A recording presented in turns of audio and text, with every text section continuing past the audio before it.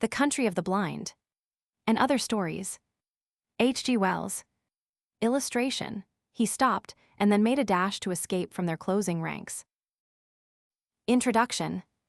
The enterprise of Messrs. T. Nelson and Sons and the friendly accommodation of Messrs. Macmillan render possible this collection in one cover of all the short stories by me that I care for anyone to read again.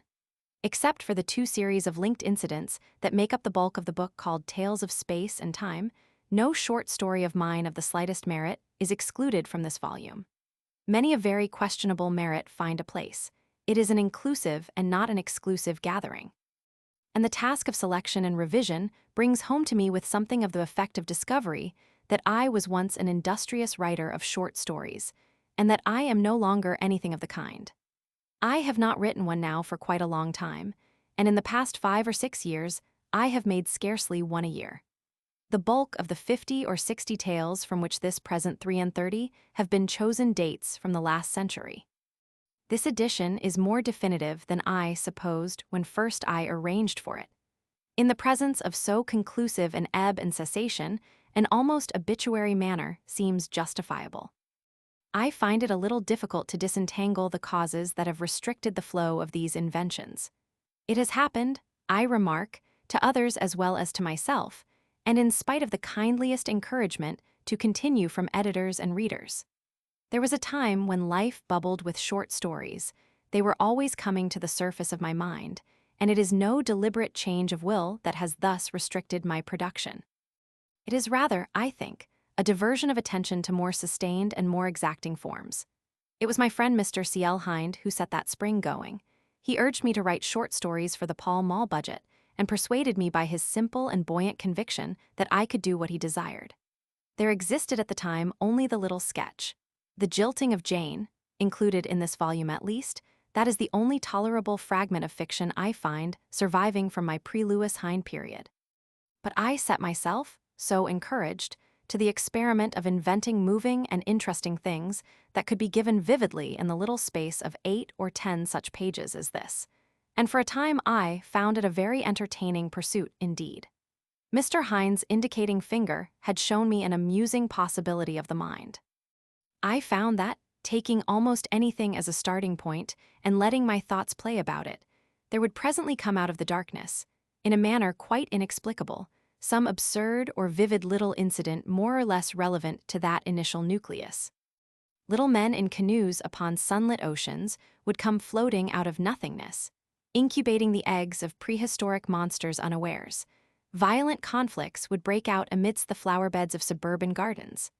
I would discover I was peering into remote and mysterious worlds ruled by an order logical indeed, but other than our common sanity. The 90s was a good and stimulating period for a short story writer. Mr. Kipling had made his astonishing advent with a series of little blue-gray books, whose covers opened like window shutters to reveal the dusty sun-glare and blazing colors of the East. Mr. Barrie had demonstrated what could be done in a little space through the panes of his window in Thrums.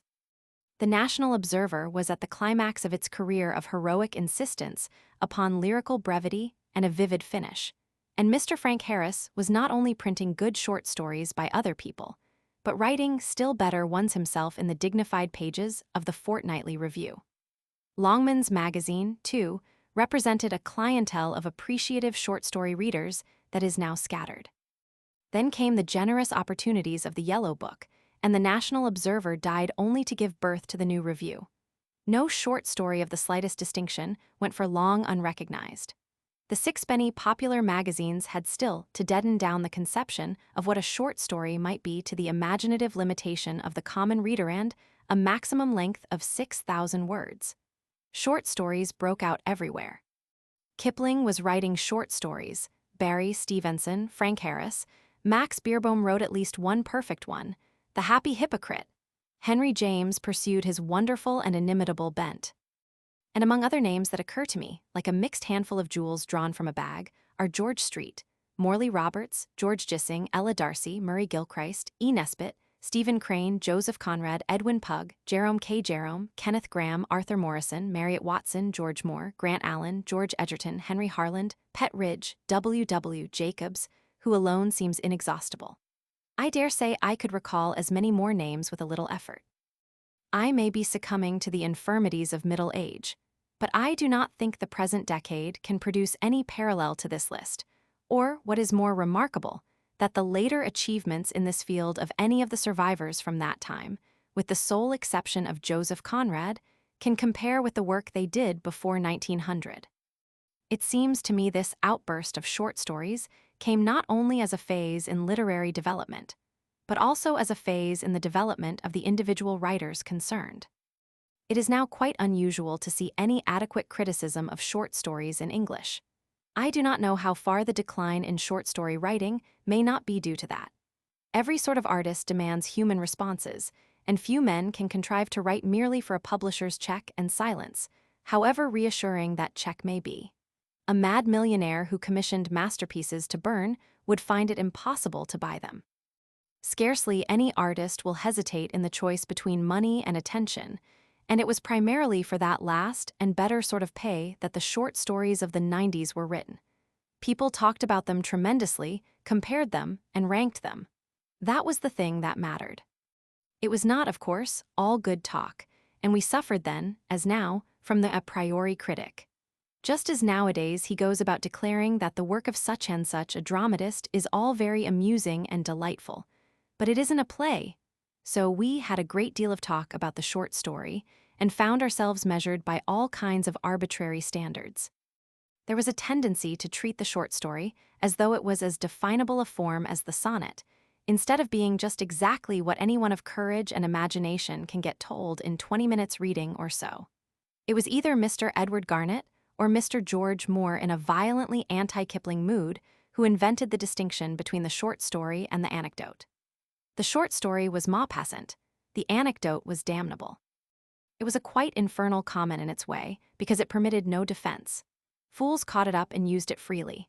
Nothing is so destructive in a field of artistic effort as a stock term of abuse. Anyone could say of any short story, a mere anecdote, just as anyone can say, incoherent, of any novel or of any sonata that isn't studiously monotonous. The recession of enthusiasm for this compact, amusing form is closely associated in my mind with that discouraging imputation.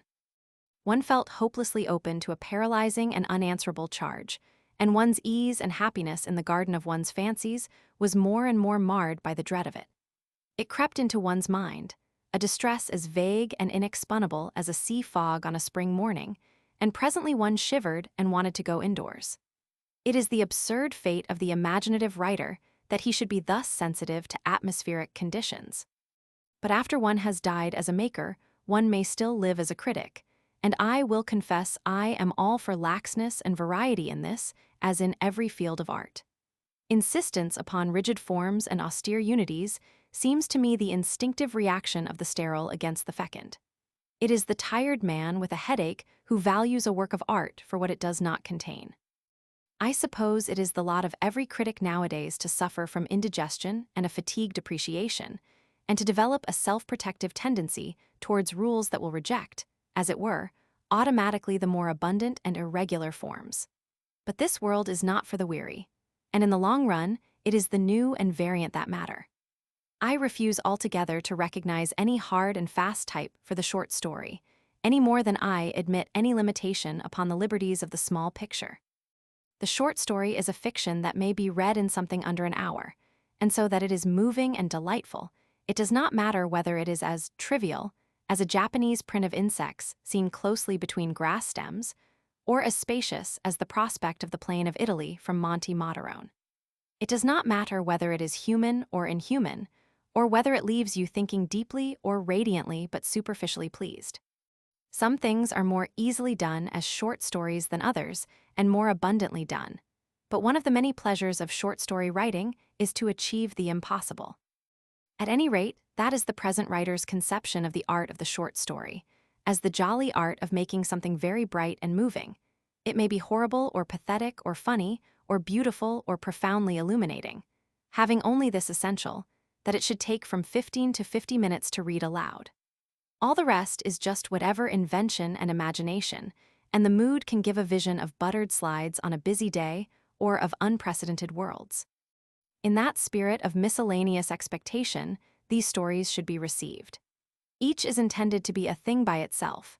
And if it is not too ungrateful to kindly and enterprising publishers, I would confess I would much prefer to see each printed expensively alone, and left in a little brown paper cover to lie about a room against the needs of a quite casual curiosity.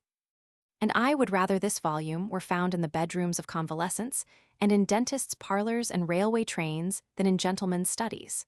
I would rather have it dipped in and dipped in again than read severely through. Essentially, it is a miscellany of inventions, many of which were very pleasant to write, and its end is more than attained if some of them are refreshing and agreeable to read. I have now reread them all, and I am glad to think I wrote them. I like them, but I cannot tell how much the associations of old happinesses gives them a flavor for me. I make no claims for them and no apology. They will be read as long as people read them. Things written either live or die.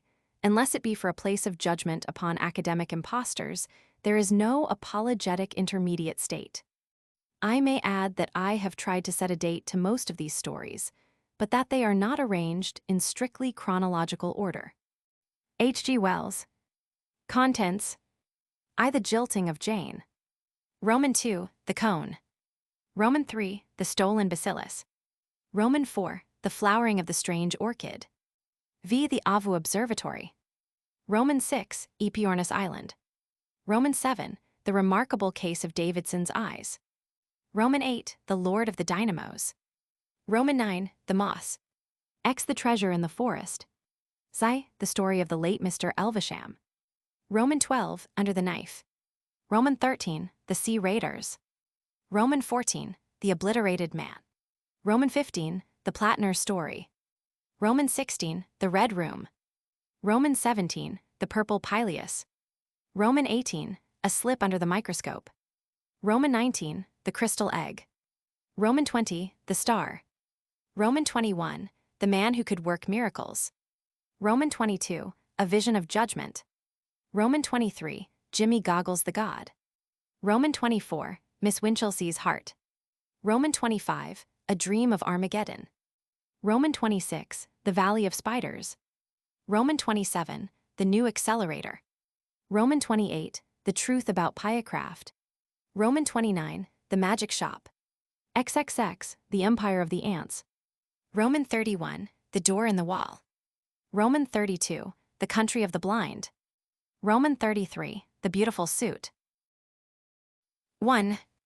The Jilting of Jane.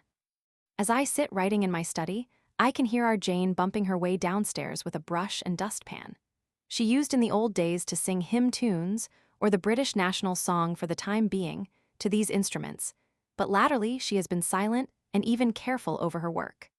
Time was when I prayed with fervor for such silence, and my wife with sighs for such care, but now they have come we are not so glad as we might have anticipated we should be. Indeed, I would rejoice secretly, though it may be unmanly weakness to admit it, even to hear Jane sing Daisy, or, by the fracture of any plate but one of Euphemia's best green ones, to learn that the period of brooding has come to an end.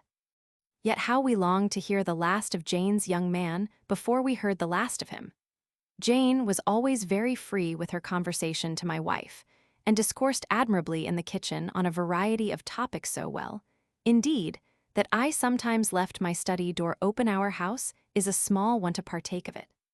But after William came, it was always William, nothing but William, William this and William that, and when we thought William was worked out and exhausted altogether, then William all over again.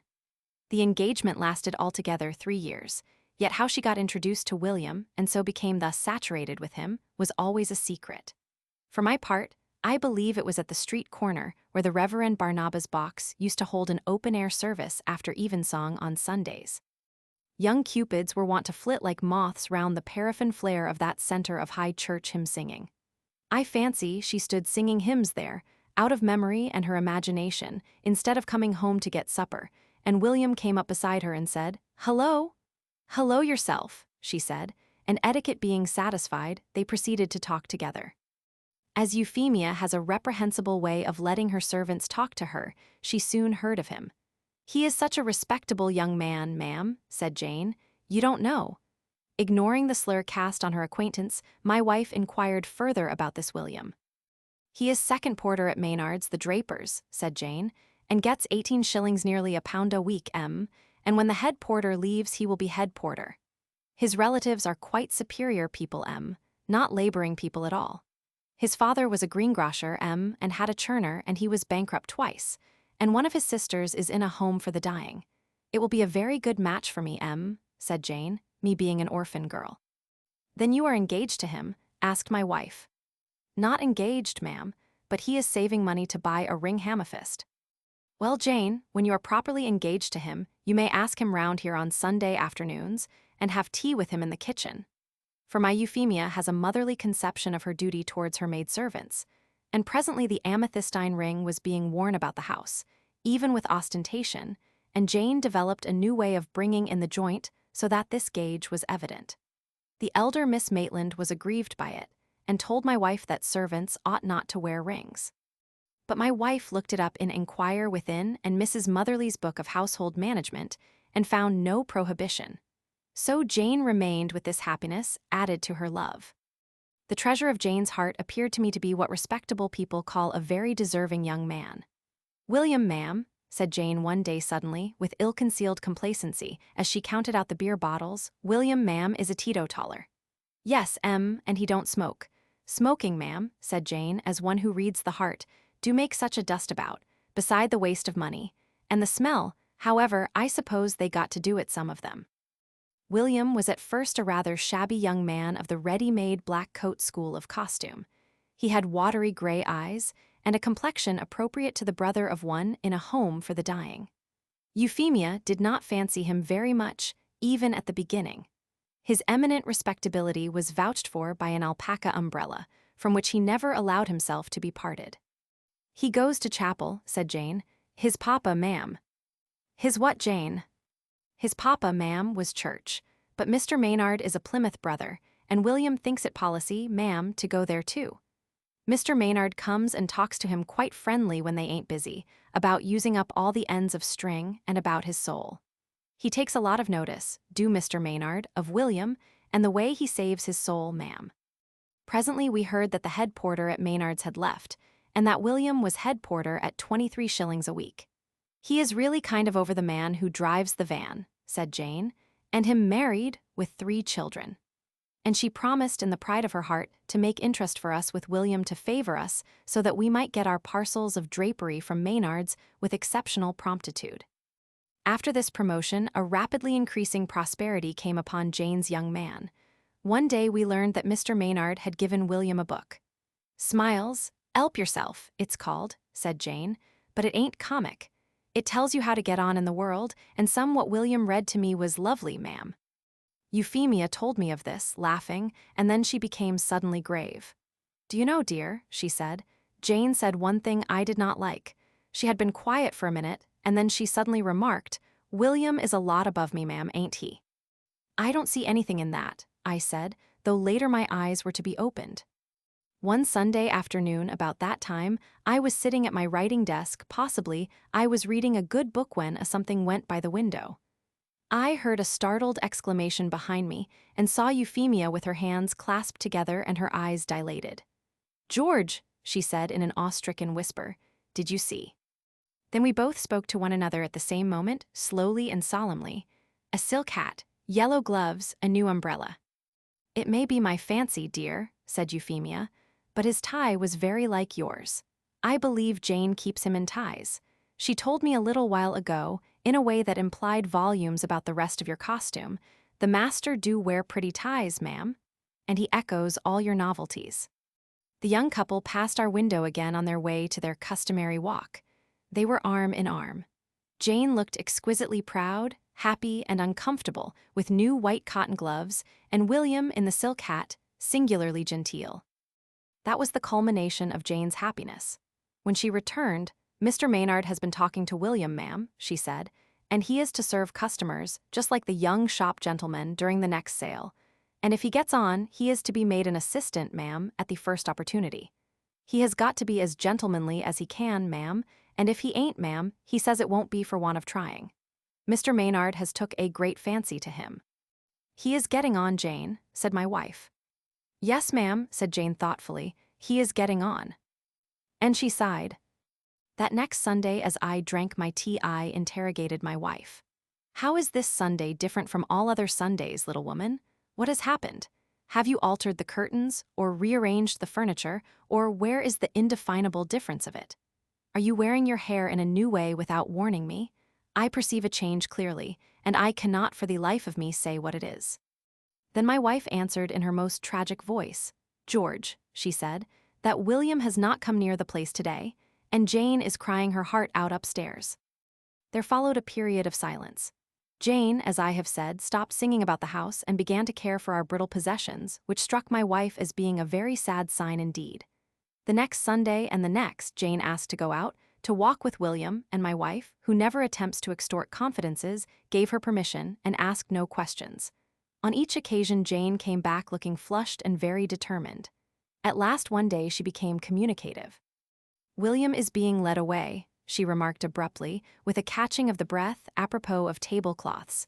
Yes, she is a milliner, and she can play on the piano. I thought, said my wife, that you went out with him on Sunday. Not out with him, after him. I walked along by the side of them and told her he was engaged to me. Dear me, Jane, did you? What did they do? Took no more notice of me than if I was dirt, so I told her she should suffer for it. It could not have been a very agreeable walk, Jane. Not for no parties, ma'am. I wish, said Jane, I could play the piano, ma'am, but anyhow, I don't mean to let her get him away from me. She's older than him, and her hair ain't gold to the roots, ma'am. It was on the August bank holiday that the crisis came. We do not clearly know the details of the fray, but only such fragments as poor Jane let fall. She came home dusty, excited, and with her heart hot within her. The milliner's mother, the milliner, and William had made a party to the art museum at South Kensington, I think.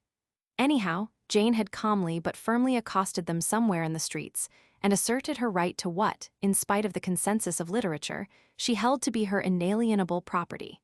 She did, I think, go so far as to lay hands on him. They dealt with her in a crushingly superior way. They called a cab. There was a scene, William being pulled away into the four-wheeler by his future wife and mother-in-law from the reluctant hands of our discarded Jane. There were threats of giving her in charge. My poor Jane, said my wife, mincing veal as though she was mincing William, it's a shame of them. I would think no more of him. He is not worthy of you. No, said Jane, he is weak. But it's that woman has done it, said Jane. She was never known to bring herself to pronounce that woman's name or to admit her girlishness. I can't think what minds some women must have to try and get a girl's young man away from her. But there, it only hurts to talk about it, said Jane. Thereafter our house rested from William. But there was something in the manner of Jane's scrubbing the front doorstep or sweeping out the rooms, a certain viciousness, that persuaded me that the story had not yet ended. Please, may I go and see a wedding tomorrow? Said Jane one day. My wife knew by instinct whose wedding. Do you think it is wise, Jane? She said. I would like to see the last of him, said Jane. My dear, said my wife, fluttering into my room about 20 minutes after Jane had started. Jane has been to the boot hole and taken all the left-off boots and shoes and gone off to the wedding with them in a bag. Surely she cannot mean. Jane, I said, is developing character. Let us hope for the best. Jane came back with a pale, hard face. All the boots seemed to be still in her bag, at which my wife heaved a premature sigh of relief. We heard her go upstairs and replace the boots with considerable emphasis. Quite a crowd at the wedding, ma'am, she said presently, in a purely conversational style, sitting in our little kitchen and scrubbing the potatoes, and such a lovely day for them. She proceeded to numerous other details, clearly avoiding some cardinal incident. It was all extremely respectable and nice, ma'am, but her father didn't wear a black coat and looked quite out of place, ma'am. Mr. Pittingquirk. Who? Mr. Pittingquirk William, that was. Ma'am had white gloves and a coat like a clergyman and a lovely chrysanthemum. He looked so nice, ma'am, and there was red carpet down, just like for gentlefolks. And they say he gave the clerk 4 shillings, ma'am. It was a real carriage, they had not a fly. When they came out of church, there was rice throwing, and her 2 little sisters dropping dead flowers. And someone threw a slipper, and then I threw a boot. Threw a boot, Jane? Yes, ma'am, aimed at her, but it hit him. Yes, ma'am, hard. Jev him a black eye, I should think. I only threw that one. I hadn't the heart to try again. All the little boys cheered when it hit him. After an interval, I am sorry the boot hit him. Another pause. The potatoes were being scrubbed violently. He always was a bit above me, you know, ma'am, and he was led away. The potatoes were more than finished. Jane rose sharply with a sigh and rapped the basin down on the table. I don't care, she said. I don't care a rap, he will find out his mistake yet. It serves me right. I was stuck up about him. I ought not to have looked so high, and I am glad things are as things are. My wife was in the kitchen, seeing to the higher cookery. After the confession of the boot throwing, she must have watched poor Jane fuming with a certain dismay in those brown eyes of hers. But I imagine they softened again very quickly, and then Jane's must have met them. Oh, ma'am, said Jane, with an astonishing change of note. Think of all that might have been. Oh, ma'am, I could have been so happy, I ought to have known, but I didn't know. You're very kind to let me talk to you, ma'am, for it's hard on me, ma'am. It's har-rar-rar-rar-d. And I gather that Euphemia so far forgot herself as to let Jane sob out some of the fullness of her heart on a sympathetic shoulder. My Euphemia, thank heaven, has never properly grasped the importance of keeping up her position. And since that fit of weeping, much of the accent of bitterness has gone out of Jane's scrubbing and brushwork. Indeed, something passed the other day with the butcher boy, but that scarcely belongs to this story. However, Jane is young still, and time and change are at work with her. We all have our sorrows, but I do not believe very much in the existence of sorrows that never heal. 2. The cone. The night was hot and overcast, the sky red-rimmed with the lingering sunset of midsummer. They sat at the open window, trying to fancy the air was fresher there. The trees and shrubs of the garden stood stiff and dark. Beyond in the roadway, a gas lamp burnt, bright orange against the hazy blue of the evening. Farther were the three lights of the railway signal against the lowering sky. The man and woman spoke to one another in low tones. He does not suspect, said the man a little nervously. Not he, she said peevishly, as though that too irritated her. He thinks of nothing but the works and the prices of fuel. He has no imagination, no poetry. None of these men of iron have, he said sententiously. They have no hearts. He has not, she said. She turned her discontented face towards the window. The distant sound of a roaring and rushing drew nearer and grew in volume. The house quivered. One heard the metallic rattle of the tender. As the train passed, there was a glare of light above the cutting and a driving tumult of smoke. 1, 2, 3, 4, 5, 6, 7, 8 black oblongs, 8 trucks passed across the dim gray of the embankment, and were suddenly extinguished one by one in the throat of the tunnel, which, with the last, seemed to swallow down train, smoke, and sound in one abrupt gulp. This country was all fresh and beautiful once, he said, and now it is Gehenna. Down that way nothing but pot banks and chimneys belching fire and dust into the face of heaven. But what does it matter? An end comes, an end to all this cruelty. Tomorrow. He spoke the last word in a whisper.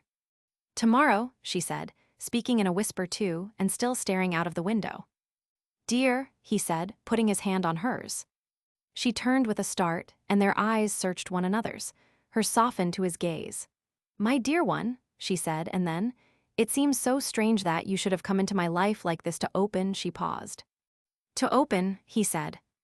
All this wonderful world, she hesitated, and spoke still more softly, this world of love to me. Then suddenly the door clicked and closed. They turned their heads and he started violently back. In the shadow of the room stood a great shadowy figure silent. They saw the face dimly in the half-light, with unexpressive dark patches under the penthouse brows. Every muscle in Rout's body suddenly became tense. When could the door have opened? What had he heard? Had he heard all? What had he seen? A tumult of questions. The newcomer's voice came at last, after a pause that seemed interminable. Well, he said. I was afraid I had missed you, Horrocks, said the man at the window, gripping the window ledge with his hand. His voice was unsteady. The clumsy figure of Horrocks came forward out of the shadow. He made no answer to Rout's remark. For a moment he stood above them.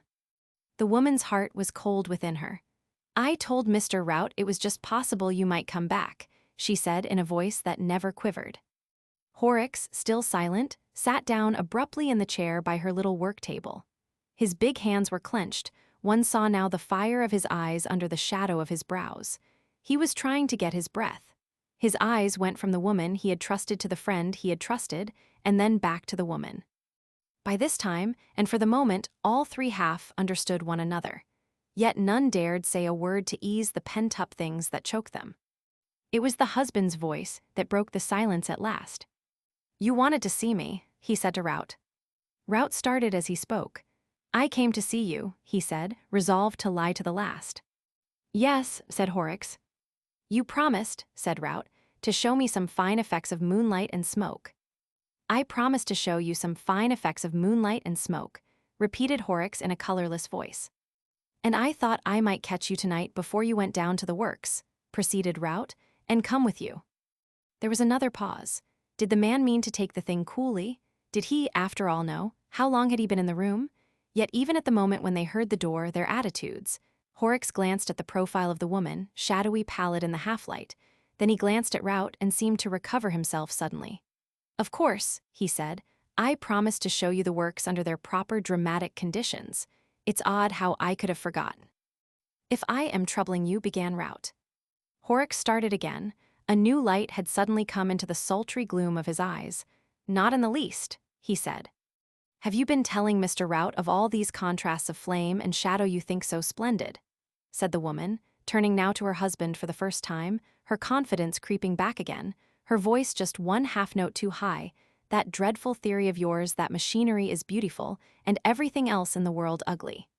I thought he would not spare you, Mr. Rout. It's his great theory, his one discovery in art." "I am slow to make discoveries," said Horrocks grimly, damping her suddenly. "But what I discover—" He stopped. "Well," she said. "Nothing," and suddenly he rose to his feet. "I promised to show you the works," he said to Rout, and put his big, clumsy hand on his friend's shoulder. "And you are ready to go." "Quite," said Rout, and stood up also. There was another pause. Each of them peered through the indistinctness of the dusk at the other two. Horrocks' hand still rested on Rout's shoulder. Rout half fancied still that the incident was trivial after all. But Mrs. Horrocks knew her husband better, knew that grim quiet in his voice, and the confusion in her mind took a vague shape of physical evil. "Very well," said Horrocks, and dropping his hand, turned towards the door. "My hat," Rout looked round in the half-light. "That's my work basket," said Mrs. Horrocks with a gust of hysterical laughter. Their hands came together on the back of the chair.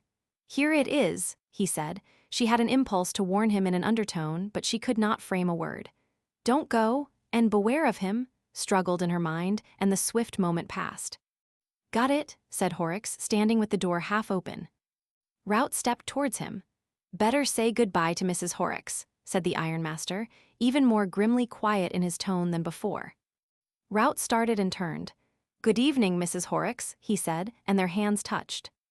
Horrocks held the door open with a ceremonial politeness unusual in him towards men. Rout went out, and then, after a wordless look at her, her husband followed.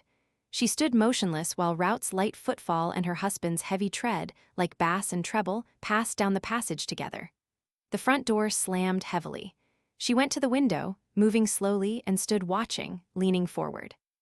The two men appeared for a moment at the gateway in the road, passed under the street lamp, and were hidden by the black masses of the shrubbery. The lamplight fell for a moment on their faces, showing only unmeaning pale patches, telling nothing of what she still feared and doubted and craved vainly to know. Then she sank down into a crouching attitude in the big armchair, her eyes wide open, and staring out at the red lights from the furnaces that flickered in the sky. An hour after she was still there, her attitude scarcely changed. The oppressive stillness of the evening weighed heavily upon Rout. They went side by side down the road in silence, and in silence turned into the cinder-made byway that presently opened out the prospect of the valley. A blue haze, half dust, half mist, touched the long valley with mystery. Beyond were Hanley and Etruria, gray and dark masses, outlined thinly by the rare golden dots of the street lamps, and here and there a gaslit window or the yellow glare of some late-working factory or crowded public house. Out of the masses, clear and slender against the evening sky, rose a multitude of tall chimneys, many of them reeking, a few smokeless during a season of play. Here and there a pallid patch and ghostly stunted beehive shapes showed the position of a pot bank or a wheel, black and sharp against the hot lower sky, marked some colliery where they raised the iridescent coal of the place.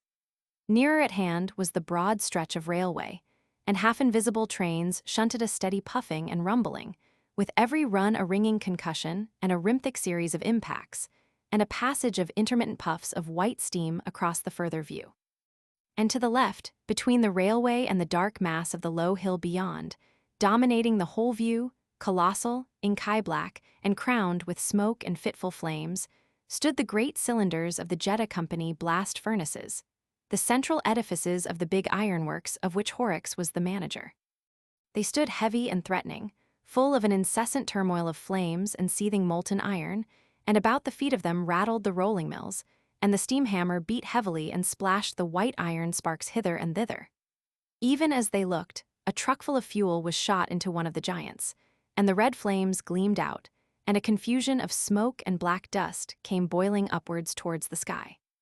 "Certainly you get some color with your furnaces," said Rout, breaking a silence that had become apprehensive. Horrocks grunted. He stood with his hands in his pockets, frowning down at the dim, steaming railway and the busy ironworks beyond, frowning as if he were thinking out some knotty problem. Rout glanced at him and away again. "At present your moonlight effect is hardly ripe," he continued, looking upward. "The moon is still smothered by the vestiges of daylight." Horrocks stared at him with the expression of a man who has suddenly awakened. "Vestiges of daylight? Of course, of course." He too looked up at the moon, pale still in the midsummer sky. "Come along," he said suddenly, and gripping Rout's arm in his hand, made a move towards the path that dropped from them to the railway. Rout hung back. Their eyes met and saw 1,000 things in a moment that their lips came near to say. Horrocks's hand tightened and then relaxed. He let go, and before Rout was aware of it, they were arm in arm and walking, one unwillingly enough, down the path. "You see the fine effect of the railway signals towards Burslem," said Horrocks, suddenly breaking into loquacity, striding fast and tightening the grip of his elbow the while little green lights and red and white lights, all against the haze. "You have an eye for effect, Rout. It's fine, and look at those furnaces of mine, how they rise upon us as we come down the hill. That to the right is my pet 70 feet of him. I packed him myself, and he's boiled away cheerfully with iron in his guts for 5 long years. I've a particular fancy for him.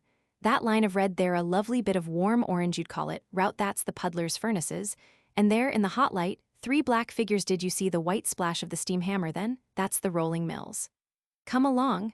Clang, clatter, how it goes rattling across the floor. Sheet tin, Rout, amazing stuff. Glass mirrors are not in it when that stuff comes from the mill.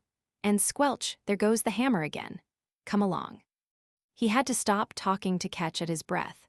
His arm twisted into Rout's with benumbing tightness. He had come striding down the black path towards the railway as though he was possessed. Rout had not spoken a word, had simply hung back against Horrocks's pull with all his strength. "I say," he said now, laughing nervously, but with an undertone of snarl in his voice, "why on earth are you nipping my arm off, Horrocks, and dragging me along like this?" At length Horrocks released him. His manner changed again. "Nipping your arm off?" he said. "Sorry, but it's you taught me the trick of walking in that friendly way." "You haven't learnt the refinements of it yet then," said Rout, laughing artificially again. "By Jove, I'm black and blue." Horrocks offered no apology. They stood now near the bottom of the hill, close to the fence that bordered the railway. The ironworks had grown larger and spread out with their approach. They looked up to the blast furnaces now instead of down. The further view of Etruria and Hanley had dropped out of sight with their descent. Before them, by the stile, rose a notice board, bearing, still dimly visible, the words, "Beware of the trains," half hidden by splashes of coaly mud. "Fine effects," said Horrocks, waving his arm. "Here comes a train. The puffs of smoke, the orange glare, the round eye of light in front of it, the melodious rattle.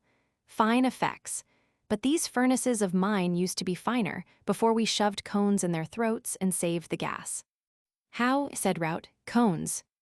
"Cones, my man, cones. I'll show you one nearer. The flames used to flare out of the open throats, great what is it, pillars of cloud by day, red and black smoke, and pillars of fire by night.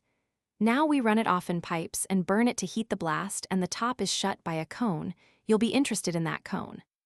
"But every now and then," said Rout, "you get a burst of fire and smoke up there." "The cone's not fixed. It's hung by a chain from a lever and balanced by an equipoise. You shall see it nearer. Else, of course, there'd be no way of getting fuel into the thing. Every now and then the cone dips, and out comes the flare. I see, said Rout. He looked over his shoulder. The moon gets brighter, he said. Come along, said Horrocks abruptly, gripping his shoulder again and moving him suddenly towards the railway crossing. And then came one of those swift incidents, vivid, but so rapid that they leave one doubtful and reeling. Halfway across, Horrocks's hand suddenly clenched upon him like a vice and swung him backward and through a half-turn so that he looked up the line. And there a chain of lamplit carriage windows telescoped swiftly as it came towards them, and the red and yellow lights of an engine grew larger and larger, rushing down upon them. As he grasped what this meant, he turned his face to Horrocks and pushed with all his strength against the arm that held him back between the rails. The struggle did not last a moment. Just as certain as it was that Horrocks held him there, so certain was it that he had been violently lugged out of danger. Out of the way, said Horrocks with a gasp, as the train came rattling by, and they stood panting by the gate into the ironworks. I did not see it coming, said Rout, still, even in spite of his own apprehensions, trying to keep up an appearance of ordinary intercourse. Horrocks answered with a grunt. The cone, he said, and then, as one who recovers himself, I thought you did not hear. I didn't, said Rout. I wouldn't have had you run over then for the world, said Horrocks. For a moment I lost my nerve, said Rout. Horrocks stood for half a minute, then turned abruptly towards the ironworks again. See how fine these great mounds of mine, these clinker heaps, look in the night? That truck yonder, up above there. Up it goes and out tilts the slag. See the palpitating red stuff go sliding down the slope.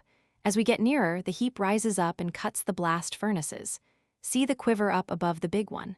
Not that way, this way between the heaps. That goes to the puddling furnaces, but I want to show you the canal first. He came and took Rout by the elbow, and so they went along side by side. Rout answered Horrocks vaguely. What, he asked himself, had really happened on the line? Was he deluding himself with his own fancies, or had Horrocks actually held him back in the way of the train? Had he just been within an ace of being murdered? Suppose this slouching, scowling monster did know anything? For a minute or two then Rout was really afraid for his life, but the mood passed as he reasoned with himself. After all, Horrocks might have heard nothing. At any rate, he had pulled him out of the way in time. His odd manner might be due to the mere vague jealousy he had shown once before. He was talking now of the ash heaps and the canal. Eh, said Horrocks. What, said Rout. Rather the haze in the moonlight, fine. Our canal, said Horrocks, stopping suddenly. Our canal by moonlight and firelight is immense. You've never seen it. Fancy that. You've spent too many of your evenings philandering up in Newcastle there. I tell you, for real florid quality but you shall see, boiling water. As they came out of the labyrinth of clinker heaps and mounds of coal and ore, the noises of the rolling mill sprang upon them suddenly, loud, near, and distinct. 3 shadowy workmen went by and touched their caps to Horrocks. Their faces were vague in the darkness. Rout felt a futile impulse to address them, and before he could frame his words, they passed into the shadows. Horrocks pointed to the canal close before them now, a weird-looking place it seemed, in the blood-red reflections of the furnaces.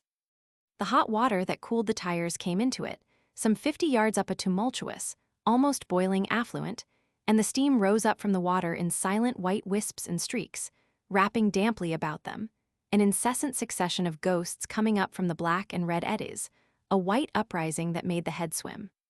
The shining black tower of the larger blast furnace rose overhead out of the mist, and its tumultuous riot filled their ears. Rout kept away from the edge of the water and watched Horrocks. Here it is red, said Horrocks, blood-red vapor as red and hot as sin, but yonder there, where the moonlight falls on it and it drives across the clinker heaps, it is as white as death. Rout turned his head for a moment and then came back hastily to his watch on Horrocks. Come along to the rolling mills, said Horrocks. The threatening hold was not so evident that time, and Rout felt a little reassured. But all the same, what on earth did Horrocks mean about white as death and red as sin? Coincidence, perhaps. They went and stood behind the puddlers for a little while, and then through the rolling mills, where amidst an incessant din the deliberate steam hammer beat the juice out of the succulent iron, and black, half-naked titans rushed the plastic bars, like hot sealing wax, between the wheels. Come on, said Horrocks in Rout's ear, and they went and peeped through the little glass hole behind the tires and saw the tumbled fire writhing in the pit of the blast furnace. It left one eye blinded for a while. Then, with green and blue patches dancing across the dark, they went to the lift by which the trucks of ore and fuel and lime were raised to the top of the big cylinder. And out upon the narrow rail that overhung the furnace Rout's doubts came upon him again.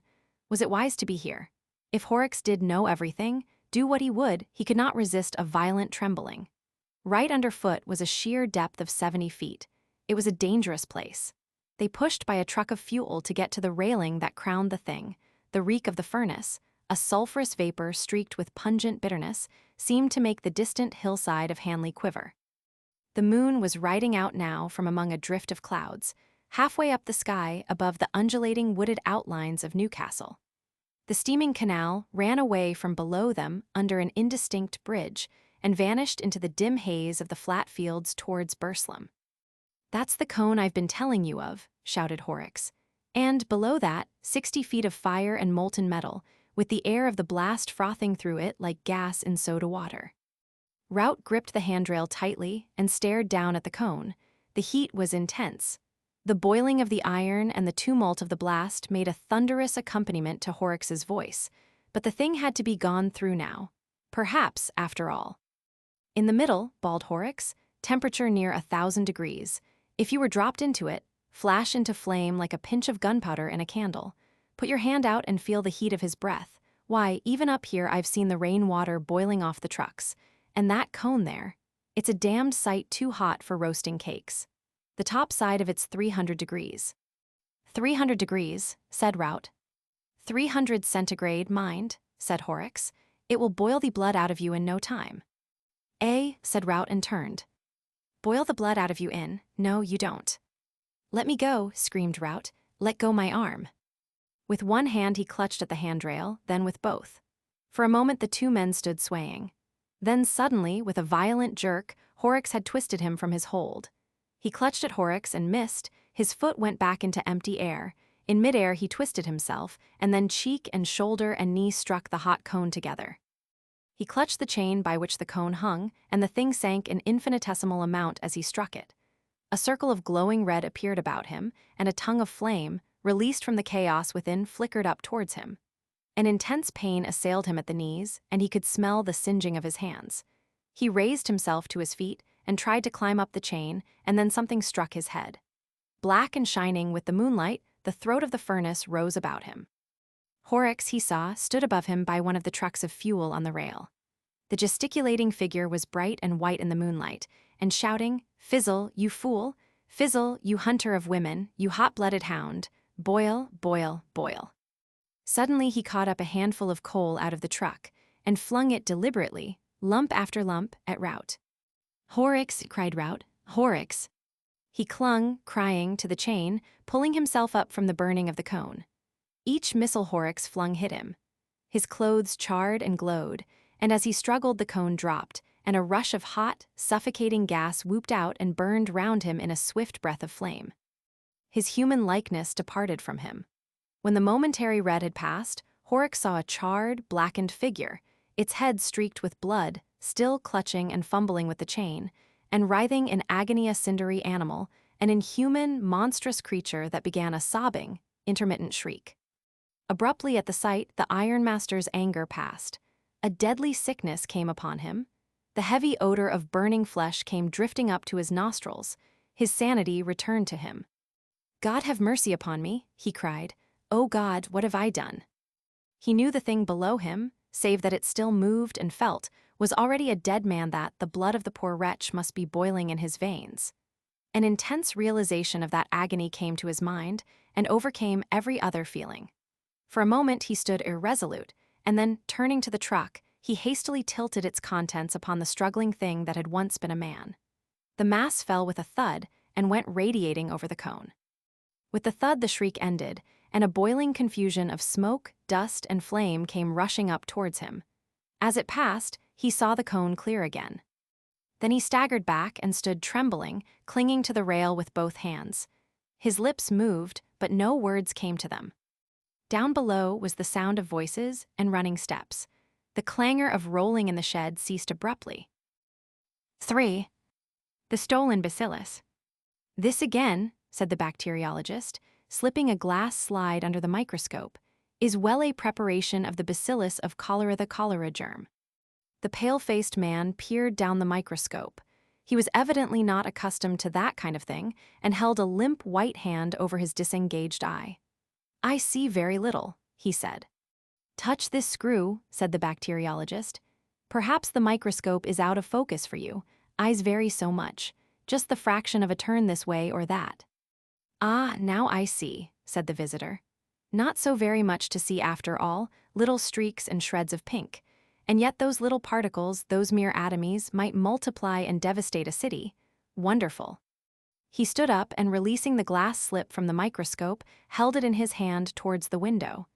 Scarcely visible, he said, scrutinizing the preparation. He hesitated. Are these alive? Are they dangerous now? Those have been stained and killed, said the bacteriologist. I wish, for my own part, we could kill and stain every one of them in the universe.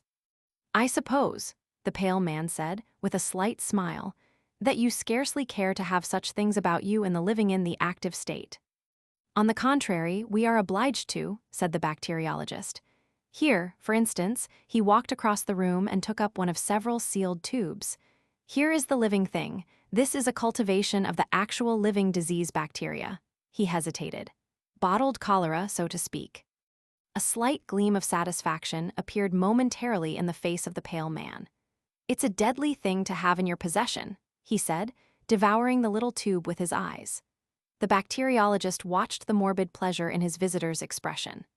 This man, who had visited him that afternoon with a note of introduction from an old friend, interested him from the very contrast of their dispositions. The lank black hair and deep gray eyes, the haggard expression and nervous manner, the fitful yet keen interest of his visitor were a novel change from the phlegmatic deliberations of the ordinary scientific worker with whom the bacteriologist chiefly associated. It was perhaps natural, with a hearer evidently so impressionable to the lethal nature of his topic, to take the most effective aspect of the matter. He held the tube in his hand thoughtfully. Yes, here is the pestilence imprisoned. Only break such a little tube as this into a supply of drinking water. Say to these minute particles of life that one must needs stain and examine with the highest powers of the microscope even to see, and that one can neither smell nor taste, say to them, go forth, increase and multiply, and replenish the cisterns, and death mysterious, untraceable death, death swift and terrible, death full of pain and indignity would be released upon the city, and go hither and thither seeking his victims. Here he would take the husband from the wife, here the child from its mother, here the statesman from his duty, and here the toiler from his trouble.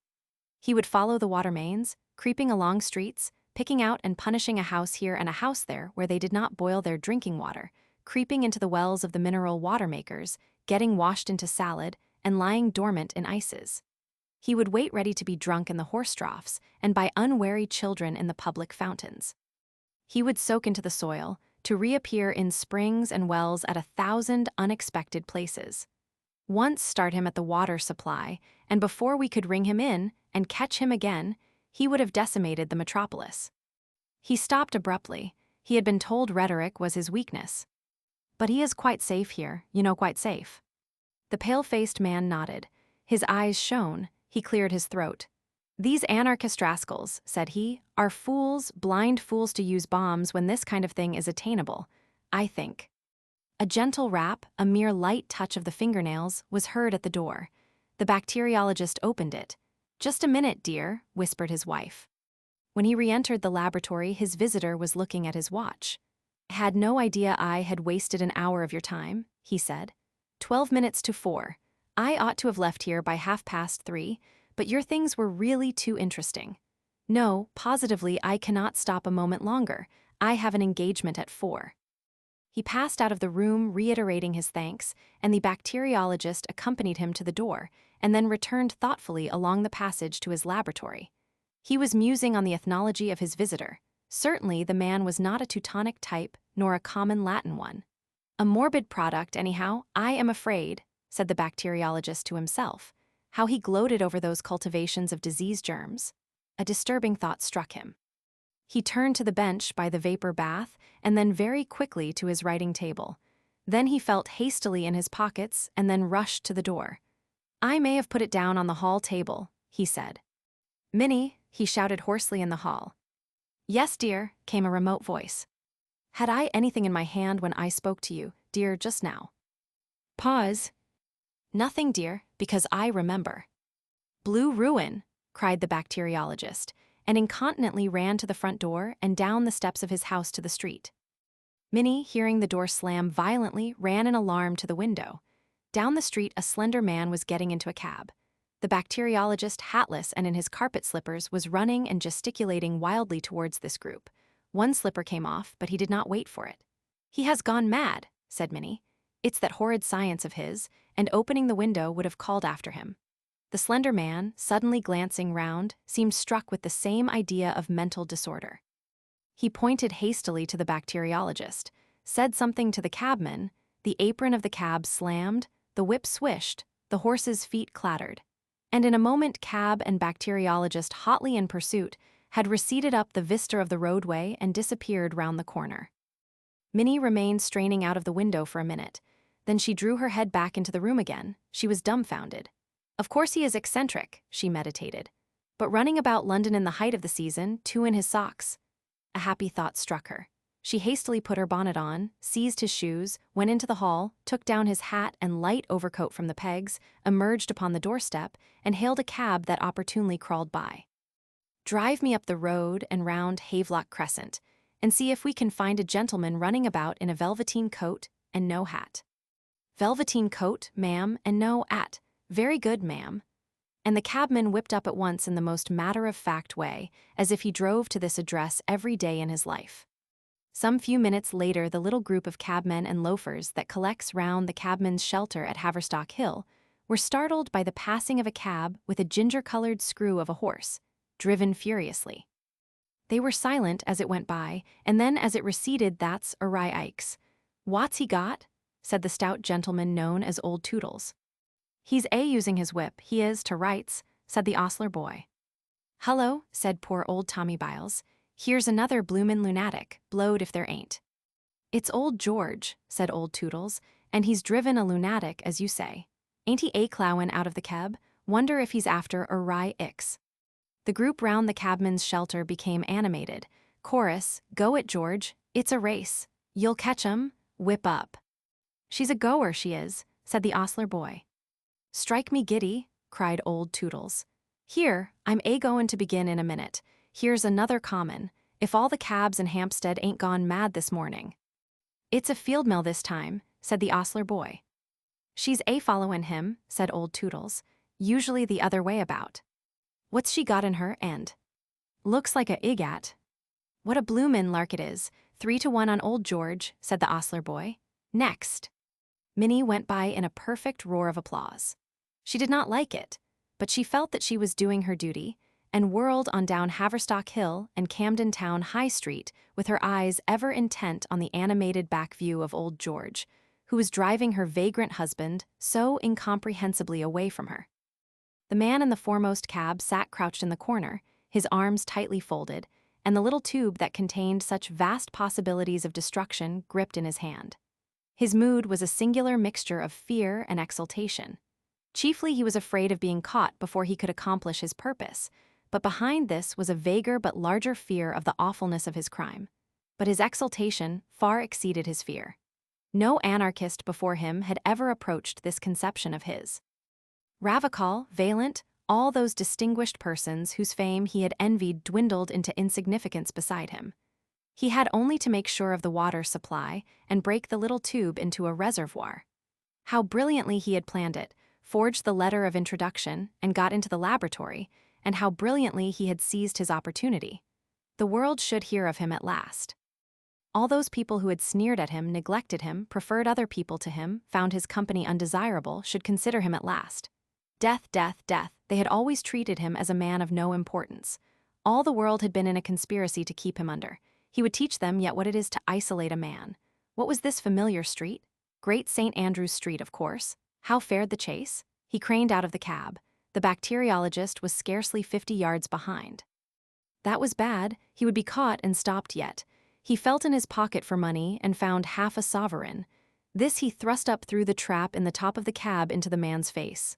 "More," he shouted, "if only we get away." The money was snatched out of his hand. "Right you are," said the cabman, and the trap slammed, and the lash lay along the glistening side of the horse. The cab swayed, and the anarchist, half standing under the trap, put the hand containing the little glass tube upon the apron to preserve his balance. He felt the brittle thing crack, and the broken half of it rang upon the floor of the cab. He fell back into the seat with a curse, and stared dismally at the 2 or 3 drops of moisture on the apron. He shuddered. "Well, I suppose I shall be the first. Phew, anyhow, I shall be a martyr, that's something. But it is a filthy death, nevertheless. I wonder if it hurts as much as they say." Presently a thought occurred to him. He groped between his feet. A little drop was still in the broken end of the tube, and he drank that to make sure. It was better to make sure. At any rate, he would not fail. Then it dawned upon him that there was no further need to escape the bacteriologist. In Wellington Street, he told the cabman to stop and got out. He slipped on the step, and his head felt queer. It was rapid stuff, this cholera poison. He waved his cabman out of existence, so to speak, and stood on the pavement with his arms folded upon his breast, awaiting the arrival of the bacteriologist. There was something tragic in his pose. The sense of imminent death gave him a certain dignity. He greeted his pursuer with a defiant laugh. "Vive l'anarchy, you are too late, my friend, I have drunk it. The cholera is abroad." The bacteriologist from his cab beamed curiously at him through his spectacles. "You have drunk it? An anarchist? I see now." He was about to say something more, and then checked himself. A smile hung in the corner of his mouth. He opened the apron of his cab as if to descend, at which the anarchist waved him a dramatic farewell and strode off towards Waterloo Bridge, carefully jostling his infected body against as many people as possible. The bacteriologist was so preoccupied with the vision of him that he scarcely manifested the slightest surprise at the appearance of Minnie upon the pavement with his hat and shoes and overcoat. "Very good of you to bring my things," he said, and remained lost in contemplation of the receding figure of the anarchist. "You had better get in," he said, still staring. Minnie felt absolutely convinced now that he was mad and directed the cabman home on her own responsibility. "Put on my shoes?" "Certainly, dear," said he, as the cab began to turn and hid the strutting black figure, now small in the distance, from his eyes. Then suddenly something grotesque struck him, and he laughed. Then he remarked, "It is really very serious, though. You see, that man came to my house to see me, and he is an anarchist. No, don't faint, or I cannot possibly tell you the rest." And I wanted to astonish him, not knowing he was an anarchist, and took up a cultivation of that new species of bacterium I was telling you of that infest, and I think cause the blue patches upon various monkeys. And, like a fool, I said it was Asiatic cholera. And he ran away with it to poison the water of London, and he certainly might have made things look blue for this civilized city. And now he has swallowed it. Of course, I cannot say what will happen, but you know it turned that kitten blue, and the 3 puppies in patches, and the sparrow bright blue. But the bother is, I shall have all the trouble and expense of preparing some more. Put on my coat on this hot day? Why? Because we might meet Mrs. Jabber. My dear, Mrs. Jabber is not a draught. But why should I wear a coat on a hot day because of Mrs.? Oh, very well. 4. The flowering of the strange orchid. The buying of orchids always has in it a certain speculative flavor. You have before you the brown shriveled lump of tissue, and for the rest you must trust your judgment, or the auctioneer, or your good luck, as your taste may incline. The plant may be moribund or dead, or it may be just a respectable purchase, fair value for your money, or perhaps for the thing has happened again and again there slowly unfolds before the delighted eyes of the happy purchaser. Day after day, some new variety, some novel richness, a strange twist of the labellum, or some subtler coloration or unexpected mimicry. Pride, beauty, and profit blossom together on one delicate green spike, and it may be even immortality. For the new miracle of nature may stand in need of a new specific name, and what so convenient as that of its discoverer? John Smithia. There have been worse names. It was perhaps the hope of some such happy discovery that made Winter Wedderburn such a frequent attendant at these sales, that hope. And also, maybe, the fact that he had nothing else of the slightest interest to do in the world. He was a shy, lonely, rather ineffectual man, provided with just enough income to keep off the spur of necessity, and not enough nervous energy to make him seek any exacting employments. He might have collected stamps or coins, or translated Horace or bound books, or invented new species of diatoms. But as it happened, he grew orchids and had one ambitious little hothouse. "I have a fancy," he said over his coffee, "that something is going to happen to me today." He spoke as he moved and thought slowly. "Oh, don't say that," said his housekeeper, who was also his remote cousin. For something happening was a euphemism that meant only one thing to her. "You misunderstand me. I mean nothing unpleasant, though what I do mean I scarcely know. Today," he continued, after a pause, "Peters are going to sell a batch of plants from the Andamans and the Indies. I shall go up and see what they have. It may be I shall buy something good unawares. That may be it." He passed his cup for his second cupful of coffee. "Are these the things collected by that poor young fellow you told me of the other day?" asked his cousin, as she filled his cup. "Yes," he said, and became meditative over a piece of toast. "Nothing ever does happen to me," he remarked presently, beginning to think aloud. "I wonder why. Things enough happen to other people. There is Harvey. Only the other week. On Monday he picked up sixpence, on Wednesday his chicks all had the staggers, on Friday his cousin came home from Australia, and on Saturday he broke his ankle. What a whirl of excitement, compared to me." "I think I would rather be without so much excitement," said his housekeeper. "It can't be good for you." "I suppose it's troublesome. Still, you see, nothing ever happens to me. When I was a little boy I never had accidents. I never fell in love as I grew up. Never married. I wonder how it feels to have something happen to you, something really remarkable." That orchid collector was only 20 years younger than myself when he died, and he had been married twice and divorced once. He had had malarial fever 4 times, and once he broke his thigh. He killed a Malay once, and once he was wounded by a poisoned dart, and in the end he was killed by jungle leeches. It must have all been very troublesome, but then it must have been very interesting, except, perhaps, the leeches. "I am sure it was not good for him," said the lady with conviction. "Perhaps not." And then Wedderburn looked at his watch. 23 minutes past 8. "I am going up by the 11:45 train, so that there is plenty of time. I think I shall wear my alpaca jacket. It is quite warm enough in my gray felt hat and brown shoes, I suppose." He glanced out of the window at the serene sky and sunlit garden, and then nervously at his cousin's face. "I think you had better take an umbrella if you are going to London," she said, in a voice that admitted of no denial. "There's all between here and the station coming back." When he returned, he was in a state of mild excitement. He had made a purchase. It was rare that he could make up his mind quickly enough to buy, but this time he had done so. "There are Vandas," he said, "and a dendrobe and some Palaeonophis." He surveyed his purchases lovingly as he consumed his soup. They were laid out on the spotless tablecloth before him, and he was telling his cousin all about them as he slowly meandered through his dinner. It was his custom to live all his visits to London over again in the evening for her and his own entertainment. "I knew something would happen today, and I have bought all these. Some of them I feel sure, do you know, that some of them will be remarkable. I don't know how it is, but I feel just as sure as if someone had told me that some of these will turn out remarkable." That one, he pointed to a shriveled rhizome, was not identified. It may be a Palaeonophis or it may not. It may be a new species, or even a new genus. And it was the last that poor Batten ever collected. "I don't like the look of it," said his housekeeper. "It's such an ugly shape. To me it scarcely seems to have a shape." "I don't like those things that stick out," said his housekeeper. "It shall be put away in a pot tomorrow." "It looks," said the housekeeper, "like a spider shamming dead." Wedderburn smiled and surveyed the root with his head on one side. "It is certainly not a pretty lump of stuff, but you can never judge of these things from their dry appearance. It may turn out to be a very beautiful orchid indeed. How busy I shall be tomorrow! I must see tonight just exactly what to do with these things, and tomorrow I shall set to work." They found poor Batten lying dead or dying in a mangrove swamp, I forget which, he began again presently, with one of these very orchids crushed up under his body. He had been unwell for some days with some kind of native fever, and I suppose he fainted. These mangrove swamps are very unwholesome. Every drop of blood, they say, was taken out of him by the jungle leeches.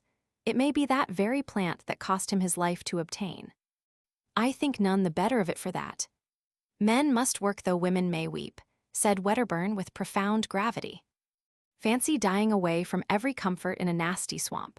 Fancy being ill of fever with nothing to take but chlorodyne and quinine. If men were left to themselves, they would live on chlorodyne and quinine and no one round you but horrible natives. They say the Andaman Islanders are most disgusting wretches and, anyhow, they can scarcely make good nurses, not having the necessary training. And just for people in England to have orchids. I don't suppose it was comfortable, but some men seem to enjoy that kind of thing, said Wedderburn. Anyhow, the natives of his party were sufficiently civilized to take care of all his collection until his colleague, who was an ornithologist, came back again from the interior, though they could not tell the species of the orchid, and had let it wither. And it makes these things more interesting. It makes them disgusting. I should be afraid of some of the malaria clinging to them. And just think, there has been a dead body lying across that ugly thing. I never thought of that before. There. I declare I cannot eat another mouthful of dinner.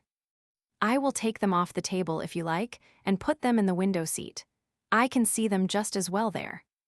The next few days he was indeed singularly busy in his steamy little hothouse, fussing about with charcoal, lumps of teak, moss, and all the other mysteries of the orchid cultivator. He considered he was having a wonderfully eventful time. In the evening he would talk about these new orchids to his friends, and over again he reverted to his expectation of something strange. Several of the vondas and the dendrobium died under his care, but presently the strange orchid began to show signs of life. He was delighted, and took his housekeeper right away from jam making to see it at once, directly he made the discovery. That is a bud, he said, and presently there will be a lot of leaves there, and those little things coming out here are aerial rootlets. They look to me like little white fingers poking out of the brown, said his housekeeper. I don't like them. Why not? I don't know, they look like fingers trying to get at you. I can't help my likes and dislikes. I don't know for certain, but I don't think there are any orchids I know that have aerial rootlets quite like that. It may be my fancy, of course. You see they are a little flattened at the ends. I don't like 'em, said his housekeeper, suddenly shivering and turning away. I know it's very silly of me and I'm very sorry, particularly as you like the thing so much, but I can't help thinking of that corpse. But it may not be that particular plant. That was merely a guess of mine. His housekeeper shrugged her shoulders. Anyhow, I don't like it, she said. Wedderburn felt a little hurt at her dislike to the plant. But that did not prevent his talking to her about orchids generally, and this orchid in particular, whenever he felt inclined. There are such queer things about orchids, he said one day. Such possibilities of surprises. You know, Darwin studied their fertilization and showed that the whole structure of an ordinary orchid flower was contrived in order that moths might carry the pollen from plant to plant. Well, it seems that there are lots of orchids known the flower of which cannot possibly be used for fertilization in that way. Some of the cypripediums, for instance, there are no insects known that can possibly fertilize them, and some of them have never been found with seed. But how do they form new plants? By runners and tubers and that kind of outgrowth. That is easily explained. The puzzle is, what are the flowers for? Very likely, he added, my orchid may be something extraordinary in that way. If so, I shall study it. I have often thought of making researches as Darwin did, but hitherto I have not found the time, or something else has happened to prevent it. The leaves are beginning to unfold now. I do wish you would come and see them. But she said that the orchid house was so hot it gave her the headache. She had seen the plant once again, and the aerial rootlets, which were now some of them more than a foot long, had unfortunately reminded her of tentacles reaching out after something, and they got into her dreams, growing after her with incredible rapidity. So that she had settled to her entire satisfaction that she would not see that plant again, and Wedderburn had to admire its leaves alone. They were of the ordinary broad form, and a deep glossy green, with splashes and dots of deep red towards the base. He knew of no other leaves quite like them. The plant was placed on a low bench near the thermometer, and close by was a simple arrangement by which a tap dripped on the hot water pipes and kept the air steamy. And he spent his afternoons now, with some regularity meditating on the approaching flowering of this strange plant. And at last the great thing happened. Directly he entered the little glass house, he knew that the spike had burst out, although his great Palawanophis loei hid the corner where his new darling stood. There was a new odor in the air, a rich, intensely sweet scent that overpowered every other in that crowded, steaming little greenhouse. Directly he noticed this, he hurried down to the strange orchid. And behold, the trailing green spikes bore now 3 great splashes of blossom, from which this overpowering sweetness proceeded. He stopped before them in an ecstasy of admiration. The flowers were white, with streaks of golden orange upon the petals. The heavy labellum was coiled into an intricate projection, and a wonderful bluish purple mingled there with the gold. He could see at once that the genus was altogether a new one. And the insufferable scent, how hot the place was! The blossoms swam before his eyes. He would see if the temperature was right. He made a step towards the thermometer. Suddenly everything appeared unsteady. The bricks on the floor were dancing up and down. Then the white blossoms, the green leaves behind them, the whole greenhouse, seemed to sweep sideways and then in a curve upward. At 4:30 his cousin made the tea, according to their invariable custom. But Wedderburn did not come in for his tea. He is worshipping that horrid orchid, she told herself, and waited 10 minutes. His watch must have stopped. I will go and call him. She went straight to the hothouse and, opening the door, called his name. There was no reply. She noticed that the air was very close and loaded with an intense perfume. Then she saw something lying on the bricks between the hot water pipes. For a minute, perhaps, she stood motionless. He was lying, face upward, at the foot of the strange orchid. The tentacle-like aerial rootlets no longer swayed freely in the air, but were crowded together, a tangle of gray ropes, and stretched tight, with their ends closely applied to his chin and neck and hands. She did not understand. Then she saw from under one of the exultant tentacles upon his cheek there trickled a little thread of blood. With an inarticulate cry she ran towards him and tried to pull him away from the leech-like suckers. She snapped 2 of these tentacles, and their sap dripped red. Then the overpowering scent of the blossom began to make her head reel. How they clung to him! She tore at the tough ropes, and he and the white inflorescence swam about her. She felt she was fainting, knew she must not. She left him and hastily opened the nearest door, and, after she had panted for a moment in the fresh air, she had a brilliant inspiration. She caught up a flower pot and smashed in the windows at the end of the greenhouse. Then she re-entered. She tugged now with renewed strength at Wedderburn's motionless body and brought the strange orchid crashing to the floor. It still clung with the grimmest tenacity to its victim. In a frenzy, she lugged it and him into the open air. Then she thought of tearing through the sucker rootlets one by one, and in another minute she had released him and was dragging him away from the horror. He was white and bleeding from a dozen circular patches. The odd-job man was coming up the garden, amazed at the smashing of glass, and saw her emerge, hauling the inanimate body with red-stained hands. For a moment he thought impossible things. "Bring some water," she cried, and her voice dispelled his fancies. When with unnatural alacrity he returned with the water, he found her weeping with excitement and with Wedderburn's head upon her knee, wiping the blood from his face. "What's the matter?" said Wedderburn, opening his eyes feebly and closing them again at once. "Go and tell Annie to come out here to me, and then go for Dr. Haddon at once," she said to the odd-job man so soon as he brought the water, and added, seeing he hesitated, "I will tell you all about it when you come back." Presently Wedderburn opened his eyes again, and, seeing that he was troubled by the puzzle of his position, she explained to him, "You fainted in the hothouse." "And the orchid?" "I will see to that," she said. Wedderburn had lost a good deal of blood, but beyond that he had suffered no very great injury. They gave him brandy mixed with some pink extract of meat and carried him upstairs to bed.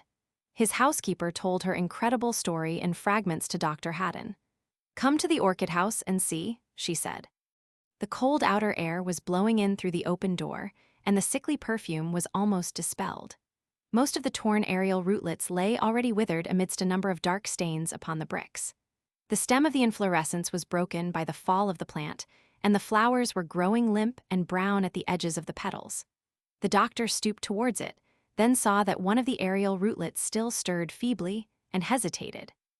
The next morning the strange orchid still lay there, black now and putrescent. The door banged intermittently in the morning breeze, and all the array of Wedderburn's orchids was shriveled and prostrate. But Wedderburn himself was bright and garrulous upstairs in the glory of his strange adventure. 5. In the Awu Observatory. The observatory at Awu in Borneo stands on the spur of the mountain. To the north rises the old crater, black at night against the unfathomable blue of the sky.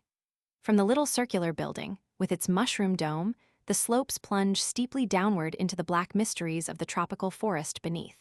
The little house in which the observer and his assistant live is about 50 yards from the observatory, and beyond this are the huts of their native attendants. Thady, the chief observer, was down with a slight fever.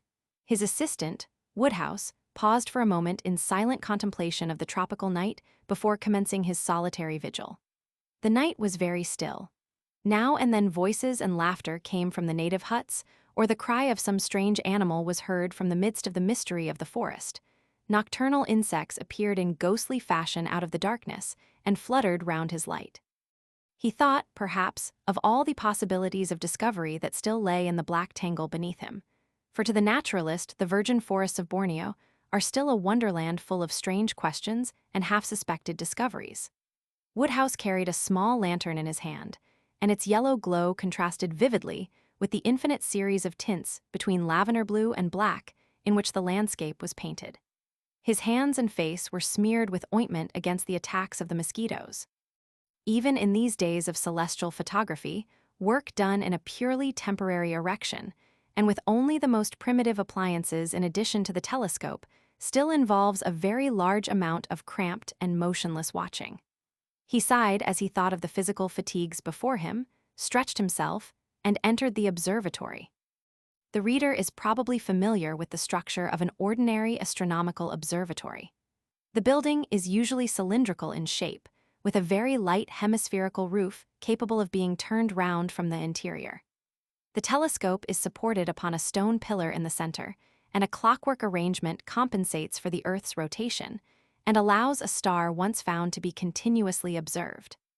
Besides this, there is a compact tracery of wheels and screws about its point of support, by which the astronomer adjusts it.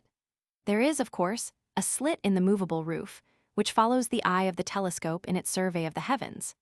The observer sits or lies on a sloping wooden arrangement, which he can wheel to any part of the observatory as the position of the telescope may require.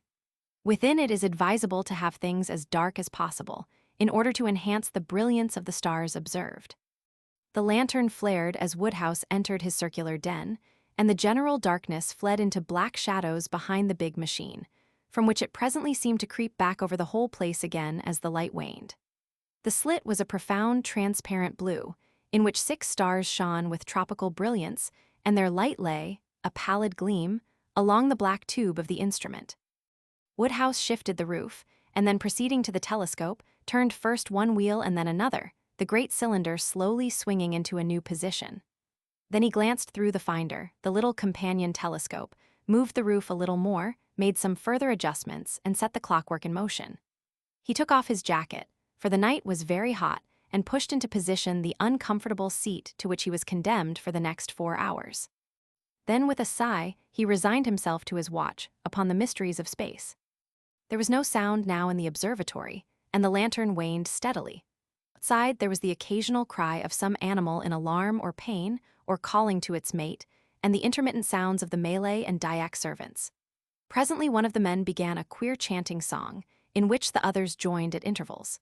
After this, it would seem that they turned in for the night, for no further sound came from their direction, and the whispering stillness became more and more profound.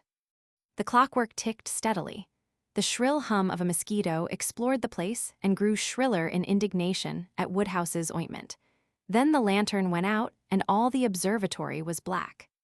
Woodhouse shifted his position presently, when the slow movement of the telescope had carried it beyond the limits of his comfort.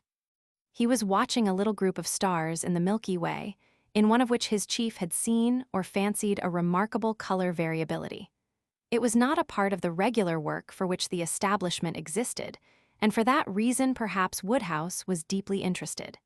He must have forgotten things terrestrial.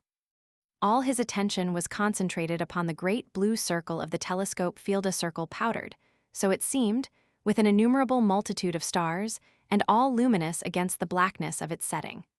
As he watched, he seemed to himself to become incorporeal, as if he too were floating in the ether of space. Infinitely remote was the faint red spot he was observing. Suddenly the stars were blotted out. A flash of blackness passed, and they were visible again. "Queer," said Woodhouse, "must have been a bird." The thing happened again, and immediately after the great tube shivered as though it had been struck.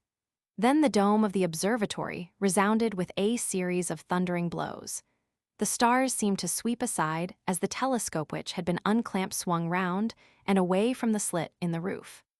"Great Scott!" cried Woodhouse. "What's this?"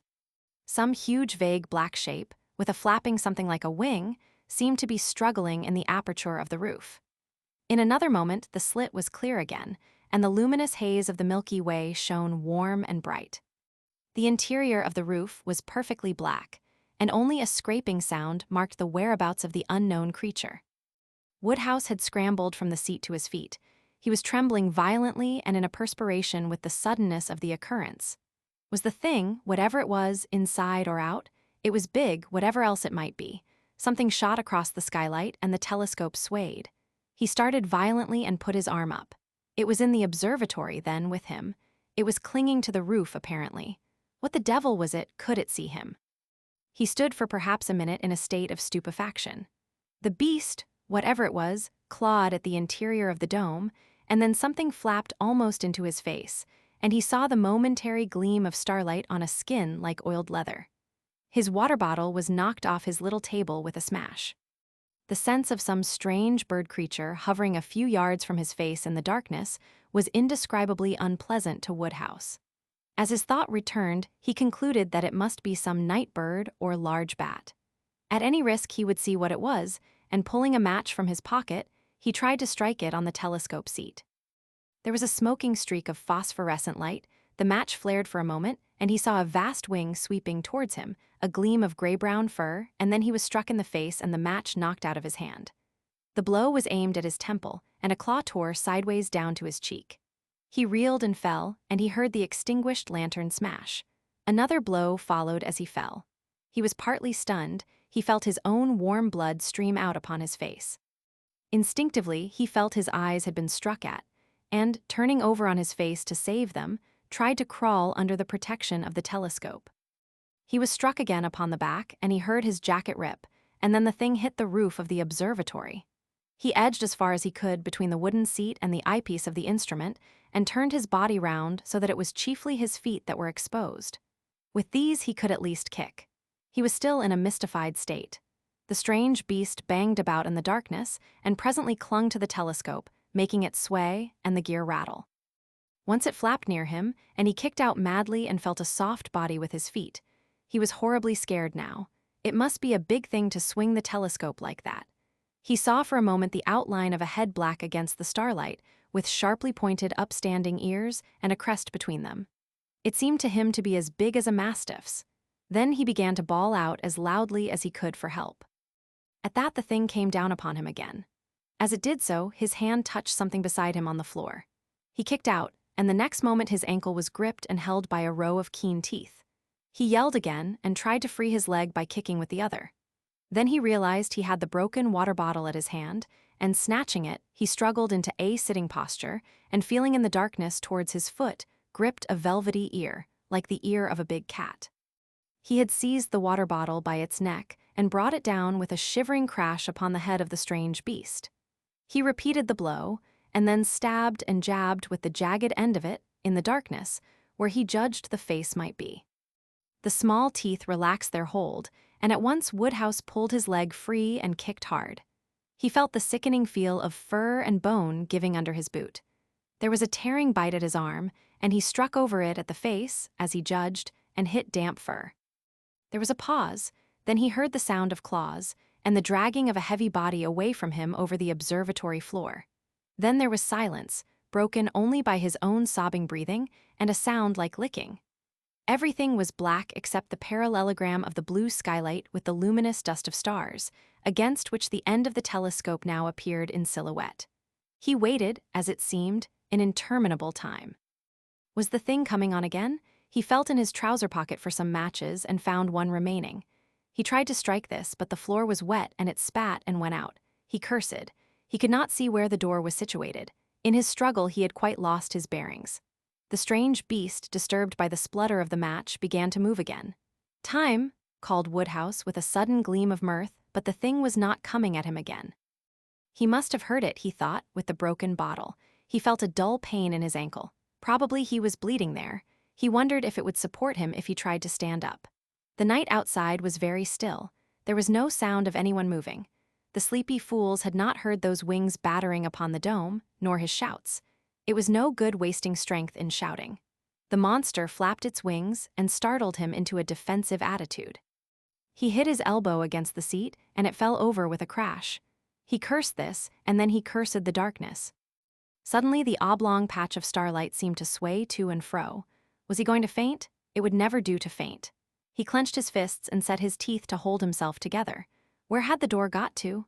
It occurred to him he could get his bearings by the stars visible through the skylight. The patch of stars he saw was in Sagittarius and southeastward. The door was north, or was it north by west? He tried to think. If he could get the door open, he might retreat. It might be the thing was wounded. The suspense was beastly. "Look here," he said, "if you don't come on, I shall come at you." Then the thing began clambering up the side of the observatory, and he saw its black outline gradually blot out the skylight. Was it in retreat? He forgot about the door and watched as the dome shifted and creaked. Somehow he did not feel very frightened or excited now. He felt a curious sinking sensation inside him. The sharply defined patch of light, with the black form moving across it, seemed to be growing smaller and smaller. That was curious. He began to feel very thirsty, and yet he did not feel inclined to get anything to drink. He seemed to be sliding down a long funnel. He felt a burning sensation in his throat, and then he perceived it was broad daylight, and that one of the Dyak servants was looking at him with a curious expression. Then there was the top of Thaddeus' face upside down. Funny fellow, Thaddy, to go about like that. Then he grasped the situation better and perceived that his head was on Thaddeus' knee and Thaddy was giving him brandy. And then he saw the eyepiece of the telescope with a lot of red smears on it. He began to remember. "You've made this observatory in a pretty mess," said Thaddy. The Dyak boy was beating up an egg in brandy. Woodhouse took this and sat up. He felt a sharp twinge of pain. His ankle was tied up, so were his arm and the side of his face. The smashed glass, red-stained, lay about the floor, the telescope seat was overturned, and by the opposite wall was a dark pool. The door was open, and he saw the gray summit of the mountain against a brilliant background of blue sky. "Pa," said Woodhouse, "who's been killing calves here? Take me out of it." Then he remembered the thing, and the fight he had had with it. "What was it?" he said to Thaddy, "the thing I fought with." "You know that best," said Thaddy. "But anyhow, don't worry yourself now about it. Have some more to drink." Thaddy, however, was curious enough, and it was a hard struggle between duty and inclination to keep Woodhouse quiet until he was decently put away in bed, and had slept upon the copious dose of meat extract Thaddy considered advisable. They then talked it over together. "It was," said Woodhouse, "more like a big bat than anything else in the world. It had sharp, short ears and soft fur, and its wings were leathery. Its teeth were little but devilish sharp, and its jaw could not have been very strong or else it would have bitten through my ankle." "It has pretty nearly," said Thaddy. "It seemed to me to hit out with its claws pretty freely. That is about as much as I know about the beast. Our conversation was intimate, so to speak, and yet not confidential. The Dyak chaps talk about a big colugo, a clangutang whatever that may be. It does not often attack man, but I suppose you made it nervous. They say there is a big colugo and a little colugo, and a something else that sounds like gobble. They all fly about at night. For my own part, I know there are flying foxes and flying lemurs about here, but they are none of them very big beasts. There are more things in heaven and earth," said Woodhouse, and Thaddy groaned at the quotation, "and more particularly in the forests of Borneo, than are dreamt of in our philosophies. On the whole, if the Borneo fauna is going to disgorge any more of its novelties upon me, I should prefer that it did so when I was not occupied in the observatory at night and alone." 6. Epiornis Island. The man with the scarred face leant over the table and looked at my bundle. Orchids, he asked. A few, I said. Cypripediums, he said. Chiefly, said I. Anything new? I thought not. I did these islands 27 years ago. If you find anything new here, well, it's brand new. I didn't leave much. I'm not a collector, said I. I was young then, he went on. Lord, how I used to fly round. He seemed to take my measure. I was in the East Indies 2 years and in Brazil 7. Then I went to Madagascar. I know a few explorers by name, I said, anticipating a yarn. Whom did you collect for? Dawson's. I wonder if you've heard the name of Butcher ever. Butcher? The name seemed vaguely present in my memory. Then I recalled Butcher v. Dawson. Why, said I, you are the man who sued them for 4 years' salary got cast away on a desert island. Your servant, said the man with the scar, bowing. Funny case, wasn't it? Here was me, making a little fortune on that island, doing nothing for it neither, and them quite unable to give me notice. It often used to amuse me thinking over it while I was there. I did calculations of it big all over the blessed atoll in ornamental figuring. How did it happen? Said I don't rightly remember the case. Well, you've heard of the Epiornis. Rather, Andrews was telling me of a new species he was working on only a month or so ago, just before I sailed. They've got a thigh bone, it seems, nearly a yard long. Monster the thing must have been. I believe you, said the man with the scar. It was a monster. Sindbad's rock was just a legend of him, but when did they find these bones? 3 or 4 years ago, 91, I fancy. Why? Why, because I found them, Lord, it's nearly 20 years ago. If Dawson's hadn't been silly about that salary, they might have made a perfect ring in 'em. I couldn't help the infernal boat going adrift. He paused. I suppose it's the same place. A kind of swamp about 90 miles north of Antananarivo. Do you happen to know? You have to go to it along the coast by boats. You don't happen to remember, perhaps? I don't. I fancy Andrews said something about a swamp. It must be the same. It's on the east coast, and somehow there's something in the water that keeps things from decaying. Like creosote it smells.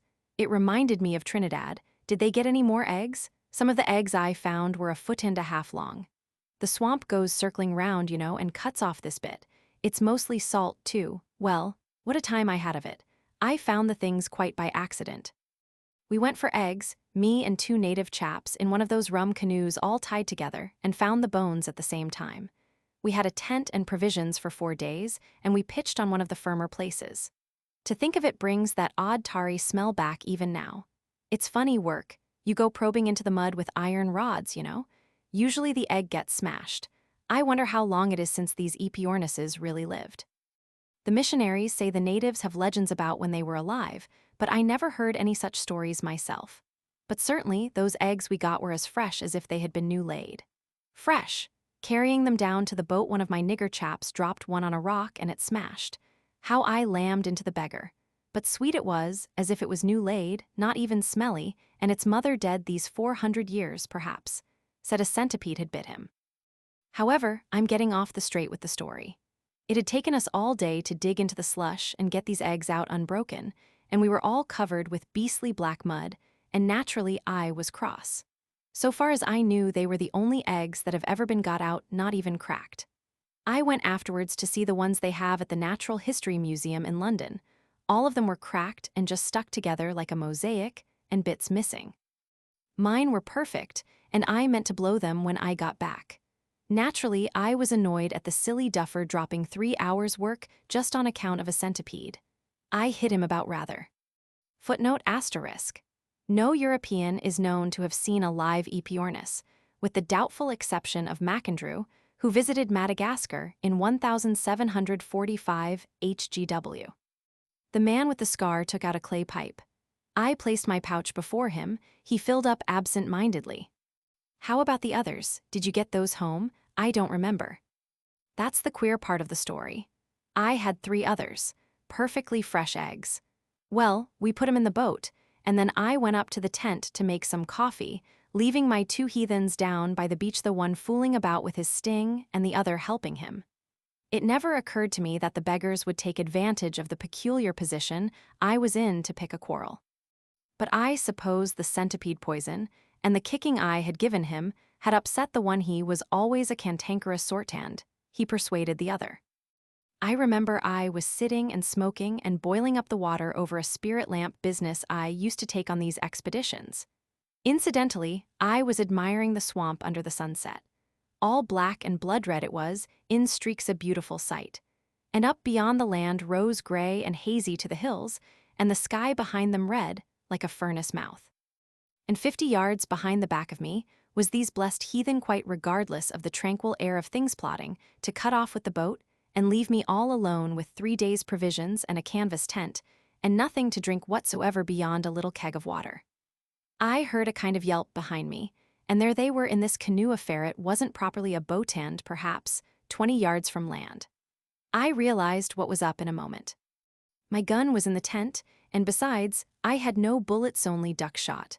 They knew that, but I had a little revolver in my pocket, and I pulled that out as I ran down to the beach.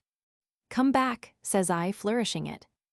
They jabbered something at me, and the man that broke the egg jeered. I aimed at the other because he was unwounded and had the paddle, and I missed. They laughed. However, I wasn't beat. I knew I had to keep cool, and I tried him again and made him jump with the wang of it. He didn't laugh that time. The third time I got his head, and over he went, and the paddle with him. It was a precious lucky shot for a revolver. I reckon it was 50 yards. He went right under. I don't know if he was shot or simply stunned and drowned. Then I began to shout to the other chap to come back, but he huddled up in the canoe and refused to answer. So I fired out my revolver at him and never got near him. I felt a precious fool, I can tell you. There I was on this rotten, black beach, flat swamp all behind me, and the flat sea, cold after the sunset, and just this black canoe drifting steadily out to sea. I tell you, I damned Dawson's and Jamratch's and museums and all the rest of it just to rights. I bawled to this nigger to come back until my voice went up into a scream. There was nothing for it but to swim after him and take my luck with the sharks. So I opened my clasp knife and put it in my mouth and took off my clothes and waded in. As soon as I was in the water, I lost sight of the canoe, but I aimed, as I judged, to head it off. I hoped the man in it was too bad to navigate it, and that it would keep on drifting in the same direction. Presently it came up over the horizon again to the southwestward about. The afterglow of sunset was well over now, and the dim of night creeping up. The stars were coming through the blue. I swum like a champion, though my legs and arms were soon aching. However, I came up to him by the time the stars were fairly out. As it got darker, I began to see all manner of glowing things in the water, phosphorescence, you know. At times it made me giddy. I hardly knew which was stars and which was phosphorescence, and whether I was swimming on my head or my heels. The canoe was as black as sin, and the ripple under the bows like liquid fire. I was naturally chary of clambering up into it. I was anxious to see what he was up to first. He seemed to be lying cuddled up in a lump in the bows, and the stern was all out of water. The thing kept turning round slowly as it drifted, kind of waltzing, don't you know. I went to the stern and pulled it down, expecting him to wake up. Then I began to clamber in with my knife in my hand and ready for a rush, but he never stirred. So there I sat in the stern of the little canoe, drifting away over the calm phosphorescent sea, and with all the host of the stars above me, waiting for something to happen. After a long time I called him by name, but he never answered. I was too tired to take any risks by going along to him, so we sat there. I fancy I dozed once or twice. When the dawn came I saw he was as dead as a doornail and all puffed up and purple. My 3 eggs and the bones were lying in the middle of the canoe, and the keg of water and some coffee and biscuits wrapped in a Cape Argus by his feet, and a tin of methylated spirit underneath him. There was no paddle, nor, in fact, anything except the spirit tin that I could use as one, so I settled to drift until I was picked up.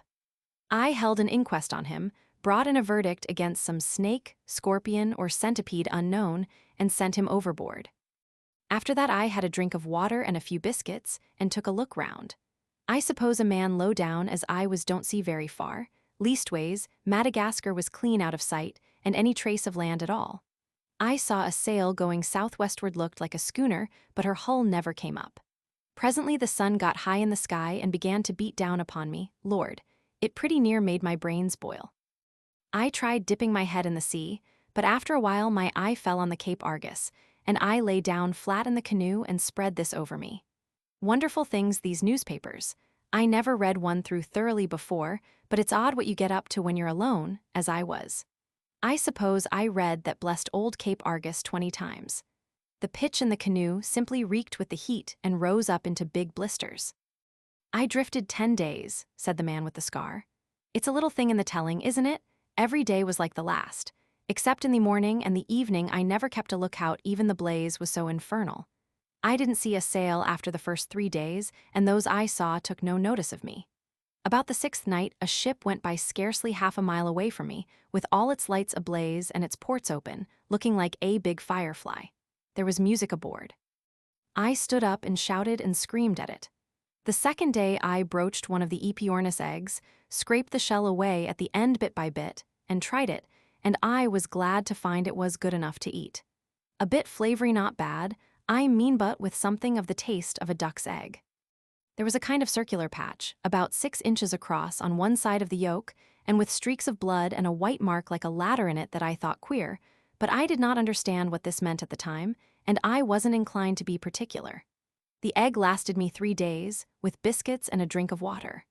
I chewed coffee berries, too invigorating stuff. The second egg I opened about the 8th day, and it scared me. The man with the scar paused. Yes, he said, developing. I dare say you find it hard to believe. I did with the thing before me.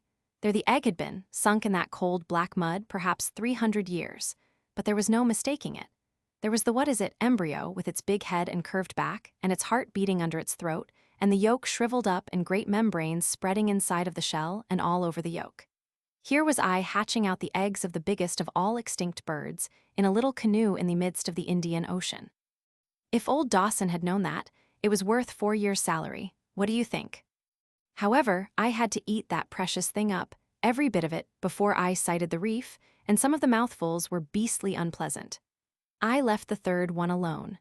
I held it up to the light, but the shell was too thick for me to get any notion of what might be happening inside, and though I fancied I heard blood pulsing, it might have been the rustle in my own ears, like what you listen to in a seashell. Then came the atoll. Came out of the sunrise, as it were, suddenly, close up to me. I drifted straight towards it until I was about half a mile from shore, not more, and then the current took a turn, and I had to paddle as hard as I could with my hands and bits of the Epiornis shell to make the place. However, I got there.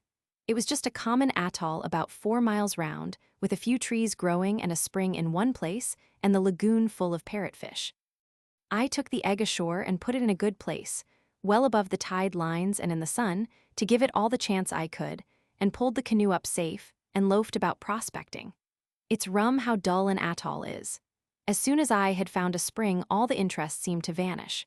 When I was a kid, I thought nothing could be finer or more adventurous than the Robinson Crusoe business, but that place was as monotonous as a book of sermons.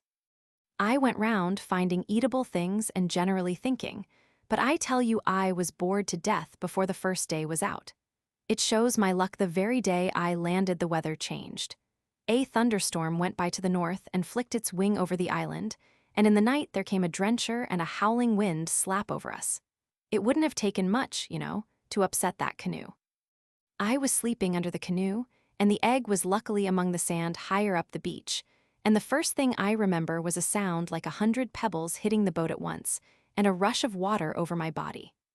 I'd been dreaming of Antananarivo, and I sat up and helloed to Intoshi to ask her what the devil was up, and clawed out at the chair where the matches used to be. Then I remembered where I was. There were phosphorescent waves rolling up as if they meant to eat me, and all the rest of the night as black as pitch. The air was simply yelling. The clouds seemed down on your head almost, and the rain fell as if heaven was sinking and they were bailing out the waters above the firmament. One great roller came writhing at me, like a fiery serpent, and I bolted. Then I thought of the canoe and ran down to it as the water went hissing back again, but the thing had gone. I wondered about the egg then and felt my way to it.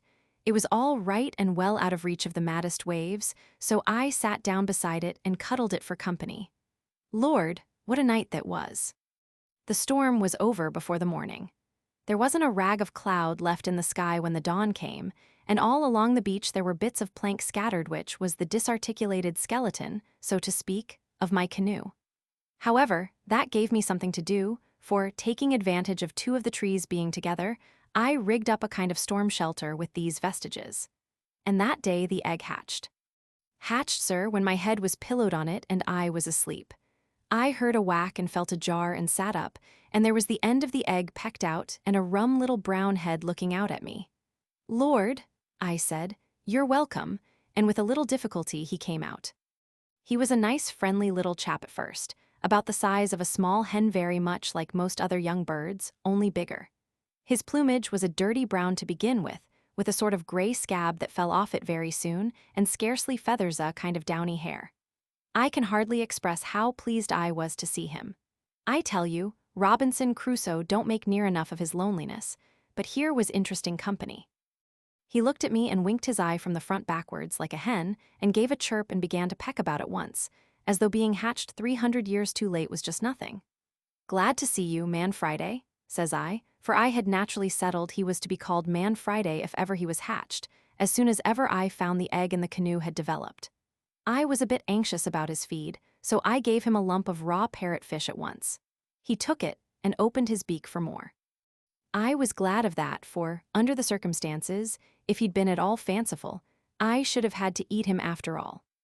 You'd be surprised what an interesting bird that Epiornis chick was.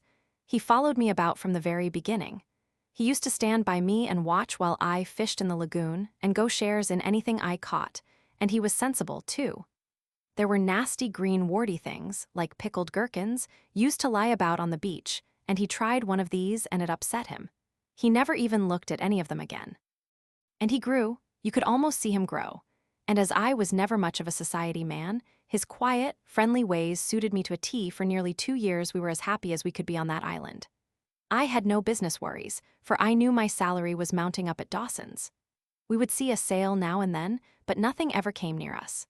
I amused myself, too, by decorating the island with designs worked in sea urchins and fancy shells of various kinds. I put Epiornis Island all round the place very nearly, in big letters, like what you see done with colored stones at railway stations in the old country, and mathematical calculations and drawings of various sorts.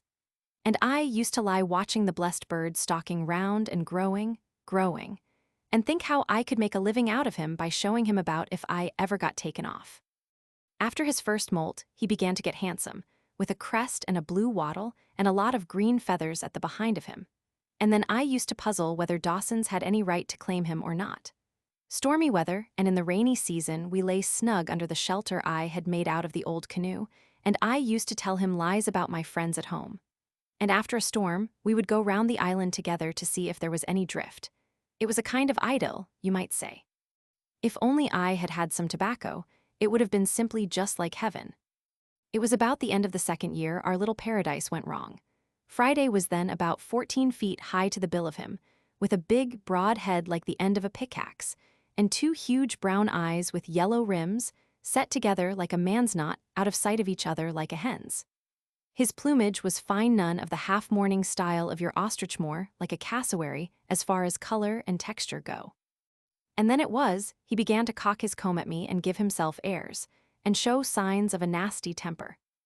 At last came a time when my fishing had been rather unlucky, and he began to hang about me in a queer, meditative way. I thought he might have been eating sea cucumbers or something, but it was really just discontent on his part. I was hungry too, and when at last I landed a fish, I wanted it for myself. Tempers were short that morning on both sides. He pecked at it and grabbed it, and I gave him a whack on the head to make him leave go, and at that he went for me. Lord. He gave me this in the face. The man indicated his scar. Then he kicked me. It was like a cart horse. I got up, and seeing he hadn't finished, I started off full tilt with my arms doubled up over my face. But he ran on those gawky legs of his faster than a racehorse and kept landing out at me with sledgehammer kicks and bringing his pickaxe down on the back of my head. I made for the lagoon and went in up to my neck. He stopped at the water, for he hated getting his feet wet, and began to make a shindy, something like a peacock's, only hoarser. He started strutting up and down the beach. I'll admit I felt small to see this blessed fossil lording it there, and my head and face were all bleeding, and, well, my body just one jelly of bruises. I decided to swim across the lagoon and leave him alone for a bit, until the affair blew over. I shinned up the tallest palm tree and sat there thinking of it all. I don't suppose I ever felt so hurt by anything before or since. It was the brutal ingratitude of the creature. I'd been more than a brother to him. I'd hatched him, educated him. A great gawky, out-of-date bird, and me a human being heir of the ages and all that. I thought after a time he'd begin to see things in that light himself and feel a little sorry for his behavior. I thought if I was to catch some nice little bits of fish, perhaps, and go to him presently in a casual kind of way, and offer them to him, he might do the sensible thing. It took me some time to learn how unforgiving and cantankerous an extinct bird can be. Malice. I won't tell you all the little devices I tried to get that bird round again. I simply can't. It makes my cheek burn with shame even now to think of the snubs and buffets I had from this infernal curiosity. I tried violence. I chucked lumps of coral at him from a safe distance, but he only swallowed them. I shied my open knife at him and almost lost it, though it was too big for him to swallow. I tried starving him out and struck fishing, but he took to picking along the beach at low water after worms and rubbed along on that. Half my time I spent up to my neck in the lagoon, and the rest up the palm trees. One of them was scarcely high enough, and when he caught me up it, he had a regular bank holiday with the calves of my legs. It got unbearable. I don't know if you have ever tried sleeping up a palm tree. It gave me the most horrible nightmares. Think of the shame of it, too. Here was this extinct animal mooning about my island like a sulky duke, and me not allowed to rest the sole of my foot on the place. I used to cry with weariness and vexation. I told him straight that I didn't mean to be chased about a desert island by any damned anachronisms. I told him to go and peck a navigator of his own age, but he only snapped his beak at me. Great ugly bird, all legs and neck. I shouldn't like to say how long that went on altogether. I'd have killed him sooner if I'd known how. However, I hit on a way of settling him at last. It is a South American dodge. I joined all my fishing lines together with stems of seaweed and things, and made a stoutish string, perhaps 12 yards in length or more, and I fastened 2 lumps of coral rock to the ends of this. It took me some time to do, because every now and then I had to go into the lagoon or up a tree as the fancy took me. This I whirled rapidly round my head and then let it go at him. The first time I missed, but the next time the string caught his legs beautifully and wrapped round them again and again. Over he went. I threw it standing waist-deep in the lagoon, and as soon as he went down I was out of the water and sawing at his neck with my knife. I don't like to think of that even now. I felt like a murderer while I did it, though my anger was hot against him. When I stood over him and saw him bleeding on the white sand, and his beautiful great legs and neck writhing in his last agony, pah. With that tragedy loneliness came upon me like a curse. Good Lord, you can't imagine how I missed that bird. I sat by his corpse and sorrowed over him, and shivered as I looked round the desolate, silent reef. I thought of what a jolly little bird he had been when he was hatched, and of 1,000 pleasant tricks he had played before he went wrong. I thought if I'd only wounded him, I might have nursed him round into a better understanding. If I'd had any means of digging into the coral rock, I'd have buried him. I felt exactly as if he was human. As it was, I couldn't think of eating him, so I put him in the lagoon, and the little fishes picked him clean. I didn't even save the feathers.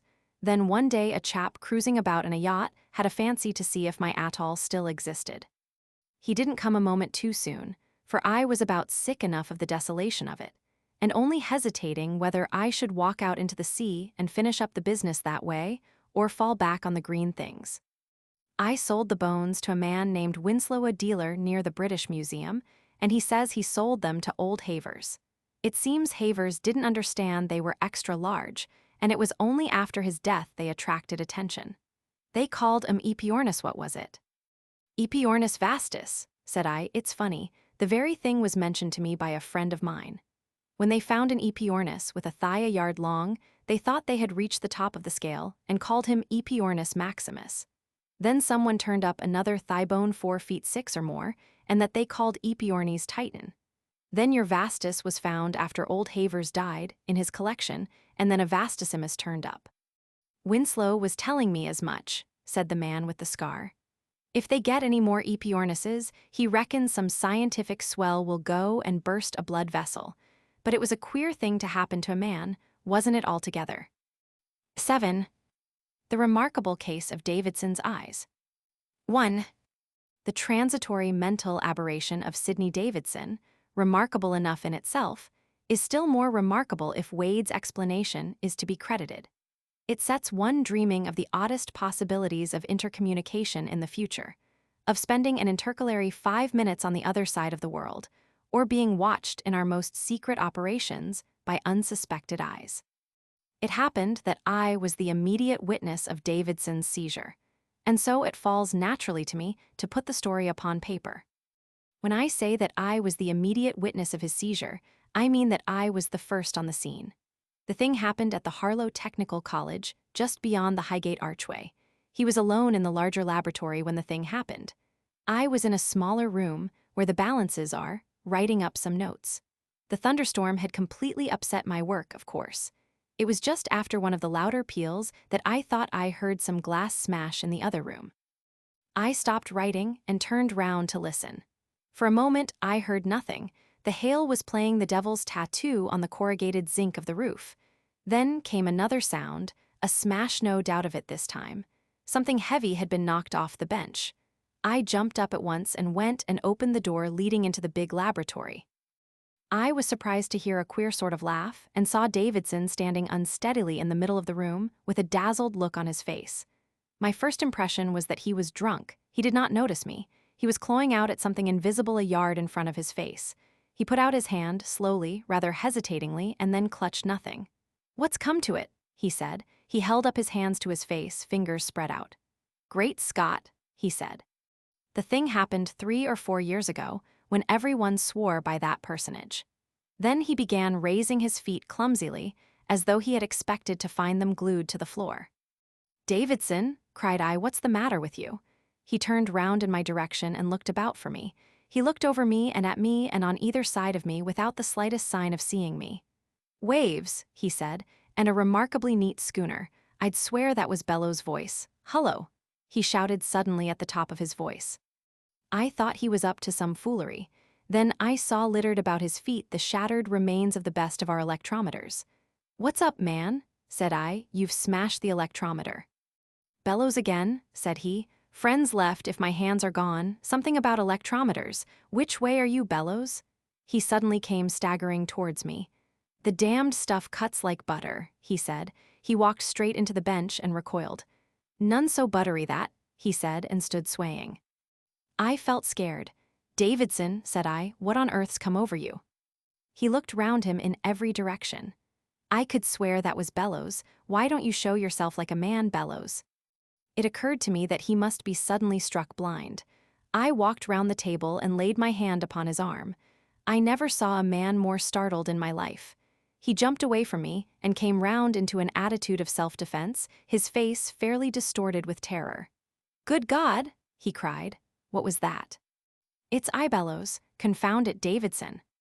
He jumped when I answered him and stared, how can I express it, right through me. He began talking, not to me but to himself. Here in broad daylight on a clear beach, not a place to hide in. He looked about him wildly. "Here, I'm off." He suddenly turned and ran headlong into the big electromagnet so violently that, as we found afterwards, he bruised his shoulder and jawbone cruelly. At that he stepped back a pace and cried out with almost a whimper, "What in heaven's name has come over me?"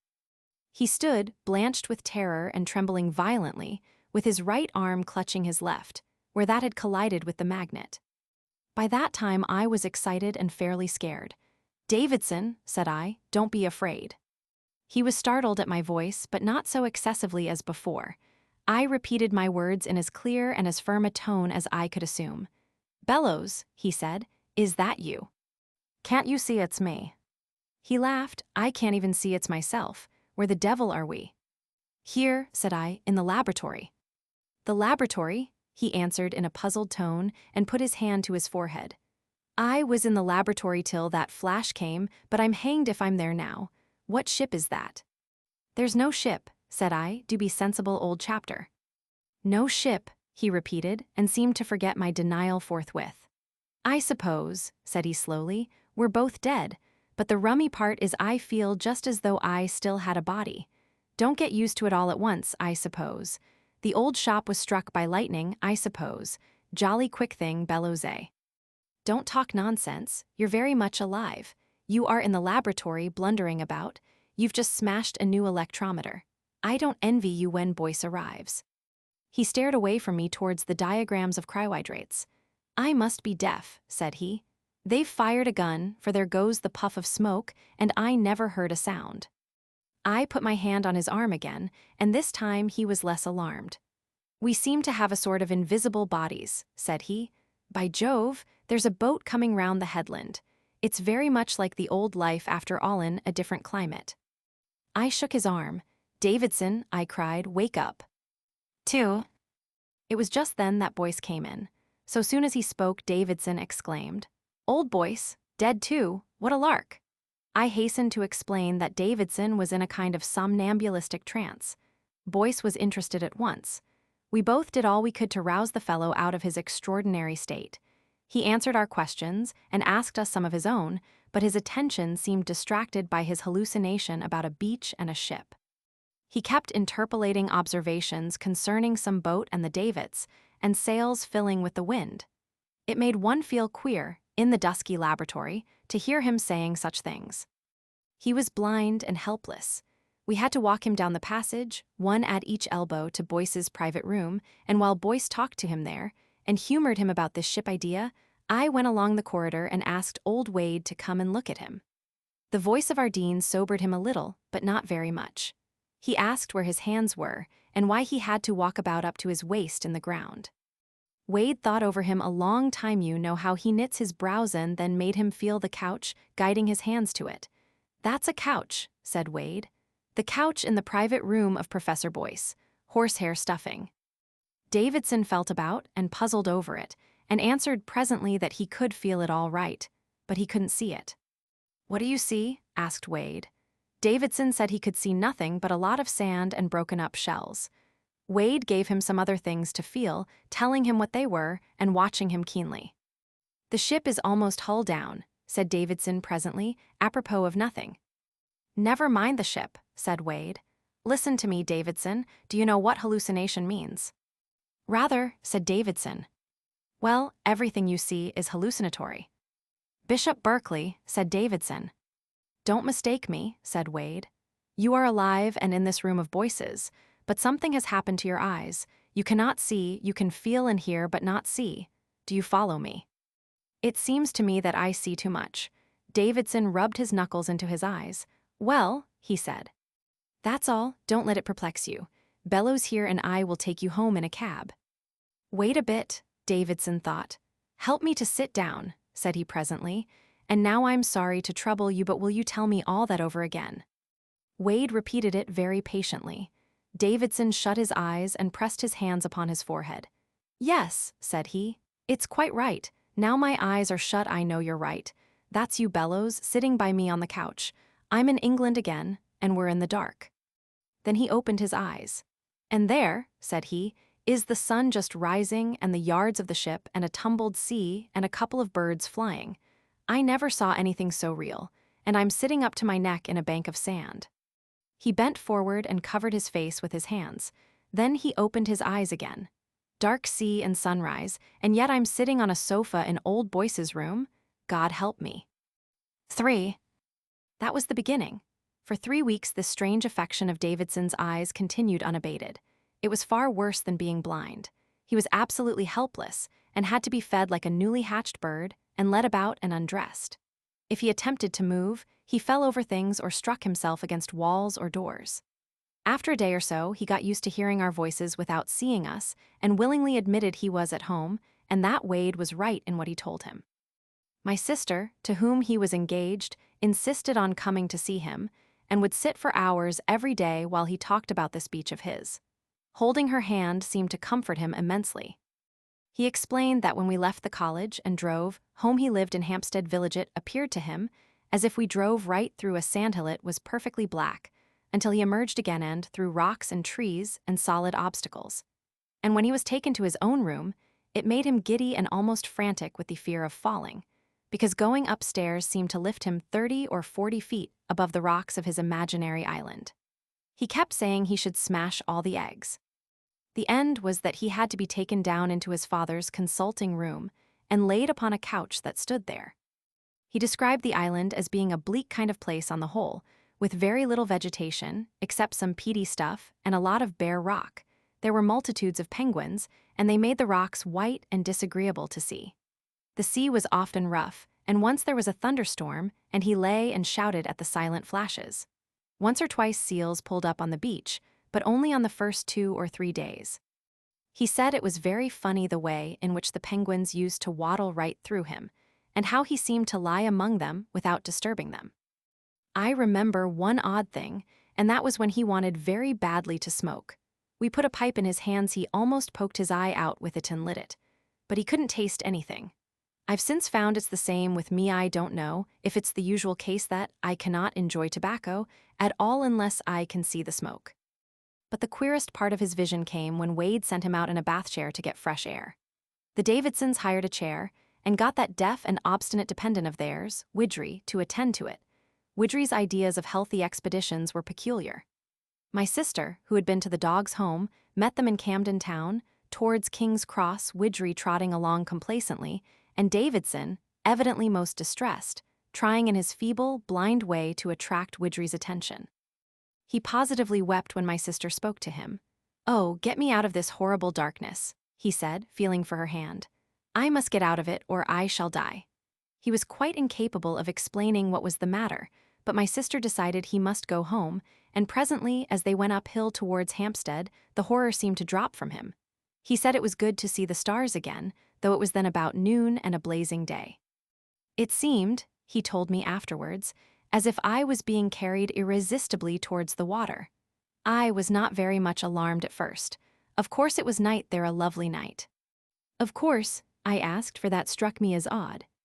"Of course," said he. "It's always night there when it is day here." Well, we went right into the water, which was calm and shining under the moonlight, just a broad swell that seemed to grow broader and flatter as I came down into it. The surface glistened just like a skinnet might have been empty space underneath, for all I could tell to the contrary. Very slowly, for I rode slanting into it, the water crept up to my eyes. Then I went under, and the skin seemed to break and heal again about my eyes.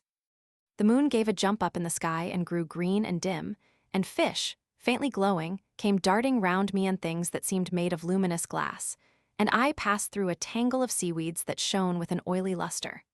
And so I drove down into the sea, and the stars went out one by one, and the moon grew greener and darker, and the seaweed became a luminous purple red.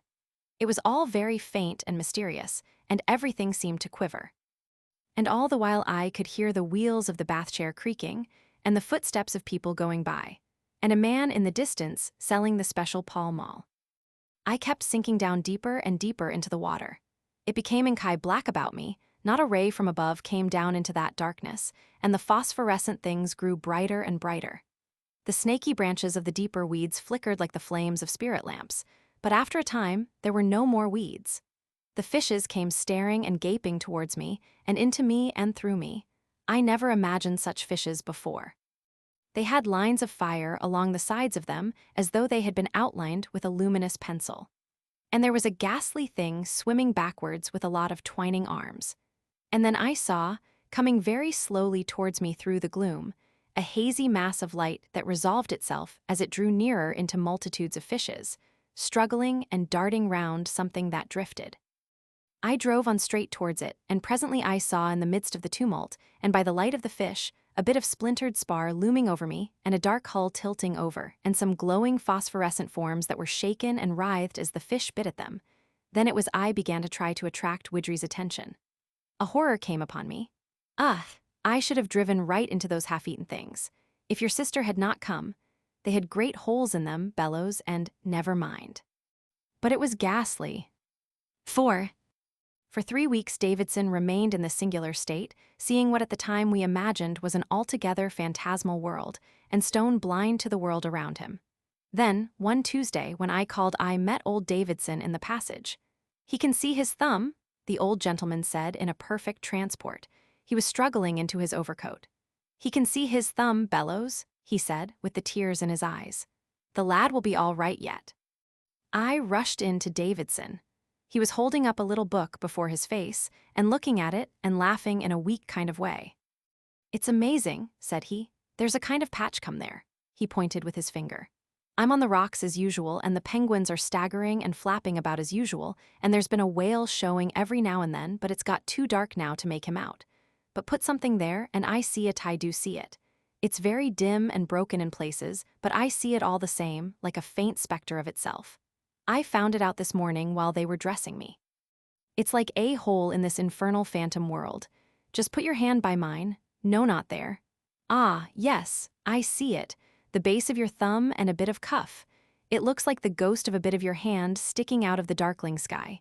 Just by it there's a group of stars like a cross coming out. From that time, Davidson began to mend. His account of the change, like his account of the vision, was oddly convincing.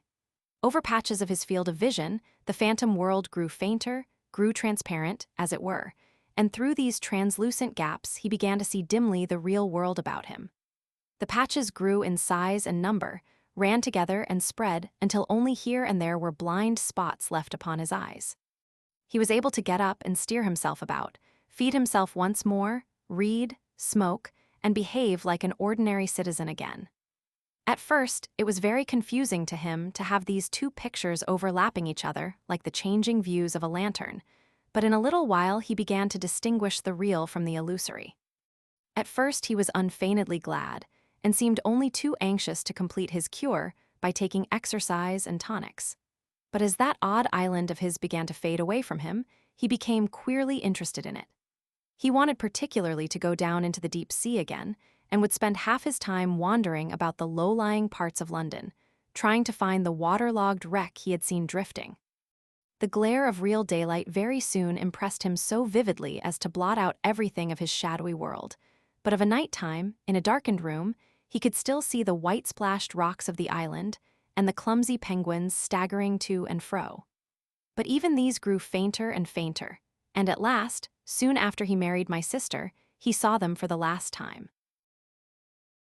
5. And now to tell of the queerest thing of all. About 2 years after his cure I dined with the Davidsons, and after dinner, a man named Atkins called in. He is a lieutenant in the Royal Navy and a pleasant, talkative man. He was on friendly terms with my brother-in-law and was soon on friendly terms with me. It came out that he was engaged to Davidson's cousin, and incidentally he took out a kind of pocket photograph case to show us a new rendering of his fiancée. And by the by, said he, here's the old Fulmer. Davidson looked at it casually, then suddenly his face lit up. Good heavens, said he, I could almost swear. What, said Atkins. That I had seen that ship before. Don't see how you can have. She hasn't been out of the South Seas for 6 years, and before then. But, began Davidson, and then, yes, that's the ship I dreamt of. I'm sure that's the ship I dreamt of. She was standing off an island that swarmed with penguins, and she fired a gun. Good Lord, said Atkins, who had now heard the particulars of the seizure. How the deuce could you dream that? And then, bit by bit, it came out that on the very day Davidson was seized, HMS Fulmer had actually been off a little rock to the south of Antipodes Island. A boat had landed overnight to get penguins' eggs, had been delayed, and a thunderstorm drifting up, the boat's crew had waited until the morning before rejoining the ship. Atkins had been one of them, and he corroborated, word for word, the descriptions Davidson had given of the island and the boat. There is not the slightest doubt in any of our minds that Davidson has really seen the place. In some unaccountable way, while he moved hither and thither in London, his sight moved hither and thither in a manner that corresponded about this distant island. How is absolutely a mystery. That completes the remarkable story of Davidson's eyes. It's perhaps the best authenticated case in existence of real vision at a distance. Explanation there is none forthcoming, except what Professor Wade has thrown out. But his explanation invokes the fourth dimension and a dissertation on theoretical kinds of space.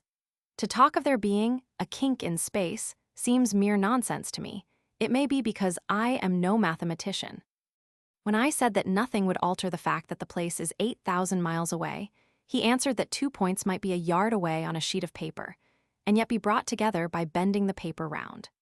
The reader may grasp his argument, but I certainly do not. His idea seems to be that Davidson, stooping between the poles of the big electromagnet, had some extraordinary twist given to his retinal elements through the sudden change in the field of force due to the lightning. He thinks, as a consequence of this, that it may be possible to live visually in one part of the world, while one lives bodily in another. He has even made some experiments in support of his views, but so far, he has simply succeeded in blinding a few dogs. I believe that is the net result of his work, though I have not seen him for some weeks. Latterly, I have been so busy with my work, in connection with the St. Pancras installation, that I have had little opportunity of calling to see him. But the whole of his theory seems fantastic to me. The facts concerning Davidson stand on an altogether different footing, and I can testify personally to the accuracy of every detail I have given. 8. The Lord of the Dynamos. The chief attendant of the 3 dynamos that buzzed and rattled at Camberwell and kept the electric railway going came out of Yorkshire, and his name was James Holroyd.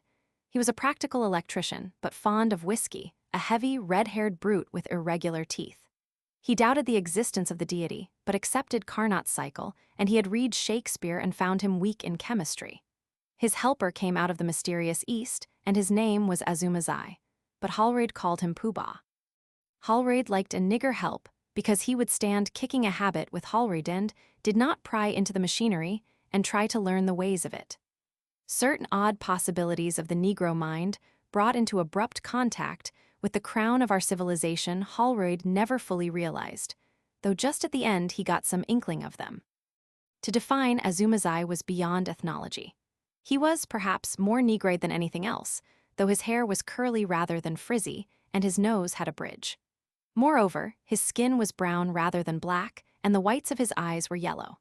His broad cheekbones and narrow chin gave his face something of the viper v. His head, too, was broad behind, and low and narrow at the forehead, as if his brain had been twisted round in the reverse way to a European's. He was short of stature, and still shorter of English. In conversation, he made numerous odd noises of no known marketable value, and his infrequent words were carved and wrought into heraldic grotesqueness. Holroyd tried to elucidate his religious beliefs, and especially after Whiskey lectured to him against superstition and missionaries. Azumazai, however, shirked the discussion of his gods, even though he was kicked for it. Azumazai had come, clad in white but insufficient raiment, out of the stoke hole of the Lord Clive, from the Straits settlements and beyond into London. He had heard even in his youth of the greatness and riches of London, where all the women are white and fair, and even the beggars in the streets are white, and he had arrived, with newly earned gold coins in his pocket, to worship at the shrine of civilization. The day of his landing was a dismal one. The sky was dun, and a wind-worried drizzle filtered down to the greasy streets, but he plunged boldly into the delights of Shadwell and was presently cast up, shattered in health, civilized in costume, penniless, and except in matters of the direst necessity, practically a dumb animal, to toil for James Holroyd, and to be bullied by him in the dynamo shed at Camberwell. And to James Holroyd bullying was a labor of love. There were 3 dynamos with their engines at Camberwell. The 2 that have been there since the beginning are small machines, the larger one was new. The smaller machines made a reasonable noise, their straps hummed over the drums, every now and then the brushes buzzed and fizzled, and the air churned steadily, woo, woo, woo, between their poles. One was loose in its foundations and kept the shed vibrating.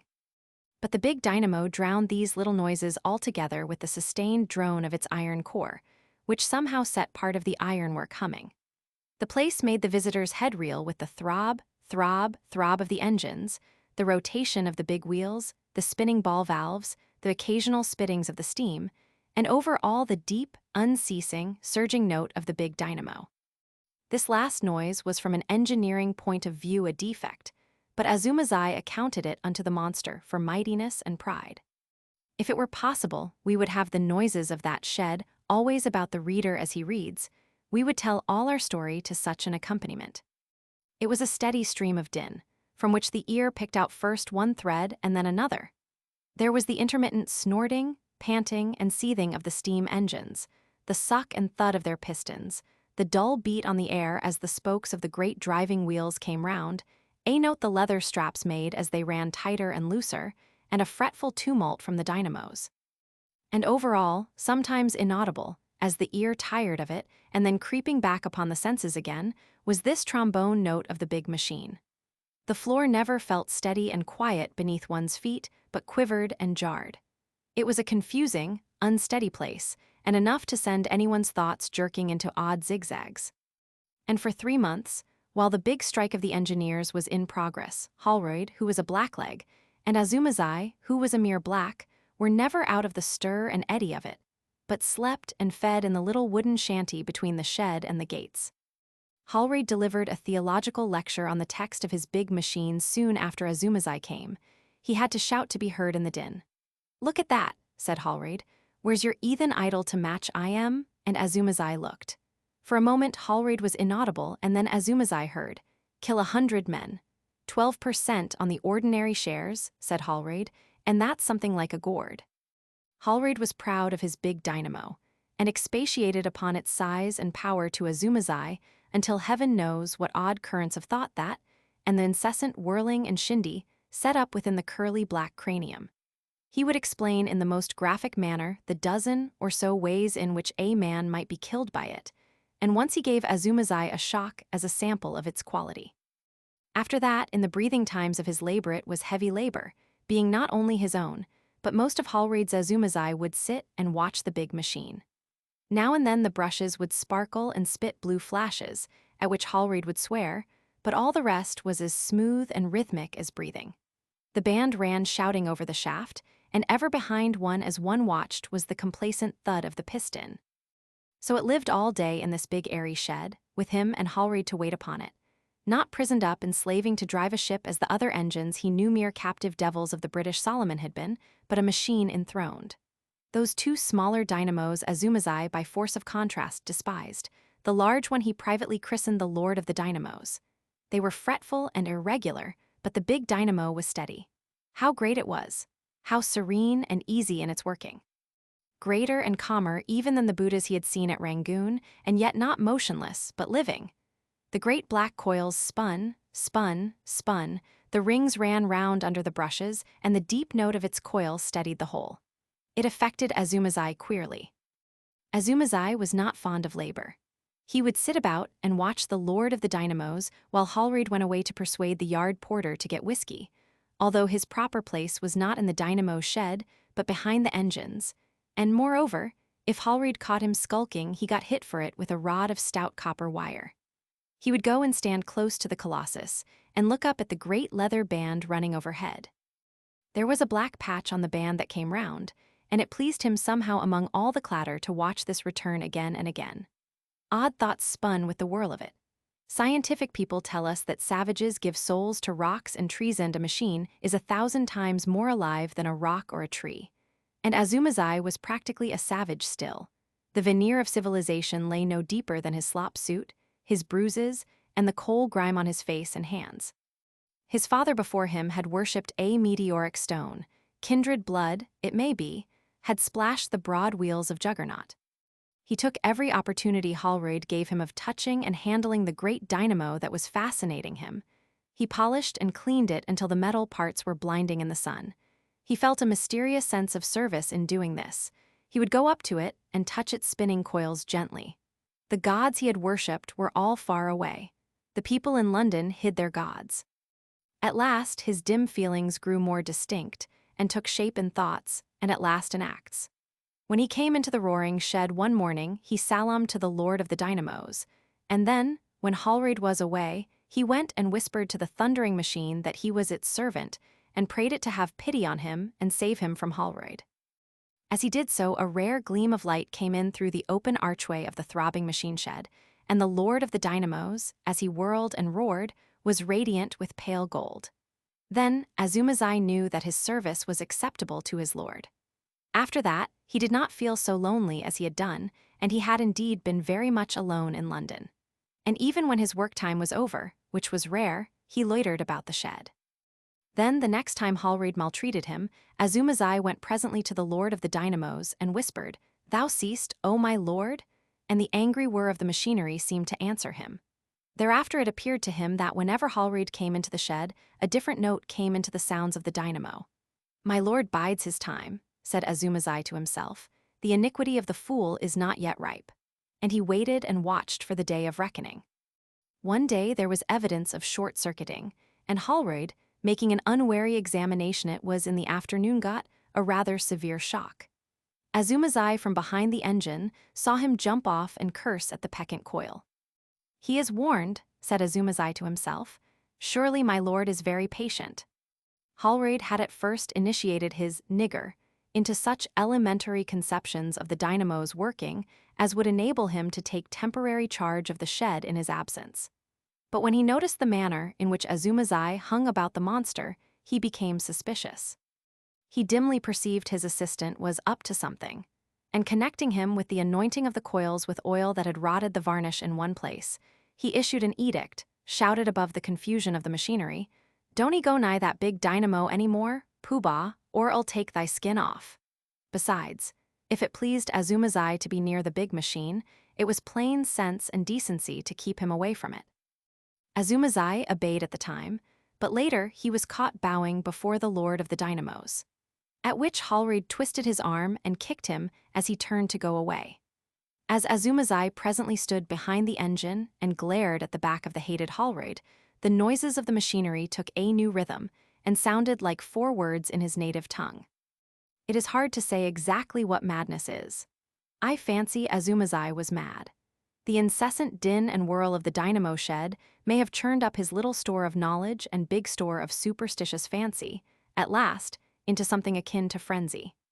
At any rate, when the idea of making Hallraid a sacrifice to the dynamo fetish was thus suggested to him, it filled him with a strange tumult of exultant emotion.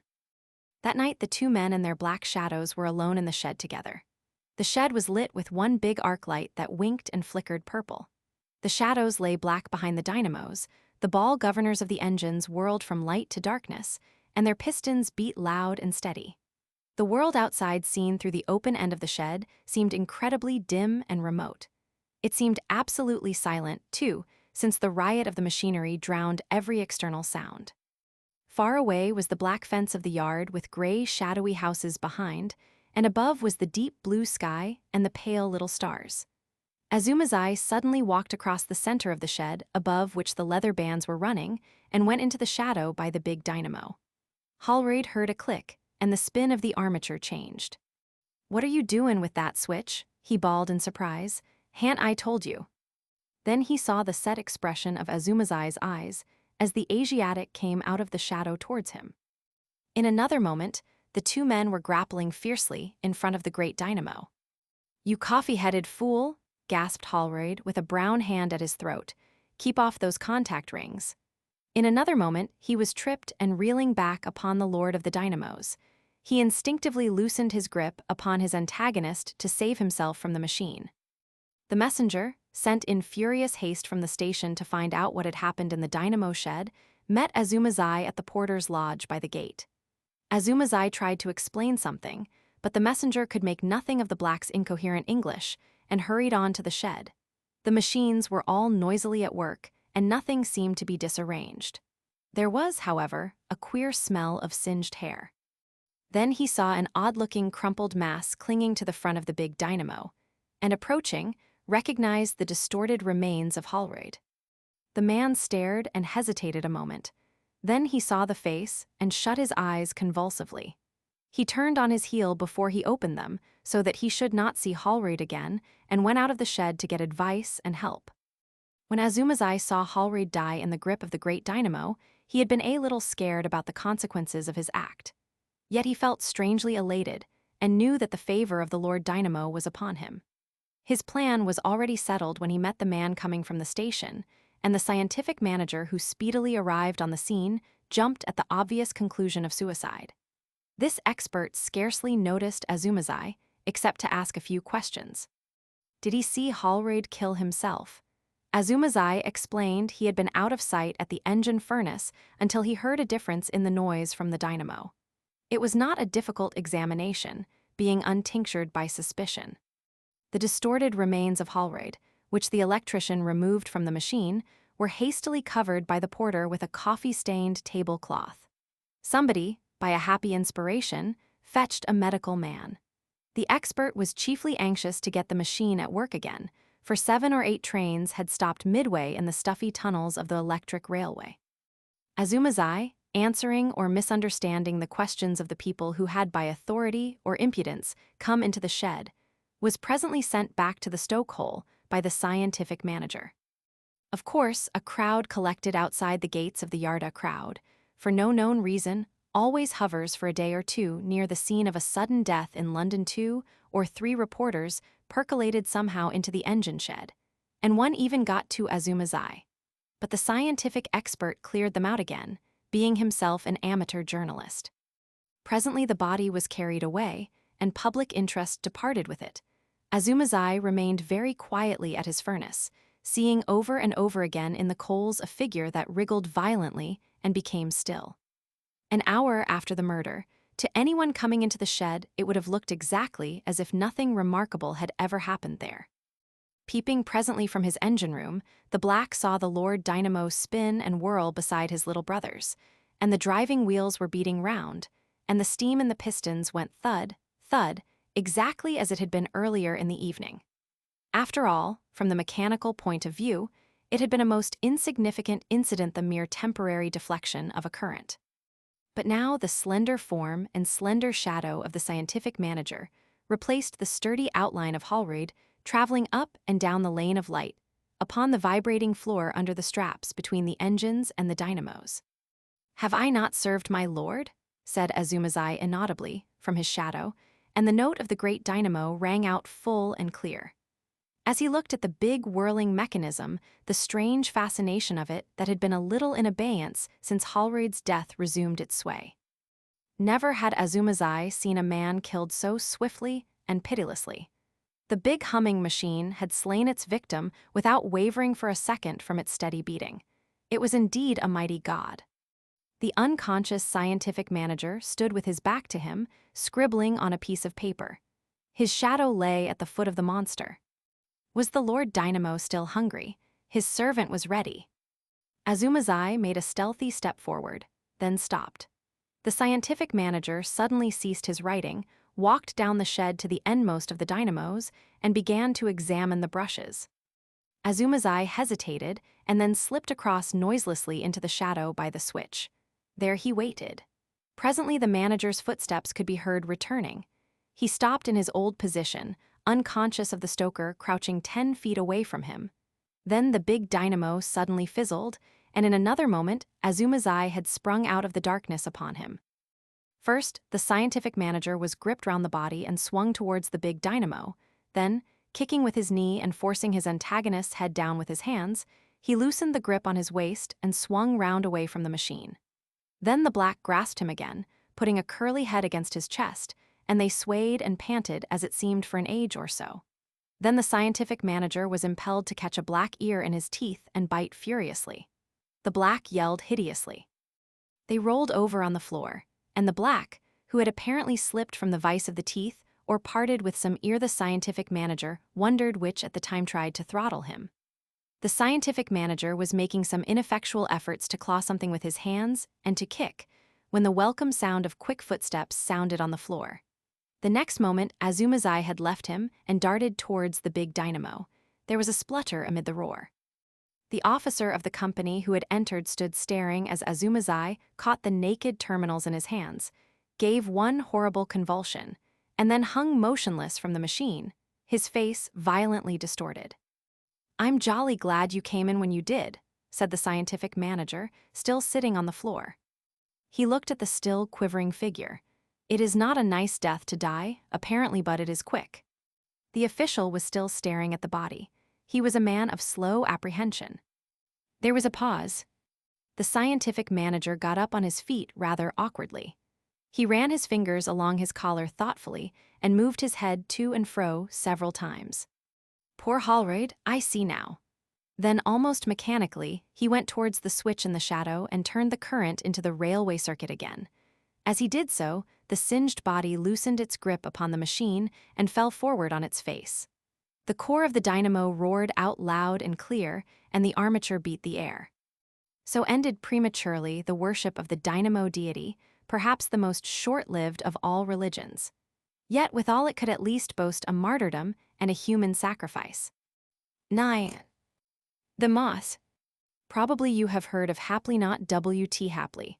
the sun, but the celebrated Hapley, the Hapley of Paraplaneta Hapleia, Hapley the entomologist. If so, you know at least of the great feud between Hapley and Professor Pawkins, though certain of its consequences may be new to you. For those who have not, a word or two of explanation is necessary, which the idle reader may go over with a glancing eye, if his indolence so incline him. It is amazing how very widely diffused is the ignorance of such really important matters as this Hapley-Pawkins feud. Those epoch-making controversies, again, that have convulsed the Geological Society are, I verily believe, almost entirely unknown outside the fellowship of that body. I have heard men of fair general education even refer to the great scenes at these meetings as vestry meeting squabbles. Yet the great hate of the English and Scotch geologists has lasted now half a century, and has left deep and abundant marks upon the body of the science. And this Hapley-Pawkins business, though perhaps a more personal affair, stirred passions as profound, if not profounder. Your common man has no conception of the zeal that animates a scientific investigator, the fury of contradiction you can arouse in him. It is the odium theologicum in a new form. There are men, for instance, who would gladly burn Professor Ray Lankester at Smithfield for his treatment of the mollusca in the Encyclopedia. That fantastic extension of the cephalopods to cover the pteropods. But I wander from Hapley and Pawkins. It began years and years ago with a revision of the Microlepidoptera, whatever these may be, by Pawkins, in which he extinguished a new species created by Hapley. Hapley, who is always quarrelsome, replied by a stinging impeachment of the entire classification of Pawkins. Pawkins, in his rejoinder, suggested that Hapley's microscope was as defective as his power of observation, and called him an irresponsible meddler. Hapley was not a professor at that time. Hapley, in his retort, spoke of blundering collectors, and described, as if inadvertently, Pawkins' revision as a miracle of ineptitude. It was war to the knife. However, it would scarcely interest the reader to detail how these two great men quarreled, and how the split between them widened until from the Microlepidoptera they were at war upon every open question in entomology. There were memorable occasions. At times, the Royal Entomological Society meetings resembled nothing so much as the Chamber of Deputies. On the whole, I fancy Pawkins was nearer the truth than Hapley. But Hapley was skillful with his rhetoric, had a turn for ridicule rare in a scientific man, was endowed with vast energy, and had a fine sense of injury in the matter of the extinguished species, while Pawkins was a man of dull presence, prosy of speech, in shape not unlike a water barrel, over-conscientious with testimonials, and suspected of jobbing museum appointments. So the young men gathered round Hapley and applauded him. It was a long struggle, vicious from the beginning and growing at last to pitiless antagonism. The successive turns of fortune, now an advantage to one side and now to another, now Hapley tormented by some success of Pawkins, and now Pawkins outshone by Hapley, belong rather to the history of entomology than to this story. Footnote A. Remarks on a recent revision of Microlepidoptera. Quart, Journ, Entomological Soc. 1863. But in 1891, Pawkins, whose health had been bad for some time, published some work upon the mesoblast of the death's head moth. What the mesoblast of the death's head moth may be does not matter a rap in this story. But the work was far below his usual standard, and gave Hapley an opening he had coveted for years. He must have worked night and day to make the most of his advantage. In an elaborate critique, he rent Pawkins to tatters. One can fancy the man's disordered black hair, and his queer dark eyes flashing as he went for his antagonist, and Pawkins made a reply, halting, ineffectual, with painful gaps of silence, and yet malignant. There was no mistaking his will to wound Hapley, nor his incapacity to do it. But few of those who heard him I was absent from that meeting realized how ill the man was. Hapley got his opponent down, and meant to finish him. He followed with a simply brutal attack upon Pawkins, in the form of a paper upon the development of moths in general, a paper showing evidence of a most extraordinary amount of mental labor, and yet couched in a violently controversial tone. Violent as it was, an editorial note witnesses that it was modified. It must have covered Pawkins with shame and confusion of face. It left no loophole. It was murderous in argument and utterly contemptuous in tone, an awful thing for the declining years of a man's career. The world of entomologists waited breathlessly for the rejoinder from Pawkins. He would try one, for Pawkins had always been game. But when it came, it surprised them. For the rejoinder of Pawkins was to catch influenza, proceed to pneumonia, and die. It was perhaps as effectual a reply as he could make under the circumstances, and largely turned the current of feeling against Hapley. The very people who had most gleefully cheered on those gladiators became serious at the consequence. There could be no reasonable doubt the fret of the defeat had contributed to the death of Pawkins. There was a limit even to scientific controversy, said serious people. Another crushing attack was already in the press and appeared on the day before the funeral. I don't think Hapley exerted himself to stop it. People remembered how Hapley had hounded down his rival and forgot that rival's defects. Scathing satire reads ill over fresh mold. The thing provoked comment in the daily papers. This it was that made me think that you had probably heard of Hapley and this controversy. But as I have already remarked, scientific workers live very much in a world of their own. Half the people, I dare say, who go along Piccadilly to the Academy every year could not tell you where the learned societies abide. Many even think that research is a kind of happy family cage in which all kinds of men lie down together in peace. In his private thoughts, Hapley could not forgive Pawkins for dying. In the first place, it was a mean dodge to escape the absolute pulverization Hapley had in hand for him, and in the second, it left Hapley's mind with a queer gap in it. For 20 years he had worked hard, sometimes far into the night, and 7 days a week, with microscope, scalpel, collecting net, and pen, and almost entirely with reference to Pawkins. The European reputation he had won had come as an incident in that great antipathy. He had gradually worked up to a climax in this last controversy. It had killed Pawkins, but it had also thrown Hapley out of gear, so to speak, and his doctor advised him to give up work for a time and rest. So Hapley went down into a quiet village in Kent and thought day and night of Pawkins, and good things it was now impossible to say about him. At last Hapley began to realize in what direction the preoccupation tended. He determined to make a fight for it, and started by trying to read novels. But he could not get his mind off Pawkins, white in the face, and making his last speech every sentence a beautiful opening for Hapley. He turned to fiction and found it had no grip on him. He read the Island Nights Entertainments until his sense of causation was shocked beyond endurance by the bottle imp. Then he went to Kipling and found he proved nothing, besides being irreverent and vulgar. These scientific people have their limitations. Then unhappily, he tried Besant's Inner House, and the opening chapter set his mind upon learned societies and Pawkins at once. So Hapley turned to chess and found it a little more soothing. He soon mastered the moves and the chief gambits and commoner closing positions and began to beat the vicar. But then the cylindrical contours of the opposite king began to resemble Pawkins standing up and gasping ineffectually against checkmate, and Hapley decided to give up chess. Perhaps the study of some new branch of science would after all be better diversion. The best rest is change of occupation. Hapley determined to plunge at diatoms and had one of his smaller microscopes and Halibut's monograph sent down from London. He thought that perhaps if he could get up a vigorous quarrel with Halibut, he might be able to begin life afresh and forget Pawkins. And very soon, he was hard at work in his habitual strenuous fashion, at these microscopic denizens of the wayside pool. It was on the third day of the diatoms that Hapley became aware of a novel addition to the local fauna. He was working late at the microscope, and the only light in the room was the brilliant little lamp with the special form of green shade. Like all experienced microscopists, he kept both eyes open.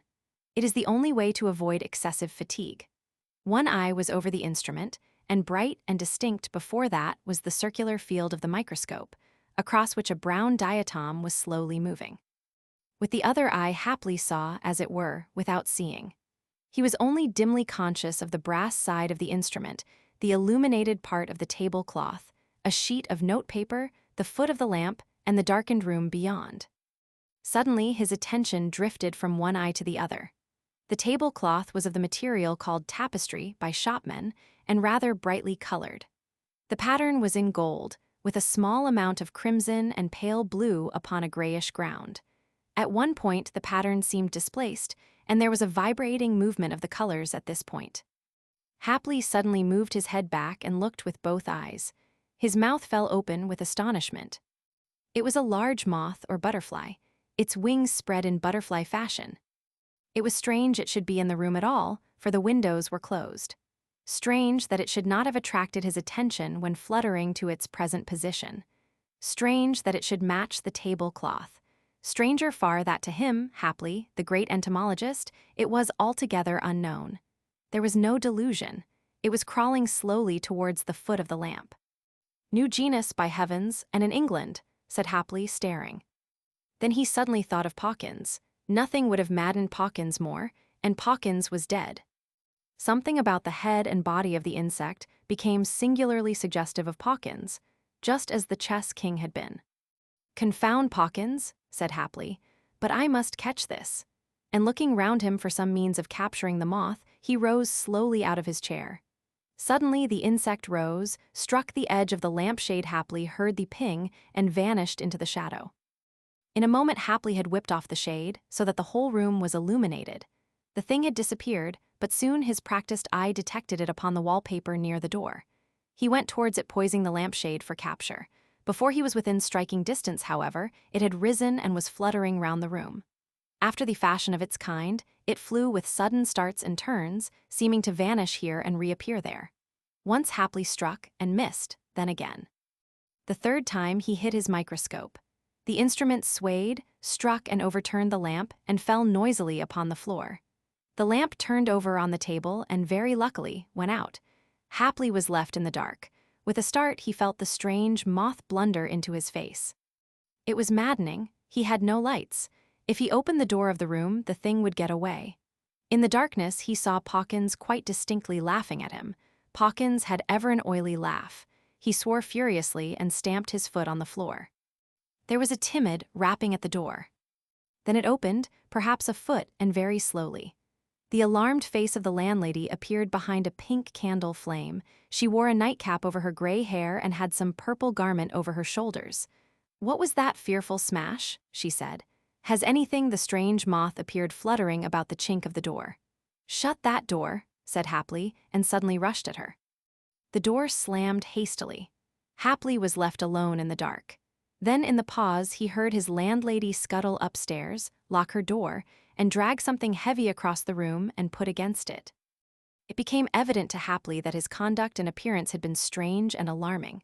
Confound the moth, and Pawkins. However, it was a pity to lose the moth now. He felt his way into the hall and found the matches, after sending his hat down upon the floor with a noise like a drum. With the lighted candle, he returned to the sitting room. No moth was to be seen. Yet once for a moment it seemed that the thing was fluttering round his head. Hapley very suddenly decided to give up the moth and go to bed. But he was excited. All night long his sleep was broken by dreams of the moth, Pawkins, and his landlady. Twice in the night he turned out and soused his head in cold water. One thing was very clear to him. His landlady could not possibly understand about the strange moth, especially as he had failed to catch it. No one but an entomologist would understand quite how he felt. She was probably frightened at his behavior, and yet he failed to see how he could explain it. He decided to say nothing further about the events of last night. After breakfast, he saw her in her garden and decided to go out and talk to reassure her. He talked to her about beans and potatoes, bees, caterpillars, and the price of fruit. She replied in her usual manner, but she looked at him a little suspiciously and kept walking as he walked, so that there was always a bed of flowers or a row of beans or something of the sort between them. After a while he began to feel singularly irritated at this, and to conceal his vexation went indoors and presently went out for a walk. The moth, or butterfly, trailing an odd flavor of Pawkins with it, kept coming into that walk, though he did his best to keep his mind off it. Once he saw it quite distinctly, with its wings flattened out, upon the old stone wall that runs along the west edge of the park, but going up to it he found it was only 2 lumps of gray and yellow lichen. "This," said Hapley, "is the reverse of mimicry. Instead of a butterfly looking like a stone, here is a stone looking like a butterfly." Once something hovered and fluttered round his head, but by an effort of will he drove that impression out of his mind again. In the afternoon, Hapley called upon the vicar and argued with him upon theological questions. They sat in the little arbor covered with briar and smoked as they wrangled. "Look at that moth," said Happily, suddenly, pointing to the edge of the wooden table. Where? Said the vicar. You don't see a moth on the edge of the table there, said Happily. Certainly not, said the vicar. Happily was thunderstruck. He gasped. The vicar was staring at him. Clearly the man saw nothing. The eye of faith is no better than the eye of science, said Happily awkwardly. I don't see your point, said the vicar, thinking it was part of the argument. That night, Happily found the moth crawling over his counterpane. He sat on the edge of the bed in his shirt sleeves and reasoned with himself. Was it pure hallucination? He knew he was slipping, and he battled for his sanity with the same silent energy he had formerly displayed against Pawkins. So persistent is mental habit that he felt as if it were still a struggle with Pawkins. He was well versed in psychology. He knew that such visual illusions do come as a result of mental strain. But the point was, he did not only see the moth. He had heard it when it touched the edge of the lampshade, and afterwards when it hit against the wall, and he had felt it strike his face in the dark. He looked at it. It was not at all dreamlike, but perfectly clear and solid-looking in the candlelight. He saw the hairy body, and the short feathery antennae, the jointed legs, even a place where the down was rubbed from the wing. He suddenly felt angry with himself for being afraid of a little insect. His landlady had got the servant to sleep with her that night because she was afraid to be alone. In addition, she had locked the door and put the chest of drawers against it. They listened and talked in whispers after they had gone to bed, but nothing occurred to alarm them. About 11, they had ventured to put the candle out and had both dozed off to sleep. They woke up with a start and sat up in bed, listening in the darkness. Then they heard slippered feet going to and fro in Happily's room. A chair was overturned, and there was a violent dab at the wall. Then a china mantel ornament smashed upon the fender. Suddenly the door of the room opened, and they heard him upon the landing. They clung to one another, listening. He seemed to be dancing upon the staircase. Now he would go down 3 or 4 steps quickly, then up again, then hurry down into the hall. They heard the umbrella stand go over, and the fanlight break. Then the bolt shot and the chain rattled. He was opening the door. They hurried to the window. It was a dim gray night. An almost unbroken sheet of watery cloud was sweeping across the moon, and the hedge and trees in front of the house were black against the pale roadway. They saw Happily, looking like a ghost in his shirt and white trousers, running to and fro in the road and beating the air. Now he would stop. Now he would dart very rapidly at something invisible. Now he would move upon it with stealthy strides. At last he went out of sight up the road towards the down. Then, while they argued who should go down and lock the door, he returned. He was walking very fast, and he came straight into the house, closed the door carefully, and went quietly up to his bedroom. Then everything was silent. Mrs. Colville, said Happily, calling down the staircase next morning, I hope I did not alarm you last night. You may well ask that, said Mrs. Colville. The fact is, I am a sleepwalker, and the last 2 nights I have been without my sleeping mixture. There is nothing to be alarmed about, really. I am sorry I made such an ass of myself. I will go over the down to Shoreham and get some stuff to make me sleep soundly. I ought to have done that yesterday. But halfway over the down, by the chalk pits, the moth came upon Happily again. He went on, trying to keep his mind upon chess problems, but it was no good. The thing fluttered into his face, and he struck at it with his hat in self-defense. Then rage, the old rage, the rage he had so often felt against Pawkins, came upon him again. He went on, leaping and striking at the eddying insect. Suddenly he trod on nothing and fell headlong. There was a gap in his sensations, and Happily found himself sitting on the heap of flints in front of the opening of the chalk pits, with a leg twisted back under him. The strange moth was still fluttering round his head. He struck at it with his hand, and turning his head saw 2 men approaching him.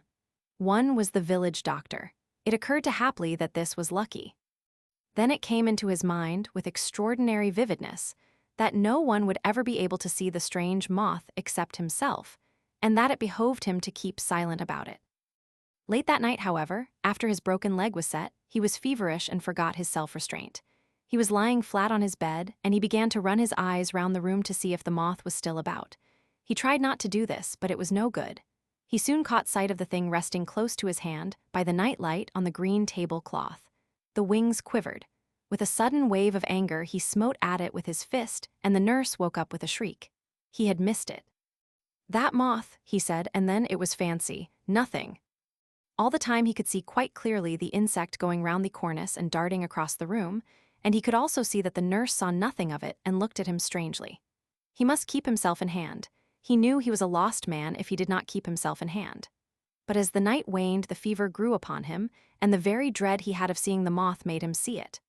About 5, just as the dawn was gray, he tried to get out of bed and catch it, though his leg was afire with pain. The nurse had to struggle with him. On account of this, they tied him down to the bed.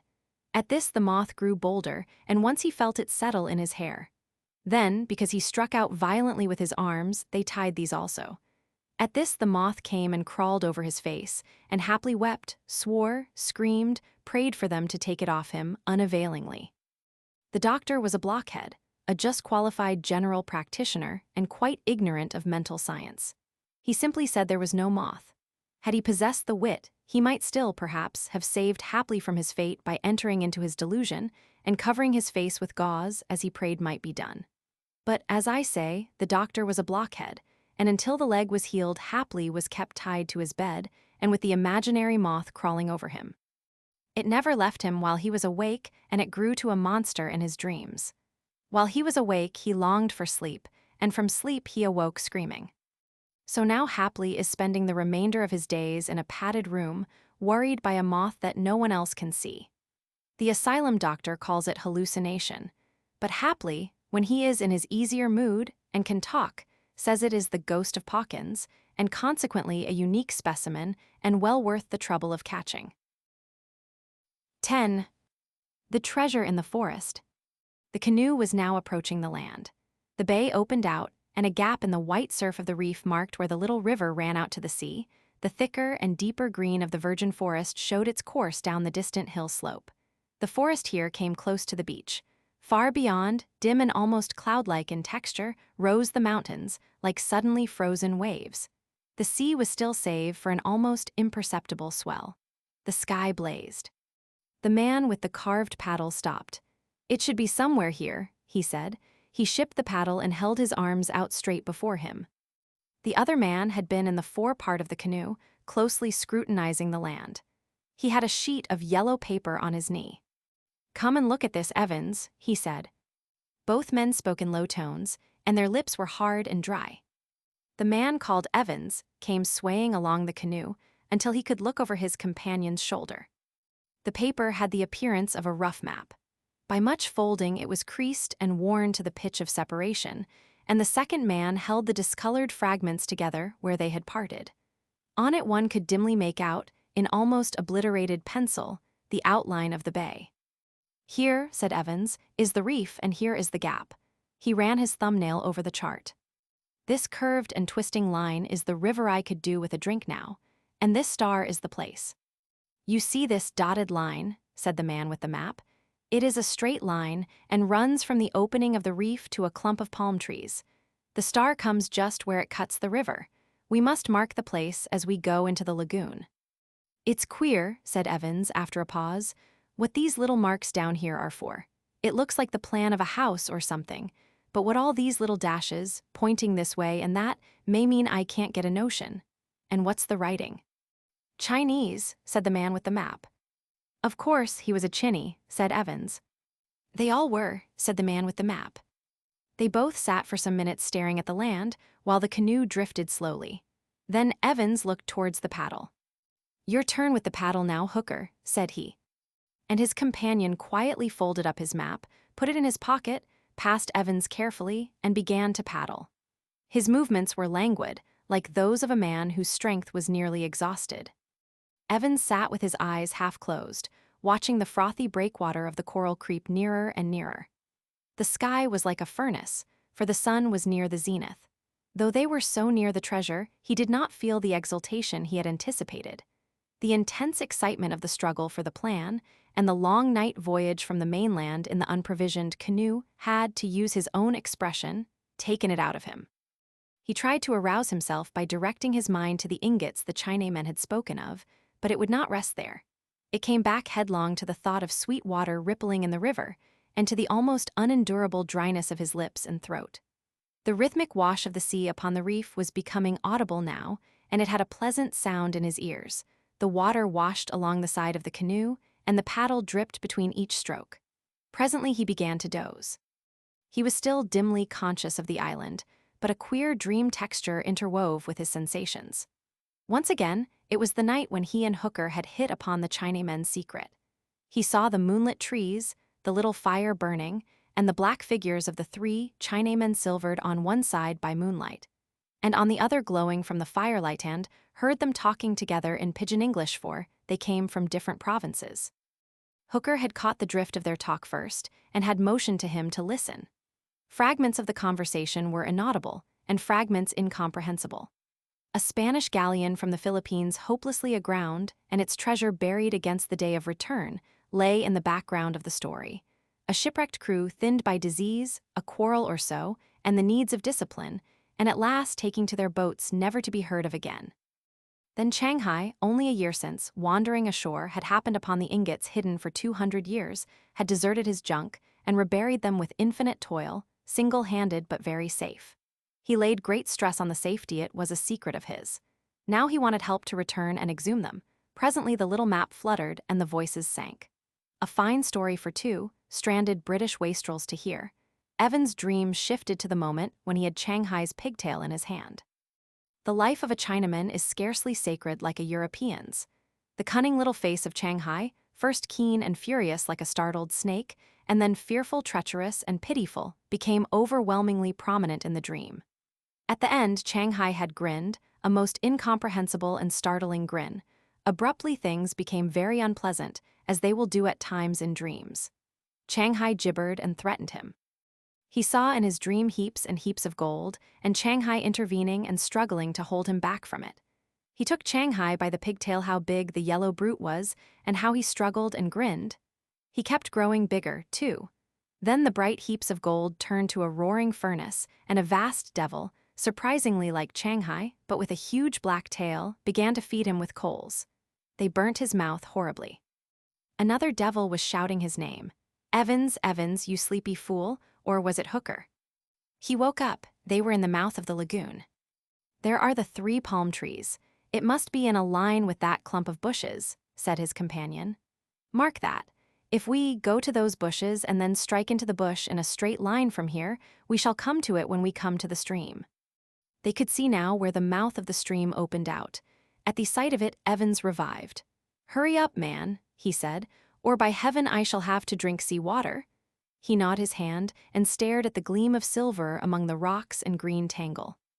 Presently he turned almost fiercely upon Hooker. Give me the paddle, he said. So they reached the river mouth.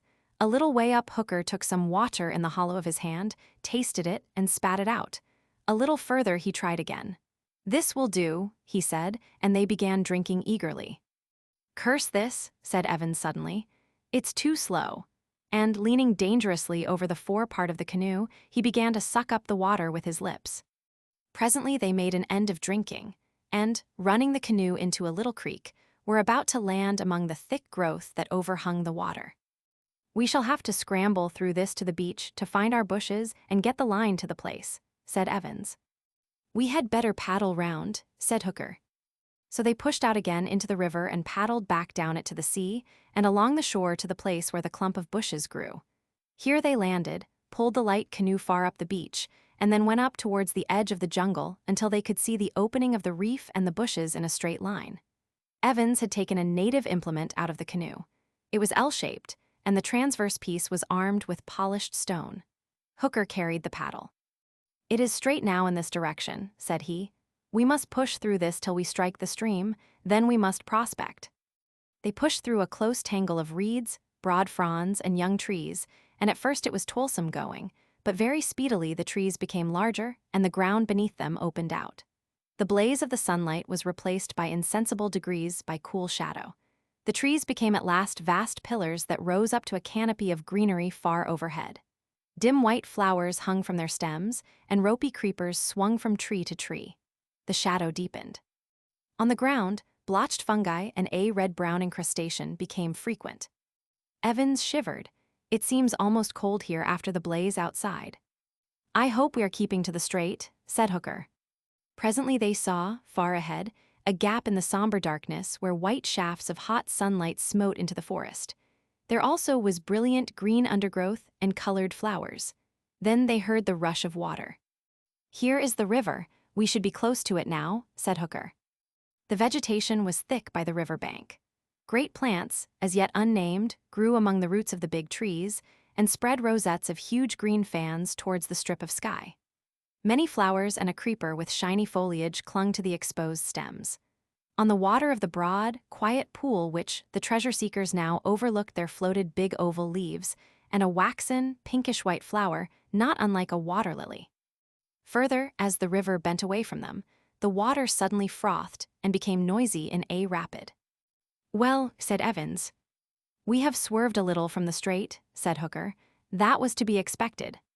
He turned and looked into the dim, cool shadows of the silent forest behind them. "If we beat a little way up and down the stream, we should come to something." "You said," began Evans. "He said there was a heap of stones," said Hooker. The two men looked at each other for a moment. "Let us try a little downstream first," said Evans. They advanced slowly, looking curiously about them. Suddenly Evans stopped. "What the devil's that?" he said. Hooker followed his finger. "Something blue," he said. It had come into view as they topped a gentle swell of the ground. Then he began to distinguish what it was. He advanced suddenly with hasty steps, until the body that belonged to the limp hand and arm had become visible. His grip tightened on the implement he carried. The thing was the figure of a Chinaman lying on his face. The abandon of the pose was unmistakable. The two men drew closer together and stood staring silently at this ominous dead body. It lay in a clear space among the trees. Nearby was a spade after the Chinese pattern, and further off lay a scattered heap of stones close to a freshly dug hole. "Somebody has been here before," said Hooker, clearing his throat. Then suddenly Evans began to swear and rave, and stamp upon the ground. Hooker turned white but said nothing. He advanced towards the prostrate body. He saw the neck was puffed and purple and the hands and ankles swollen. "Pa!" he said, and suddenly turned away and went towards the excavation. He gave a cry of surprise. He shouted to Evans, who was following him slowly. "You fool, it's all right, it's here still." Then he turned again and looked at the dead Chinaman, and then again at the hole. Evans hurried to the hole. Already half exposed by the ill-fated wretch beside them lay a number of dull yellow bars. He bent down in the hole, and clearing off the soil with his bare hands, hastily pulled one of the heavy masses out. As he did so, a little thorn pricked his hand. He pulled the delicate spike out with his fingers and lifted the ingot. "Only gold or lead could weigh like this," he said exultantly. Hooker was still looking at the dead Chinaman. He was puzzled. "He stole a march on his friends," he said at last. "He came here alone, and some poisonous snake has killed him. I wonder how he found the place." Evans stood with the ingot in his hands. What did a dead Chinaman signify? "We shall have to take this stuff to the mainland piecemeal and bury it there for a while. How shall we get it to the canoe?" He took his jacket off and spread it on the ground and flung 2 or 3 ingots into it. Presently, he found that another little thorn had punctured his skin. "This is as much as we can carry," said he. Then suddenly, with a queer rush of irritation, "What are you staring at?" Hooker turned to him. "I can't stand him," he nodded towards the corpse. "It's so like." "Rubbish," said Evans. "All Chinamen are alike." Hooker looked into his face. "I'm going to bury that anyhow, before I lend a hand with this stuff." "Don't be a fool, Hooker," said Evans. "Let that mass of corruption bide." Hooker hesitated, and then his eye went carefully over the brown soil about them. "It scares me somehow," he said. "The thing is," said Evans, "what to do with these ingots? Shall we rebury them over here, or take them across the strait in the canoe?" Hooker thought. His puzzled gaze wandered among the tall tree trunks and up into the remote, sunlit greenery overhead. He shivered again as his eye rested upon the blue figure of the Chinaman. He stared searchingly among the gray depths between the trees. "What's come to you, Hooker?" said Evans. "Have you lost your wits?" "Let's get the gold out of this place anyhow," said Hooker. He took the ends of the collar of the coat in his hands, and Evans took the opposite corners, and they lifted the mass. "Which way?" said Evans. "To the canoe." "It's queer," said Evans, when they had advanced only a few steps. But my arms ache still with that paddling. Curse it, he said, but they ache, I must rest. They let the coat down, Evan's face was white, and little drops of sweat stood out upon his forehead. It's stuffy, somehow, in this forest. Then, with an abrupt transition to unreasonable anger. What is the good of waiting here all the day? Lend a hand, I say. You have done nothing but moon since we saw the dead Chinaman. Hooker was looking steadfastly at his companion's face. He helped raise the coat bearing the ingots, and they went forward perhaps 100 yards in silence. Evans began to breathe heavily. Can't you speak? He said. What's the matter with you? Said Hooker. Evans stumbled, and then with a sudden curse flung the coat from him. He stood for a moment staring at Hooker, and then with a groan clutched at his own throat. Don't come near me, he said, and went and leant against a tree. Then in a steadier voice, I'll be better in a minute. Presently his grip upon the trunk loosened, and he slipped slowly down the stem of the tree until he was a crumpled heap at its foot. His hands were clenched convulsively. His face became distorted with pain. Hooker approached him. Don't touch me, said Evans in a stifled voice. Put the gold back on the coat. Can't I do anything for you? Said Hooker. Put the gold back on the coat. As Hooker handled the ingots, he felt a little prick on the ball of his thumb. He looked at his hand and saw a slender thorn, perhaps 2 inches in length. Evans gave an inarticulate cry and rolled over. Hooker's jaw dropped. He stared at the thorn for a moment with dilated eyes. Then he looked at Evans, who was now crumpled together on the ground, his back bending and straightening spasmodically. Then he looked through the pillars of the trees and network of creeper stems to where in the dim gray shadow the blue-clad body of the Chinaman was still indistinctly visible. He thought of the little dashes in the corner of the plan, and in a moment he understood. God help me, he said, for the thorns were similar to those the Dyaks poison and use in their blowing tubes. He understood now what Shanghai's assurance of the safety of his treasure meant. He understood that grin now. Evans, he cried. But Evans was silent and motionless, save for a horrible spasmodic twitching of his limbs. A profound silence brooded over the forest. Then Hooker began to suck furiously at the little pink spot on the ball of his thumb-sucking for dear life. Presently he felt a strange aching pain in his arms and shoulders, and his fingers seemed difficult to bend. Then he knew that sucking was no good. Abruptly he stopped, and sitting down by the pile of ingots, and resting his chin upon his hands and his elbows upon his knees, stared at the distorted but still quivering body of his companion. Shanghai's grin came into his mind again. The dull pain spread towards his throat and grew slowly in intensity. Far above him, a faint breeze stirred the greenery, and the white petals of some unknown flower came floating down through the gloom. 11. The story of the late Mr. Elvesham. I set this story down, not expecting it will be believed, but if possible, to prepare a way of escape for the next victim. He, perhaps, may profit by my misfortune. My own case, I know, is hopeless, and I am now in some measure prepared to meet my fate. My name is Edward George Eden. I was born at Trentham, in Staffordshire, my father being employed in the gardens there. I lost my mother when I was 3 years old, and my father when I was 5, my uncle, George Eden, then adopting me as his own son. He was a single man, self-educated, and well known in Birmingham as an enterprising journalist. He educated me generously, fired my ambition to succeed in the world, and at his death, which happened 4 years ago, left me his entire fortune, a matter of about £500 after all outgoing charges were paid. I was then 18. He advised me in his will to expend the money in completing my education. I had already chosen the profession of medicine, and through his posthumous generosity and my good fortune in a scholarship competition, I became a medical student at University College, London. At the time of the beginning of my story, I lodged at 11A University Street in a little upper room, very shabbily furnished and draughty, overlooking the back of Shoolbred's premises. I used this little room both to live in and sleep in, because I was anxious to eke out my means to the very last shilling's worth. I was taking a pair of shoes to be mended at a shop in the Tottenham Court Road when I first encountered the little old man with the yellow face, with whom my life has now become so inextricably entangled. He was standing on the curb and staring at the number on the door in a doubtful way, as I opened it. His eyes, they were dull gray eyes, and reddish under the rims fell to my face, and his countenance immediately assumed an expression of corrugated amiability. "You come," he said, apt to the moment. "I had forgotten the number of your house. How do you do, Mr. Eden?" I was a little astonished at his familiar address, for I had never set eyes on the man before. I was a little annoyed, too, at his catching me with my boots under my arm. He noticed my lack of cordiality. "Wonder who the deuce I am, eh? A friend, let me assure you. I have seen you before, though you haven't seen me. Is there anywhere where I can talk to you?" I hesitated.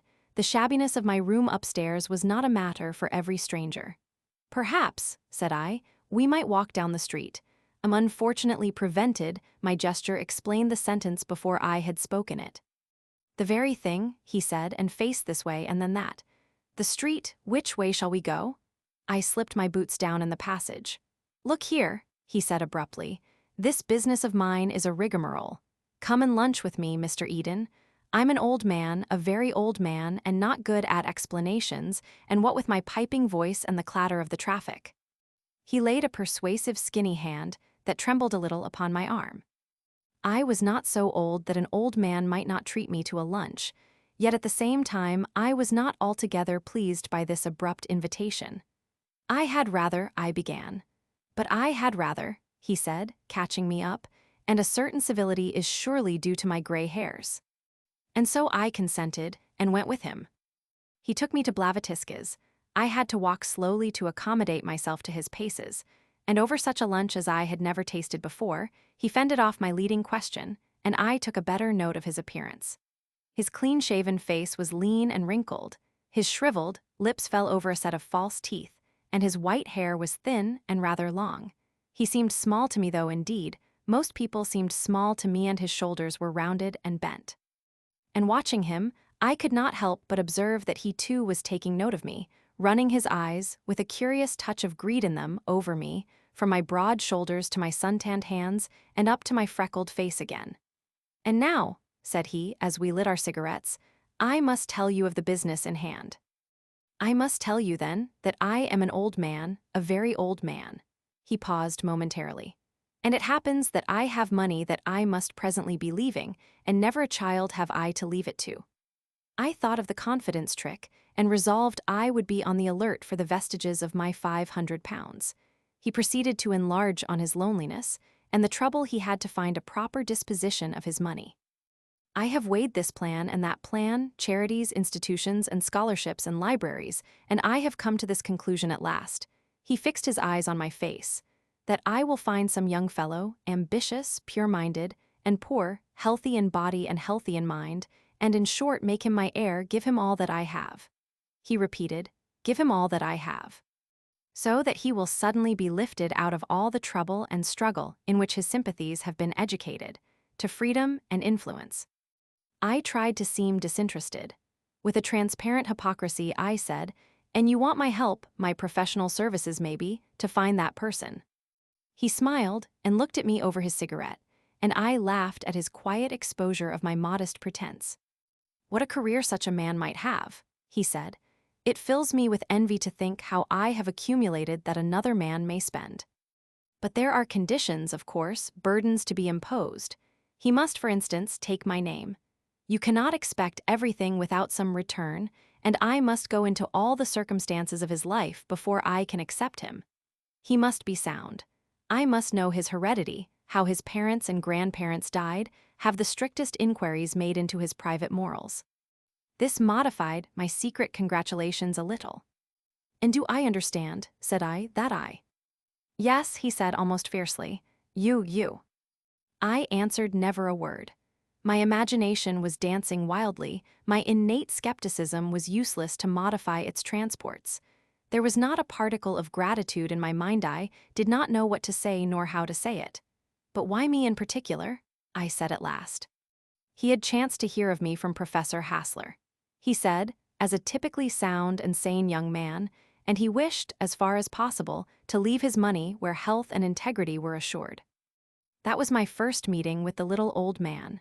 He was mysterious about himself. He would not give his name yet, he said, and after I had answered some questions of his, he left me at the Blavatsky portal.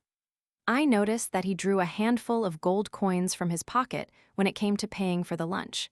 His insistence upon bodily health was curious.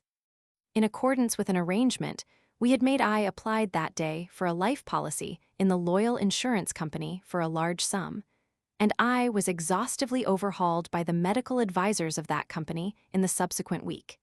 Even that did not satisfy him, and he insisted I must be re-examined by the great Dr. Henderson. It was Friday in Whitsun week before he came to a decision. He called me down. Quite late in the evening, nearly 9, it was from cramming chemical equations for my preliminary scientific examination. He was standing in the passage under the feeble gas lamp, and his face was a grotesque interplay of shadows. He seemed more bowed than when I had first seen him, and his cheeks had sunken a little. His voice shook with emotion. "Everything is satisfactory, Mr. Eden," he said. "Everything is quite satisfactory, and this night of all nights you must dine with me and celebrate your accession." He was interrupted by a cough. "You won't have long to wait either," he said, wiping his handkerchief across his lips and gripping my hand with his long bony claw that was disengaged. "Certainly not very long to wait." We went into the street and called a cab. I remember every incident of that drive vividly: the swift, easy motion, the vivid contrast of gas and oil and electric light, the crowds of people in the streets, the place in Regent Street to which we went, and the sumptuous dinner we were served with there. I was disconcerted at first by the well-dressed waiter's glances at my rough clothes, bothered by the stones of the olives, but as the champagne warmed my blood, my confidence revived.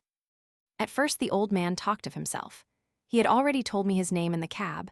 He was Egbert Elvesham, the great philosopher, whose name I had known since I was a lad at school. It seemed incredible to me that this man, whose intelligence had so early dominated mine, this great abstraction, should suddenly realize itself as this decrepit, familiar figure. I dare say every young fellow who has suddenly fallen among celebrities has felt something of my disappointment. He told me now of the future that the feeble streams of his life would presently leave dry for me: houses, copyrights, investments. I had never suspected that philosophers were so rich. He watched me drink and eat with a touch of envy. "What a capacity for living you have," he said, and then with a sigh of relief I could have thought it will not be long." Said I, my head swimming now with champagne, "I have a future perhaps of a passing agreeable sort, thanks to you. I shall now have the honor of your name, but you have a past, such a past as is worth all my future." He shook his head and smiled, as I thought, with half-sad appreciation of my flattering admiration. "That future," he said, "would you in truth change it?" The waiter came with liqueurs. "You will not perhaps mind taking my name, taking my position, but would you indeed willingly take my years?" "With your achievements," said I gallantly. He smiled again. "Come both," he said to the waiter, and turned his attention to a little paper packet he had taken from his pocket. "This hour," said he, "this after-dinner hour is the hour of small things. Here is a scrap of my unpublished wisdom." He opened the packet with his shaking yellow fingers and showed a little pinkish powder on the paper. "This," said he, "well, you must guess what it is, but Kummel put but a dash of this powder in it as Himmel." His large grayish eyes watched mine with an inscrutable expression. It was a bit of a shock to me to find this great teacher gave his mind to the flavor of liqueurs. However, I feigned an interest in his weakness, for I was drunk enough for such small sycophancy. He parted the powder between the little glasses, and, rising suddenly with a strange, unexpected dignity, held out his hand towards me. I imitated his action, and the glasses rang. "To a quick succession," said he, and raised his glass towards his lips. "Not that," I said hastily, "not that." He paused with the liqueur at the level of his chin, and his eyes blazing into mine. "To a long life," said I. He hesitated. "To a long life," said he, with a sudden bark of laughter, and with eyes fixed on one another we tilted the little glasses. His eyes looked straight into mine, and as I drained the stuff off, I felt a curiously intense sensation. The first touch of it set my brain in a furious tumult. I seemed to feel an actual physical stirring in my skull, and a seething humming filled my ears. I did not notice the flavor in my mouth, the aroma that filled my throat. I saw only the gray intensity of his gaze that burnt into mine. The draught, the mental confusion, The noise and stirring in my head seemed to last an interminable time. Curious, vague impressions of half-forgotten things danced and vanished on the edge of my consciousness. At last, he broke the spell. With a sudden, explosive sigh, he put down his glass. "Well," he said. "It's glorious," said I, though I had not tasted the stuff. My head was spinning. I sat down. My brain was chaos. Then my perception grew clear and minute as though I saw things in a concave mirror. His manner seemed to have changed into something nervous and hasty. He pulled out his watch and grimaced at it. 11:07, and tonight I must 7:25. Waterloo, I must go at once. He called for the bill and struggled with his coat. Officious waiters came to our assistance. In another moment, I was wishing him goodbye, over the apron of a cab, and still with an absurd feeling of minute distinctness, as though how can I express it? I not only saw, but felt through an inverted opera glass. "That stuff," he said. He put his hand to his forehead. "I ought not to have given it to you. It will make your head split tomorrow. Wait a minute, here." He handed me out a little flat thing like a seidlit spouter. "Take that in water as you are going to bed. The other thing was a drug. Not till you're ready to go to bed, mind. It will clear your head, that's all. One more shake futurus." I gripped his shriveled claw. "Goodbye," he said, and by the droop of his eyelids I judged he too was a little under the influence of that brain-twisting cordial. He recollected something else with a start, felt in his breast pocket, and produced another packet, this time a cylinder the size and shape of a shaving stick. "Here," said he. "I'd almost forgotten. Don't open this until I come tomorrow, but take it now." It was so heavy that I well-nigh dropped it. "All right," said I, and he grinned at me through the cab window as the cabman flicked his horse into wakefulness. It was a white packet he had given me, with red seals at either end and along its edge. "If this isn't money," said I, "it's platinum or lead." I stuck it with elaborate care into my pocket, and with a whirling brain walked home through the Regent Street loiterers and the dark back streets beyond Portland Road. I remember the sensations of that walk very vividly, strange as they were. I was still so far myself that I could notice my strange mental state, and wonder whether this stuff I had had was opium, a drug, beyond my experience. It is hard now to describe the peculiarity of my mental strangeness. Mental doubling vaguely expresses it. As I was walking up Regent Street, I found in my mind a queer persuasion that it was Waterloo Station, and had an odd impulse to get into the Polytechnic as a man might get into a train. I put a knuckle in my eye, and it was Regent Street. How can I express it? You see a skillful actor looking quietly at you, he pulls a grimace, and lo, another person. Is it too extravagant if I tell you that it seemed to me as if Regent Street had, for the moment, done that?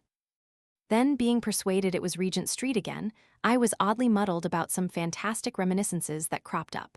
30 years ago, thought I, it was here that I quarreled with my brother. Then I burst out laughing, to the astonishment and encouragement of a group of night prowlers.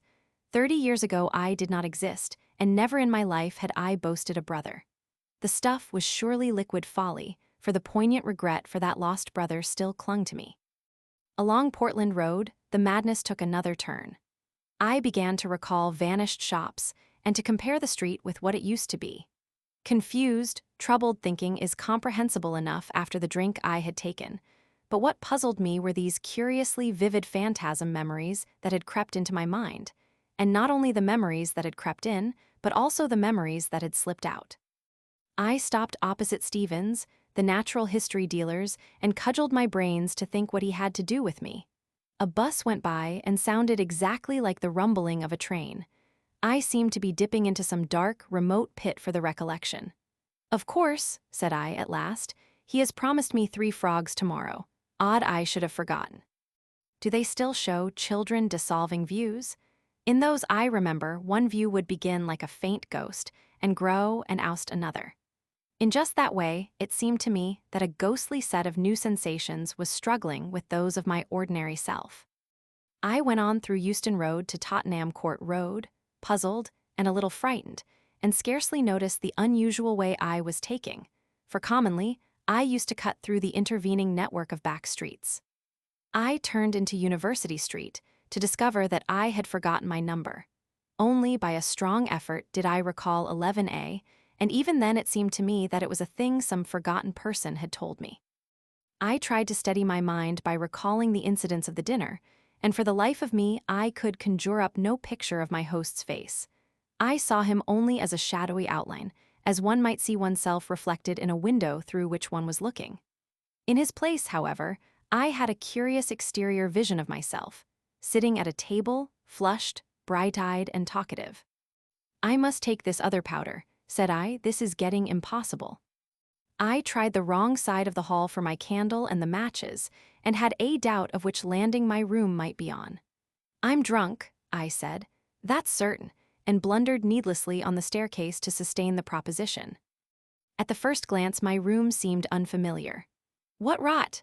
I said, and stared about me. I seemed to bring myself back by the effort, and the odd phantasmal quality passed into the concrete familiar. There was the old glass still, with my notes on the albumins stuck in the corner of the frame, my old everyday suit of clothes pitched about the floor. And yet it was not so real after all. I felt an idiotic persuasion trying to creep into my mind, as it were, that I was in a railway carriage in a train just stopping, that I was peering out of the window at some unknown station. I gripped the bedrail firmly to reassure myself. "It's clairvoyance, perhaps," I said. "I must write to the Psychical Research Society." I put the rouleau on my dressing table, sat on my bed, and began to take off my boots.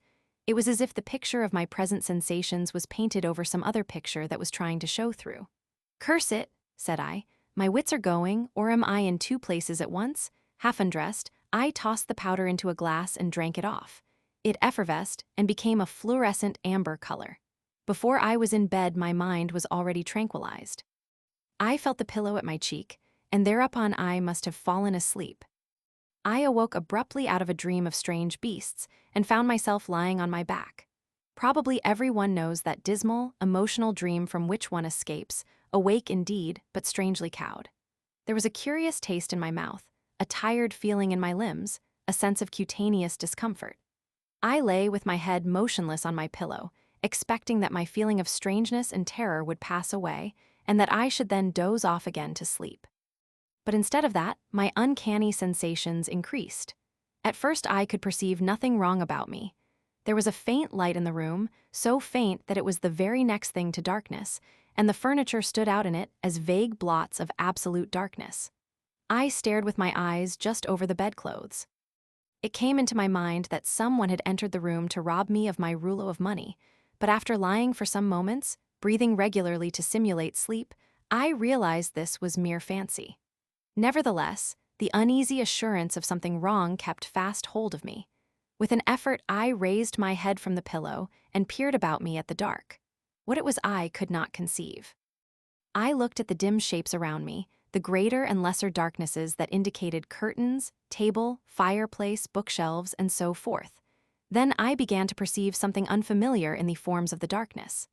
Had the bed turned round? Yonder should be the bookshelves, and something shrouded and pallid rose there, something that would not answer to the bookshelves, however I looked at it. It was far too big to be my shirt thrown on a chair. Overcoming a childish terror, I threw back the bedclothes and thrust my leg out of bed. Instead of coming out of my truckle bed upon the floor, I found my foot scarcely reached the edge of the mattress. I made another step, as it were, and sat up on the edge of the bed. By the side of my bed should be the candle, and the matches upon the broken chair. I put out my hand and touched nothing. I waved my hand in the darkness, and it came against some heavy hanging, soft and thick in texture, which gave a rustling noise at my touch. I grasped this and pulled it. It appeared to be a curtain suspended over the head of my bed. I was now thoroughly awake and beginning to realize that I was in a strange room. I was puzzled. I tried to recall the overnight circumstances, and I found them now, curiously enough, vivid in my memory. The supper, my reception of the little packages, my wonder whether I was intoxicated, my slow undressing, the coolness to my flushed face of my pillow. I felt a sudden distrust. Was that last night or the night before? At any rate, this room was strange to me, and I could not imagine how I had got into it. The dim, pallid outline was growing paler, and I perceived it was a window, with the dark shape of an oval toilet glass against the weak intimation of the dawn that filtered through the blind. I stood up, and was surprised by a curious feeling of weakness and unsteadiness. With trembling hands outstretched, I walked slowly towards the window, getting, nevertheless, a bruise on the knee from a chair by the way. I fumbled round the glass, which was large with handsome brass sconces, to find the blind cord. I could not find any. By chance I took hold of the tassel, and with the click of a spring the blind ran up. I found myself looking out upon a scene that was altogether strange to me. The night was overcast, and through the flocculent gray of the heaped clouds there filtered a faint half-light of dawn. Just at the edge of the sky the cloud canopy had a blood-red rim. Below, everything was dark and indistinct, dim hills in the distance, a vague mass of buildings running up into pinnacles, trees like spilt ink, and below the window a tracery of black bushes and pale gray paths. It was so unfamiliar that for the moment I thought myself still dreaming. I felt the toilet table. It appeared to be made of some polished wood, and was rather elaborately furnished. There were little cut glass bottles and a brush upon it. There was also a queer little object, horseshoe shape it felt, with smooth, hard projections, lying in a saucer. I could find no matches nor candlestick. I turned my eyes to the room again. Now the blind was up, faint specters of its furnishing came out of the darkness. There was a huge curtained bed, and the fireplace at its foot had a large white mantle with something of the shimmer of marble. I leaned against the toilet table, shut my eyes and opened them again, and tried to think. The whole thing was far too real for dreaming. I was inclined to imagine there was still some hiatus in my memory, as a consequence of my draught of that strange liqueur, that I had come into my inheritance perhaps, and suddenly lost my recollection of everything since my good fortune had been announced. Perhaps if I waited a little, things would be clearer to me again. Yet my dinner with old Elvesham was now singularly vivid and recent.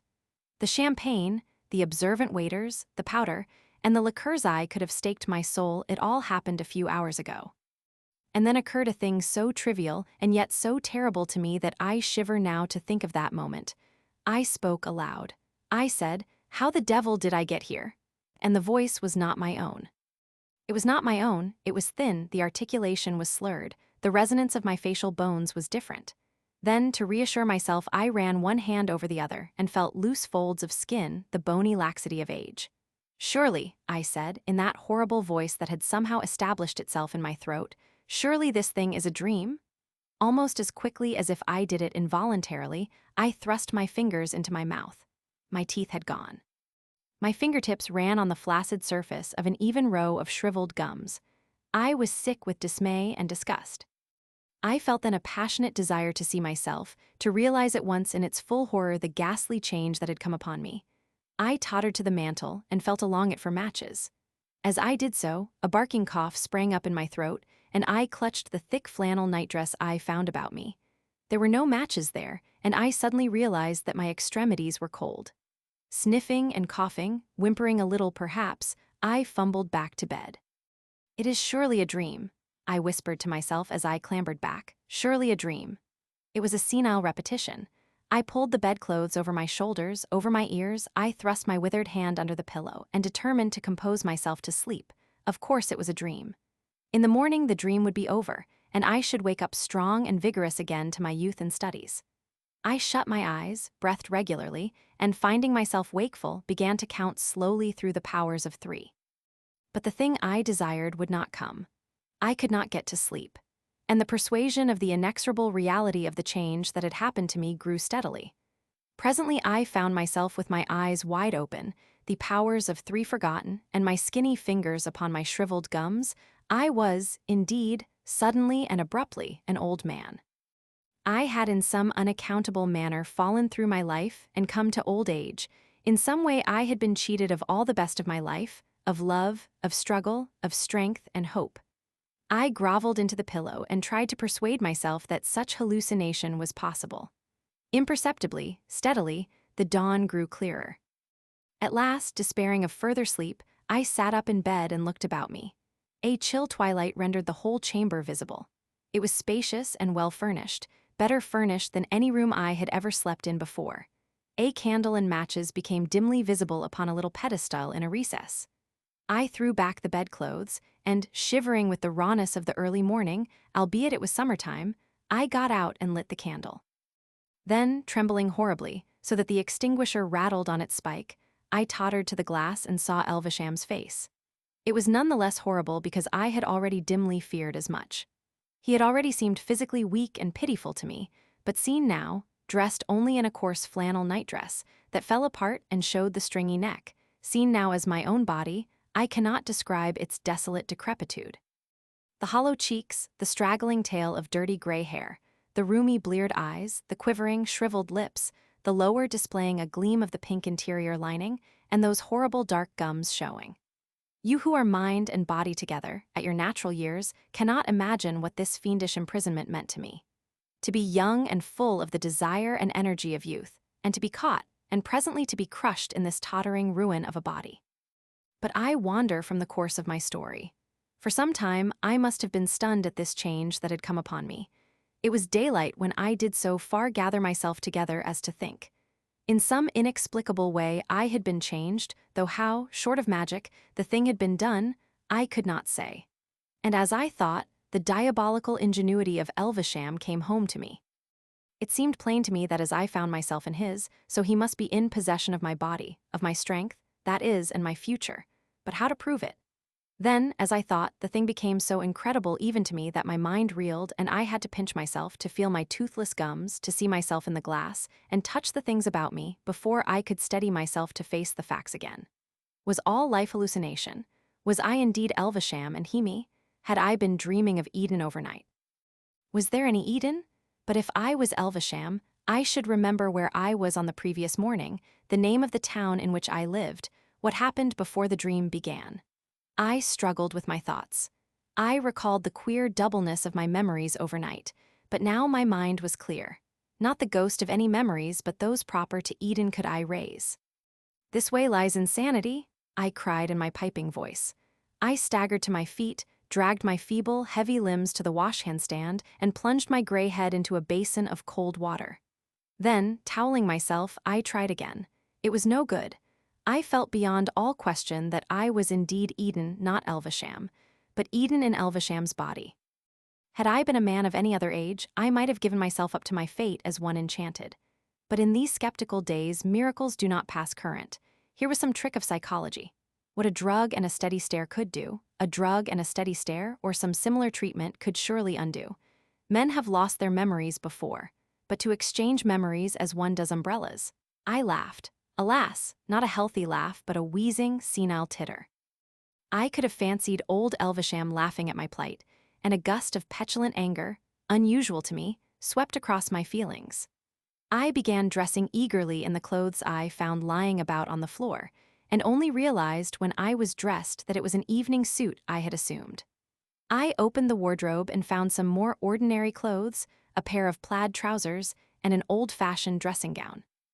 I put a venerable smoking cap on my venerable head, and, coughing a little from my exertions, tottered out upon the landing.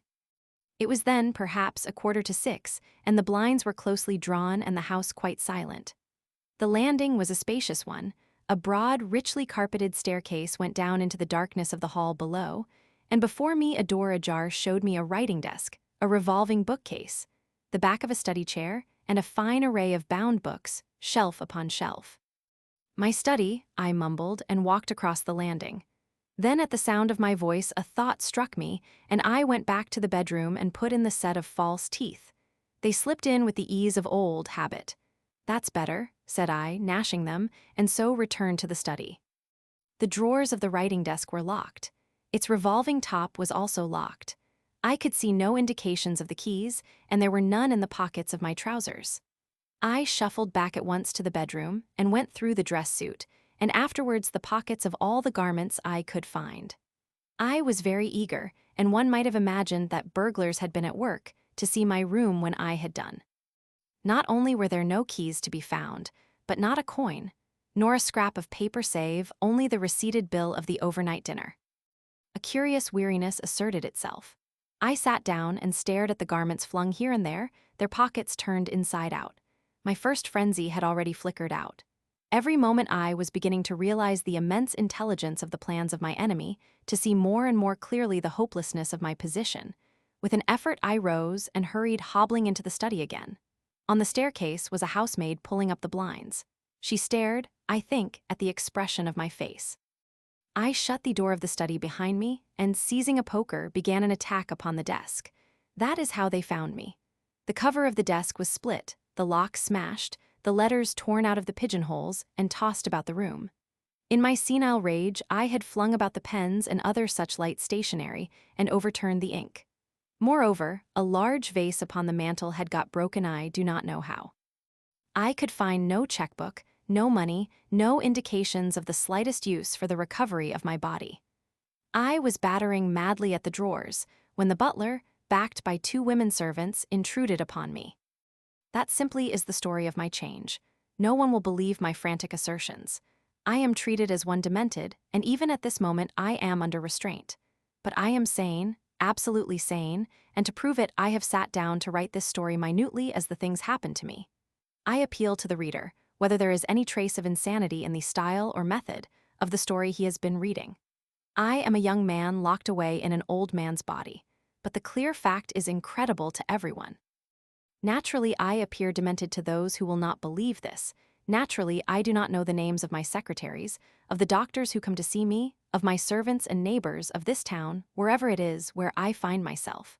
Naturally, I lose myself in my own house and suffer inconveniences of every sort.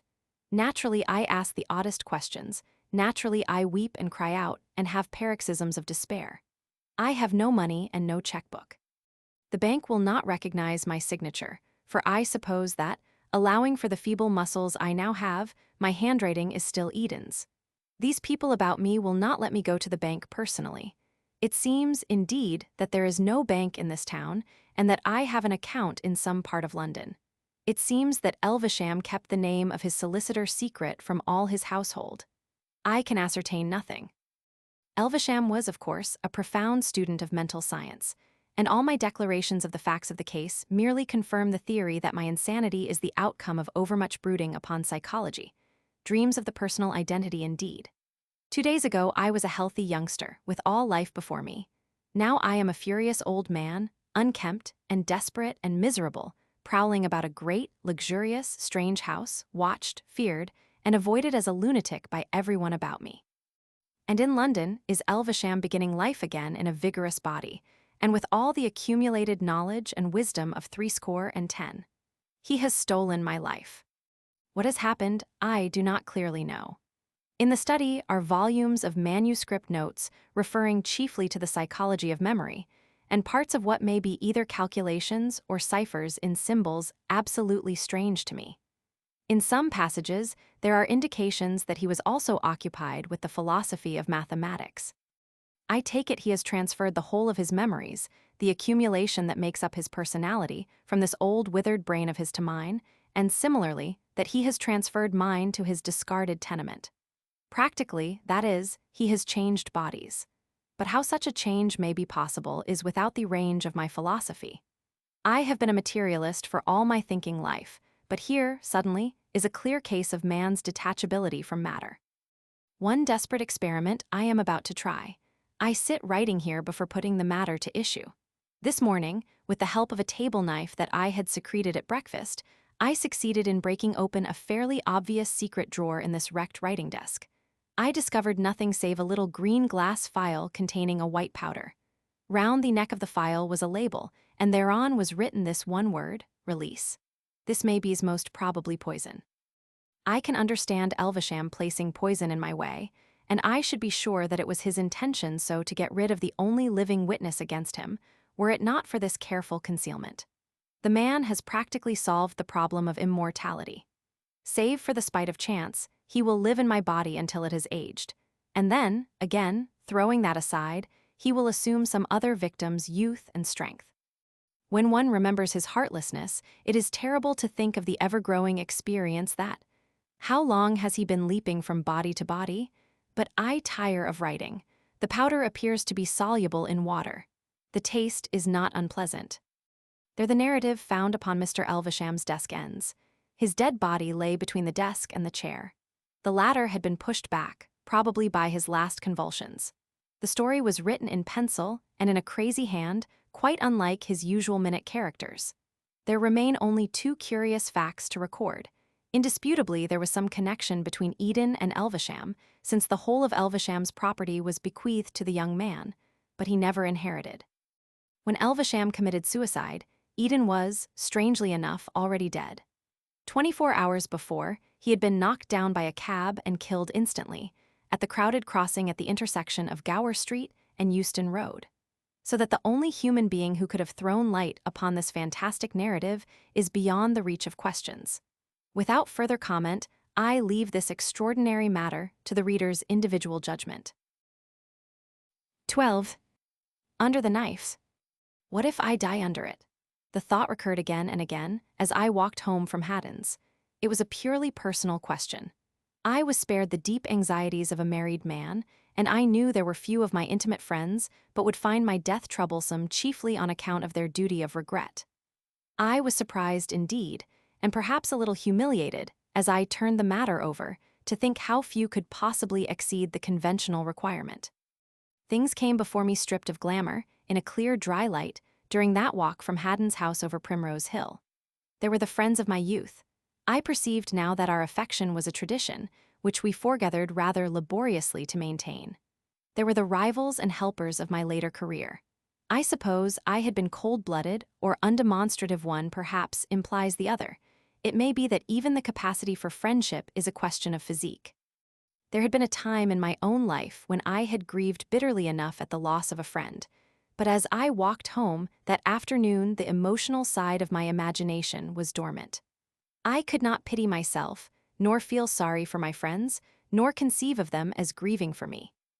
I was interested in this deadness of my emotional nature, no doubt a concomitant of my stagnating physiology, and my thoughts wandered off along the line it suggested.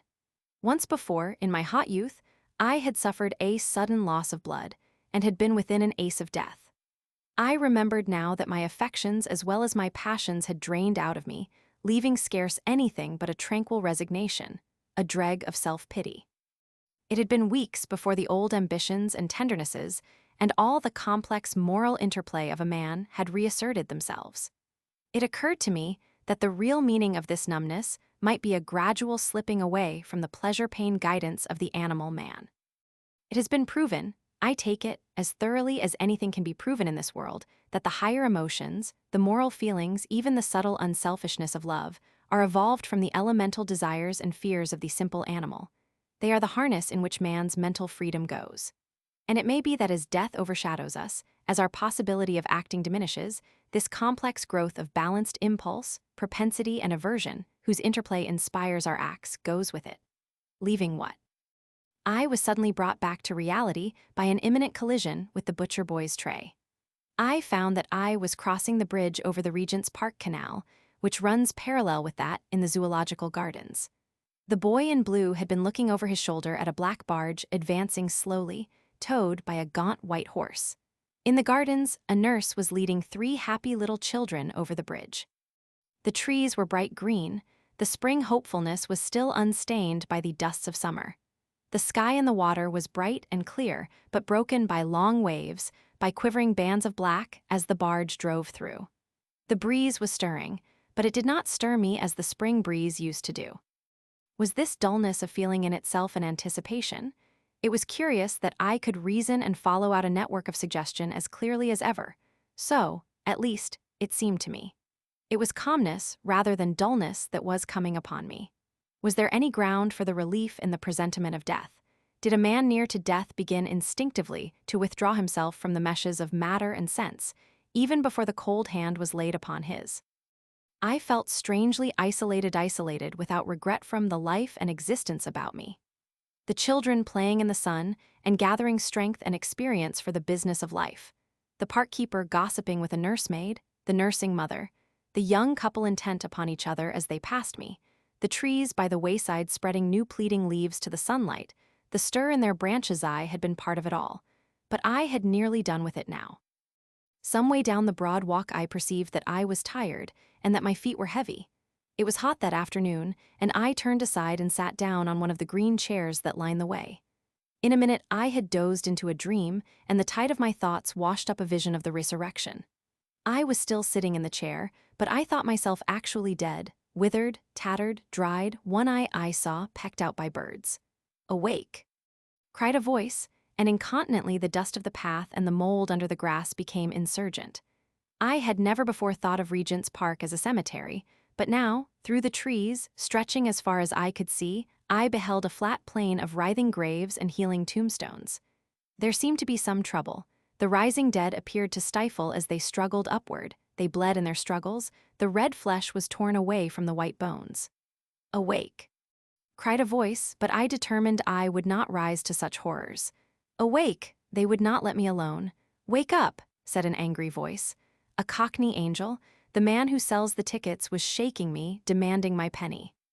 I paid my penny, pocketed my ticket, yawned, stretched my legs, and feeling now rather less torpid, got up and walked on towards Langham Place. I speedily lost myself again in a shifting maze of thoughts about death. Going across Marylebone Road into that crescent at the end of Langham Place, I had the narrowest escape from the shaft of a cab and went on my way with a palpitating heart and a bruised shoulder. It struck me that it would have been curious if my meditations on my death on the morrow had led to my death that day. But I will not weary you with more of my experiences that day and the next. I knew more and more certainly that I should die under the operation. At times, I think I was inclined to pose to myself. The doctors were coming at 11, and I did not get up.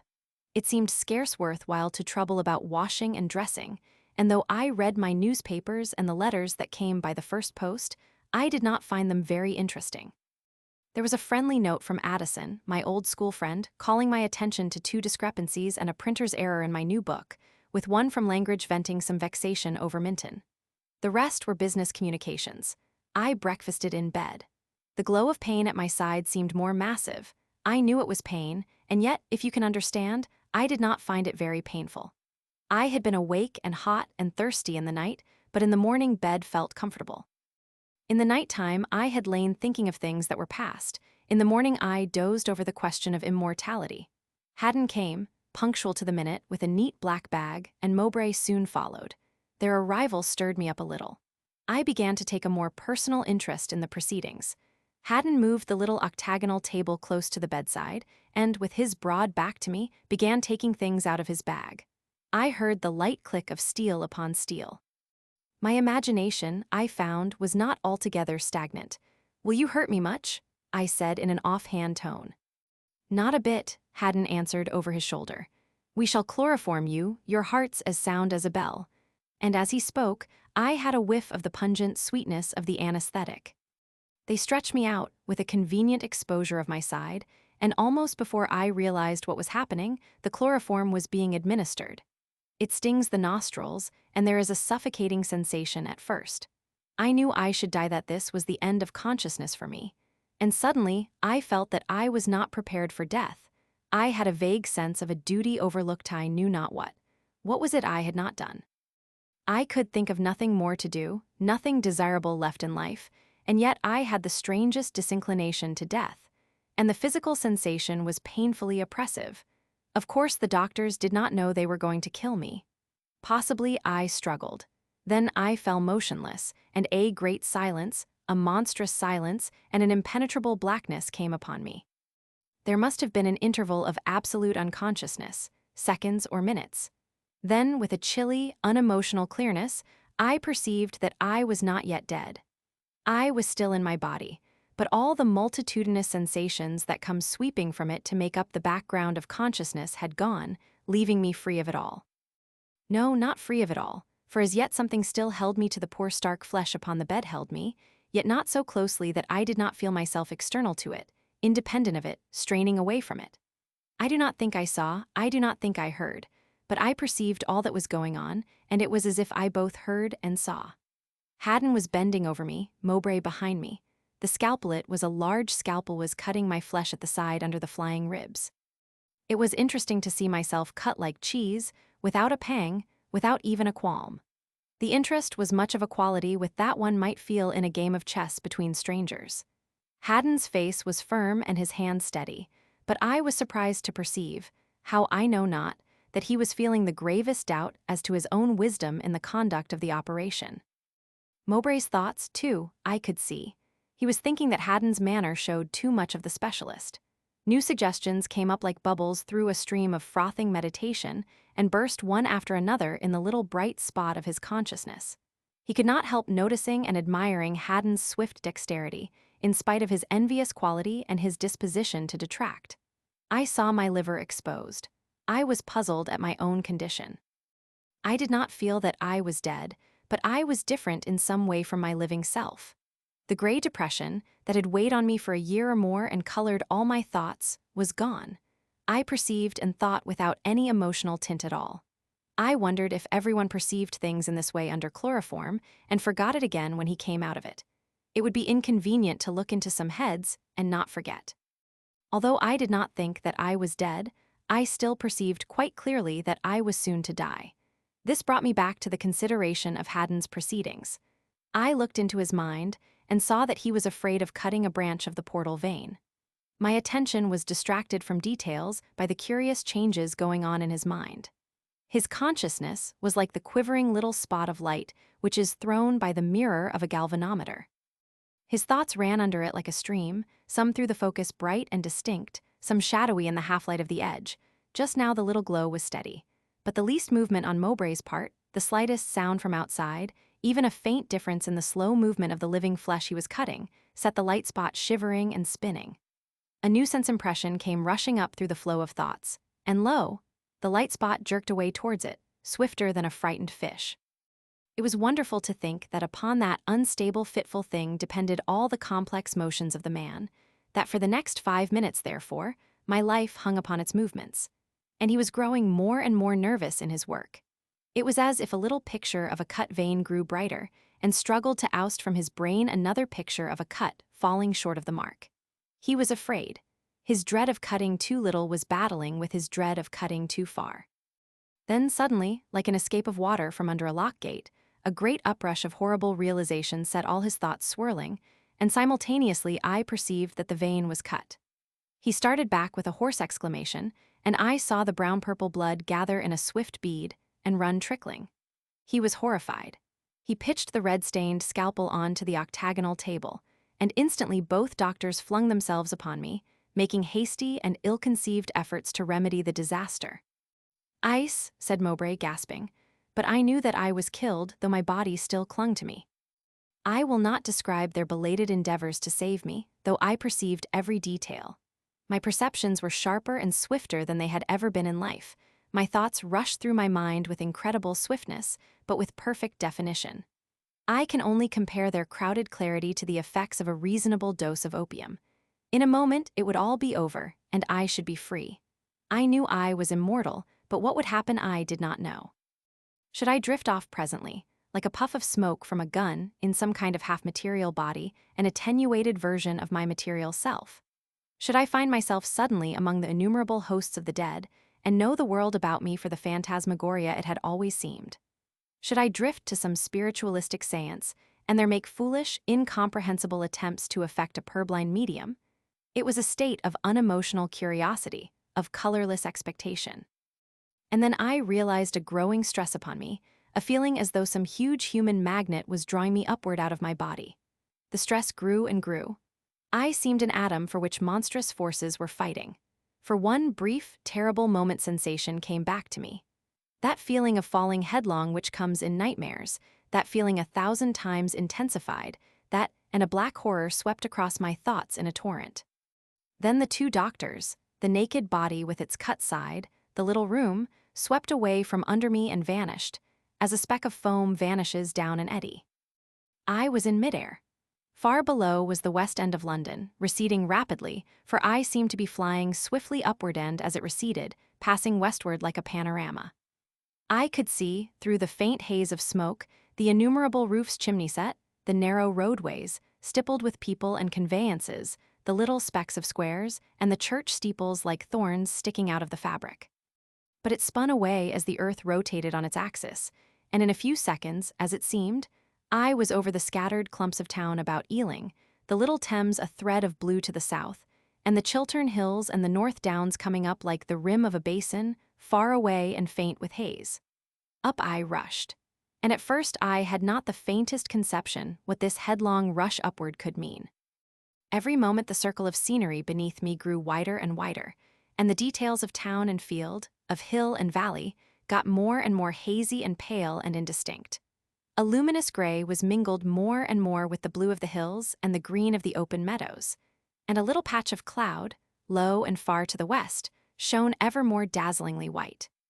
Above, as the veil of atmosphere between myself and outer space grew thinner, the sky, which had been a fair springtime blue at first, grew deeper and richer in color, passing steadily through the intervening shades, until presently it was as dark as the blue sky of midnight, and presently as black as the blackness of a frosty starlight, and at last as black as no blackness eye had ever beheld.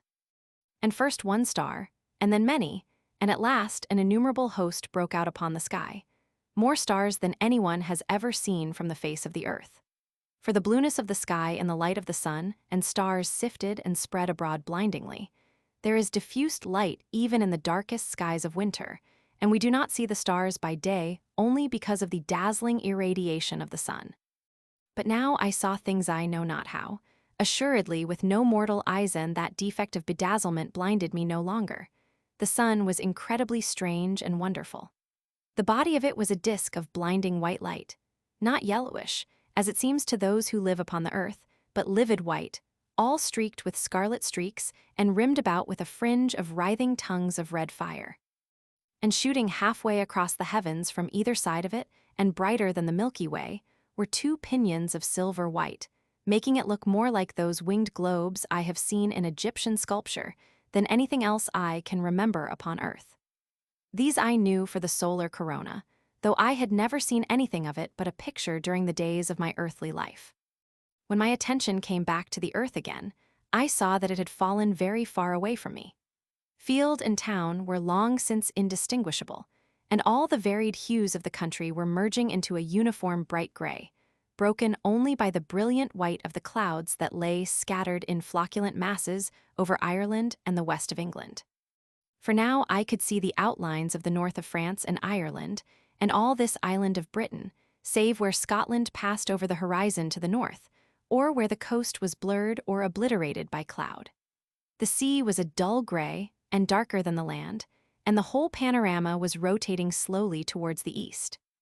All this had happened so swiftly that until I was some 1,000 miles or so from the earth I had no thought for myself. But now I perceived I had neither hands nor feet, neither parts nor organs, and that I felt neither alarm nor pain. All about me I perceived that the vacancy, for I had already left the air behind, was cold beyond the imagination of man, but it troubled me not. The sun's rays shot through the void, powerless to light or heat until they should strike on matter in their course. I saw things with a serene self-forgetfulness, even as if I were God. And down below there, rushing away from me countless miles in a second, where a little dark spot on the gray marked the position of London, 2 doctors were struggling to restore life to the poor hacked and outworn shell I had abandoned. I felt then such release, such serenity as I can compare to no mortal delight I have ever known. It was only after I had perceived all these things that the meaning of that headlong rush of the earth grew into comprehension. Yet it was so simple, so obvious, that I was amazed at my never anticipating the thing that was happening to me. I had suddenly been cut adrift from matter. All that was material of me was there upon earth, whirling away through space, held to the earth by gravitation, partaking of the earth inertia, moving in its wreath of epicycles round the sun, and with the sun and the planets on their vast march through space. But the immaterial has no inertia, feels nothing of the pull of matter for matter. Where it parts from its garment of flesh, there it remains, so far as space concerns it any longer, immovable in space. I was not leaving the earth. The earth was leaving me, and not only the earth but the whole solar system was streaming past. And about me in space, invisible to me, scattered in the wake of the earth upon its journey, there must be an innumerable multitude of souls, stripped like myself of the material, stripped like myself of the passions of the individual and the generous emotions of the gregarious brute, naked intelligences, things of newborn wonder and thought, marveling at the strange release that had suddenly come on them. As I receded faster and faster from the strange white sun in the black heavens, and from the broad and shining earth upon which my being had begun, I seemed to grow in some incredible manner vast. Vast as regards this world I had left, vast as regards the moments and periods of a human life. Very soon I saw the full circle of the earth, slightly gibbous, like the moon when she nears her full, but very large, and the silvery shape of America was now in the noonday blaze wherein, as it seemed, little England had been basking but a few minutes ago. At first the earth was large and shone in the heavens, filling a great part of them, but every moment she grew smaller and more distant. As she shrank, the broad moon in its third quarter crept into view over the rim of her disk. I looked for the constellations. Only that part of Aries directly behind the sun and the lion, which the earth covered, were hidden. I recognized the tortuous tattered band of the Milky Way with Vega very bright between sun and earth, and Sirius and Orion shone splendid against the unfathomable blackness in the opposite quarter of the heavens. The pole star was overhead, and the Great Bear hung over the circle of the earth. And away beneath and beyond the shining corona of the sun were strange groupings of stars I had never seen in my life, notably a dagger-shaped group that I knew for the Southern Cross. All these were no larger than when they had shone on Earth, but the little stars that one scarce sees shone now against the setting of black vacancy as brightly as the first magnitudes had done, while the larger worlds were points of indescribable glory and color. Aldebaran was a spot of blood-red fire, and Sirius condensed to one point the light of innumerable sapphires. And they shone steadily, they did not scintillate, they were calmly glorious. My impressions had an adamantine hardness and brightness. There was no blurring softness, no atmosphere, nothing but infinite darkness set with the myriads of these acute and brilliant points and specks of light. Presently, when I looked again, the little earth seemed no bigger than the sun, and it dwindled and turned as I looked, until in a second's space, as it seemed to me, it was halved, and so it went on swiftly dwindling. Far away in the opposite direction, a little pinkish pin's head of light, shining steadily, was the planet Mars. I swam motionless in vacancy, and without a trace of terror or astonishment, watched the speck of cosmic dust we call the world fall away from me. Presently it dawned upon me that my sense of duration had changed, that my mind was moving not faster but infinitely slower, that between each separate impression there was a period of many days. The moon spun once round the earth as I noted this, and I perceived clearly the motion of Mars in his orbit. Moreover, it appeared as if the time between thought and thought grew steadily greater, until at last 1,000 years was but a moment in my perception. At first the constellations had shone motionless against the black background of infinite space, but presently it seemed as though the group of stars about Hercules and the Scorpion was contracting, while Orion and Aldebaran and their neighbors were scattering apart. Flashing suddenly out of the darkness, there came a flying multitude of particles of rock, glittering like dust specks in a sunbeam, and encompassed in a faintly luminous cloud. They swirled all about me, and vanished again in a twinkling far behind. And then I saw that a bright spot of light that shone a little to one side of my path was growing very rapidly larger, and perceived that it was the planet Saturn rushing towards me. Larger and larger it grew, swallowing up the heavens behind it, and hiding every moment a fresh multitude of stars. I perceived its flattened, whirling body, its disc-like belt, and 7 of its little satellites. It grew and grew, till it towered enormous, and then I plunged amid a streaming multitude of clashing stones and dancing dust particles and gas eddies, and saw for a moment the mighty triple belt like 3 concentric arches of moonlight above me, its shadow black on the boiling tumult below. These things happened in 1/10 of the time it takes to tell them. The planet went by like a flash of lightning. For a few seconds it blotted out the sun, and there and then became a mere black, dwindling, winged patch against the light. The earth, the mother mode of my being, I could no longer see. So with a stately swiftness, in the profoundest silence, the solar system fell from me as it had been a garment, until the sun was a mere star amid the multitude of stars, with its eddy of planet specks lost in the confused glittering of the remoter light. I was no longer a denizen of the solar system. I had come to the outer universe. I seemed to grasp and comprehend the whole world of matter. Ever more swiftly, the stars closed in about the spot where Antares and Vega had vanished in a phosphorescent haze, until that part of the sky had the semblance of a whirling mass of nebulae, and ever before me yawned vaster gaps of vacant blackness, and the stars shone fewer and fewer. It seemed as if I moved towards a point between Orion's belt and sword, and the void about that region opened vaster and vaster every second, an incredible gulf of nothingness into which I was falling. Faster and ever faster the universe rushed by, a hurry of whirling motes at last, speeding silently into the void. Stars glowing brighter and brighter, with their circling planets catching the light in a ghostly fashion as I neared them, shone out and vanished again into inexistence.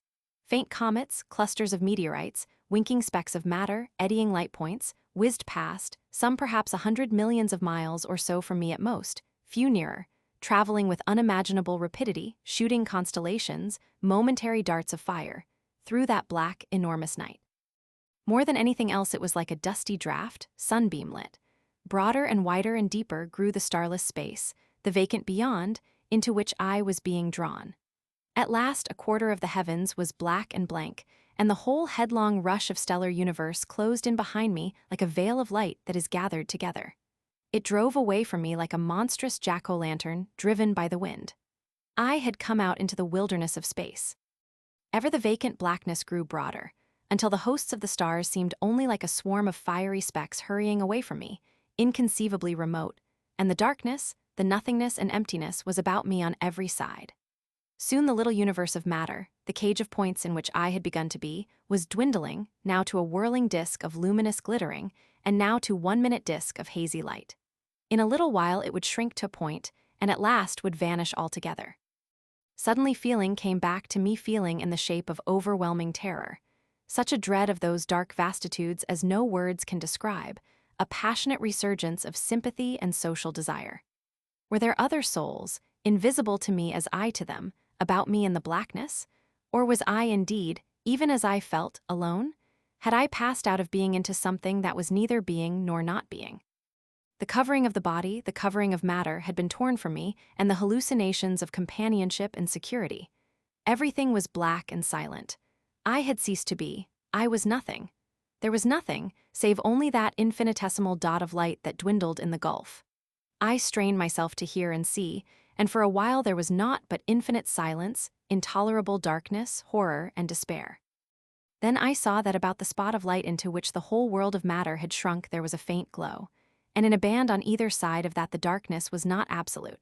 I watched it for ages, as it seemed to me, and through the long waiting the haze grew imperceptibly more distinct. And then about the band appeared an irregular cloud of the faintest, palest brown. I felt a passionate impatience, but the things grew brighter so slowly that they scarce seemed to change. What was unfolding itself? What was this strange, reddish dawn in the interminable night of space? The cloud's shape was grotesque. It seemed to be looped along its lower side into 4 projecting masses, and above it ended in a straight line. What phantom was it? I felt assured I had seen that figure before, but I could not think what, nor where, nor when it was. Then the realization rushed upon me. It was a clenched hand. I was alone in space, alone with this huge, shadowy hand, upon which the whole universe of matter lay like an unconsidered speck of dust. It seemed as though I watched it through vast periods of time. On the forefinger glittered a ring, and the universe from which I had come was but a spot of light upon the ring's curvature. And the thing that the hand gripped had the likeness of a black rod. Through a long eternity I watched this hand, with the ring and the rod, marveling and fearing and waiting helplessly on what might follow. It seemed as though nothing could follow, that I should watch forever, seeing only the hand and the thing it held, and understanding nothing of its import. Was the whole universe but a refracting speck upon some greater being? Were our worlds but the atoms of another universe, and those again of another, and so on through an endless progression? And what was I? Was I indeed immaterial? A vague persuasion of a body gathering about me came into my suspense. The abysmal darkness about the hand filled with impalpable suggestions, with uncertain, fluctuating shapes. Then suddenly came a sound like the sound of a tolling bell, faint as if infinitely far, muffled as though heard through thick swathings of darkness, a deep, vibrating resonance with vast gulfs of silence between each stroke, and the hand appeared to tighten on the rod. And I saw far above the hand, towards the apex of the darkness, a circle of dim phosphorescence, a ghostly sphere whence these sounds came throbbing, and at the last stroke the hand vanished, for the hour had come, and I heard a noise of many waters. But the black rod remained as a great band across the sky. And then a voice, which seemed to run to the uttermost parts of space, spoke, saying, "There will be no more pain." At that, an almost intolerable gladness and radiance rushed in upon me, and I saw the circle shining white and bright, and the rod black and shining, and many things else distinct and clear. And the circle was the face of the clock, and the rod the rail of my bed. Haddon was standing at the foot, against the rail, with a small pair of scissors on his fingers, and the hands of my clock on the mantel over his shoulder were clasped together over the hour of 12.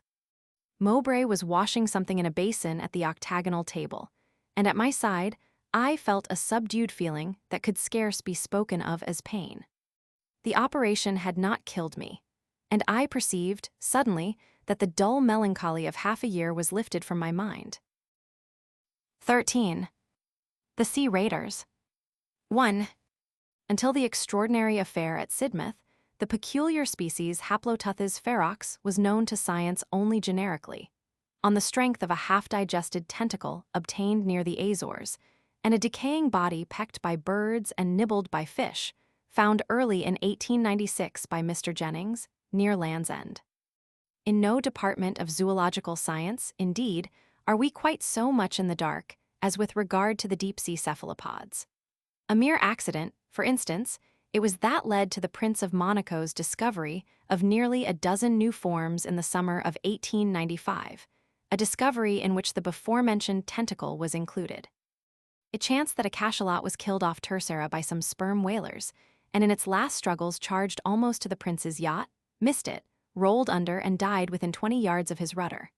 And in its agony it threw up a number of large objects, which the prince, dimly perceiving they were strange and important, was, by a happy expedient, able to secure before they sank.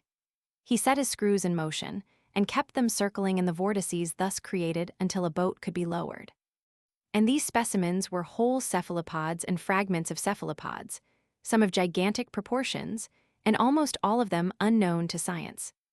It would seem, indeed, that these large and agile creatures, living in the middle depths of the sea, must, to a large extent, forever remain unknown to us, since underwater they are too nimble for nets, and it is only by such rare, unlooked-for accidents that specimens can be obtained. In the case of Haploteuthis ferox, for instance, we are still altogether ignorant of its habitat, as ignorant as we are of the breeding ground of the herring or the sea ways of the salmon. And zoologists are altogether at a loss to account for its sudden appearance on our coast. Possibly it was the stress of a hunger migration that drove it hither out of the deep, but it will be, perhaps, better to avoid necessarily inconclusive discussion, and to proceed at once with our narrative. The first human being to set eyes upon a living, Haploteuthis the first human being to survive. That is, for there can be little doubt now that the wave of bathing fatalities and boating accidents that traveled along the coast of Cornwall and Devon in early May was due to this cause was a retired tea dealer of the name of Fisson, who was stopping at a Sidmouth boarding house. It was in the afternoon, and he was walking along the cliff path between Sidmouth and Ladram Bay. The cliffs in this direction are very high, but down the red face of them in one place, a kind of ladder staircase has been made. He was near this when his attention was attracted by what at first he thought to be a cluster of birds struggling over a fragment of food that caught the sunlight and glistened pinkish-white. The tide was right out, and this object was not only far below him, but remote across a broad waste of rock reefs covered with dark seaweed and interspersed with silvery shining tidal pools. And he was, moreover, dazzled by the brightness of the further water. In a minute, regarding this again, he perceived that his judgment was in fault, for over this struggle circled a number of birds, jackdaws and gulls for the most part, the latter gleaming blindingly when the sunlight smote their wings, and they seemed minute in comparison with it. And his curiosity was, perhaps, aroused all the more strongly because of his first insufficient explanations. As he had nothing better to do than amuse himself, he decided to make this object, whatever it was, the goal of his afternoon walk, instead of Ladram Bay, conceiving it might perhaps be a great fish of some sort, stranded by some chance, and flapping about in its distress. And so he hurried down the long, steep ladder, stopping at intervals of 30 feet or so to take breath and scan the mysterious movement. At the foot of the cliff he was, of course, nearer his object than he had been, but on the other hand, it now came up against the incandescent sky, beneath the sun, so as to seem dark and indistinct. Whatever was pinkish of it was now hidden by a skerry of weedy boulders. But he perceived that it was made up of 7 rounded bodies distinct or connected, and that the birds kept up a constant croaking and screaming, but seemed afraid to approach it too closely. Mr. Fisson, torn by curiosity, began picking his way across the wave-worn rocks, and finding the wet seaweed that covered them thickly rendered them extremely slippery. He stopped, removed his shoes and socks, and rolled his trousers above his knees. His object was, of course, merely to avoid stumbling into the rocky pools about him, and perhaps he was rather glad, as all men are, of an excuse to resume, even for a moment, the sensations of his boyhood. At any rate, it is to this, no doubt, that he owes his life. He approached his mark with all the assurance which the absolute security of this country against all forms of animal life gives its inhabitants. The round bodies moved to and fro, but it was only when he surmounted the skerry of boulders I have mentioned that he realized the horrible nature of the discovery. It came upon him with some suddenness. The rounded bodies fell apart as he came into sight over the ridge, and displayed the pinkish object to be the partially devoured body of a human being, but whether of a man or woman he was unable to say. And the rounded bodies were new and ghastly-looking creatures, in shape somewhat resembling an octopus, with huge and very long and flexible tentacles coiled copiously on the ground. The skin had a glistening texture, unpleasant to see, like shiny leather. The downward bend of the tentacle-surrounded mouth, the curious excrescence at the bend, the tentacles, and the large intelligent eyes gave the creatures a grotesque suggestion of a face. They were the size of a fair-sized swine about the body, and the tentacles seemed to him to be many feet in length. There were, he thinks, 7 or 8 at least of the creatures. 20 yards beyond them, amid the surf of the now returning tide, 2 others were emerging from the sea. Their bodies lay flatly on the rocks, and their eyes regarded him with evil interest, but it does not appear that Mr. Fisson was afraid, or that he realized that he was in any danger. Possibly his confidence is to be ascribed to the limpness of their attitudes, but he was horrified, of course, and intensely excited and indignant at such revolting creatures preying upon human flesh. He thought they had chanced upon a drowned body. He shouted to them with the idea of driving them off, and finding they did not budge, cast about him, picked up a big rounded lump of rock and flung it at one.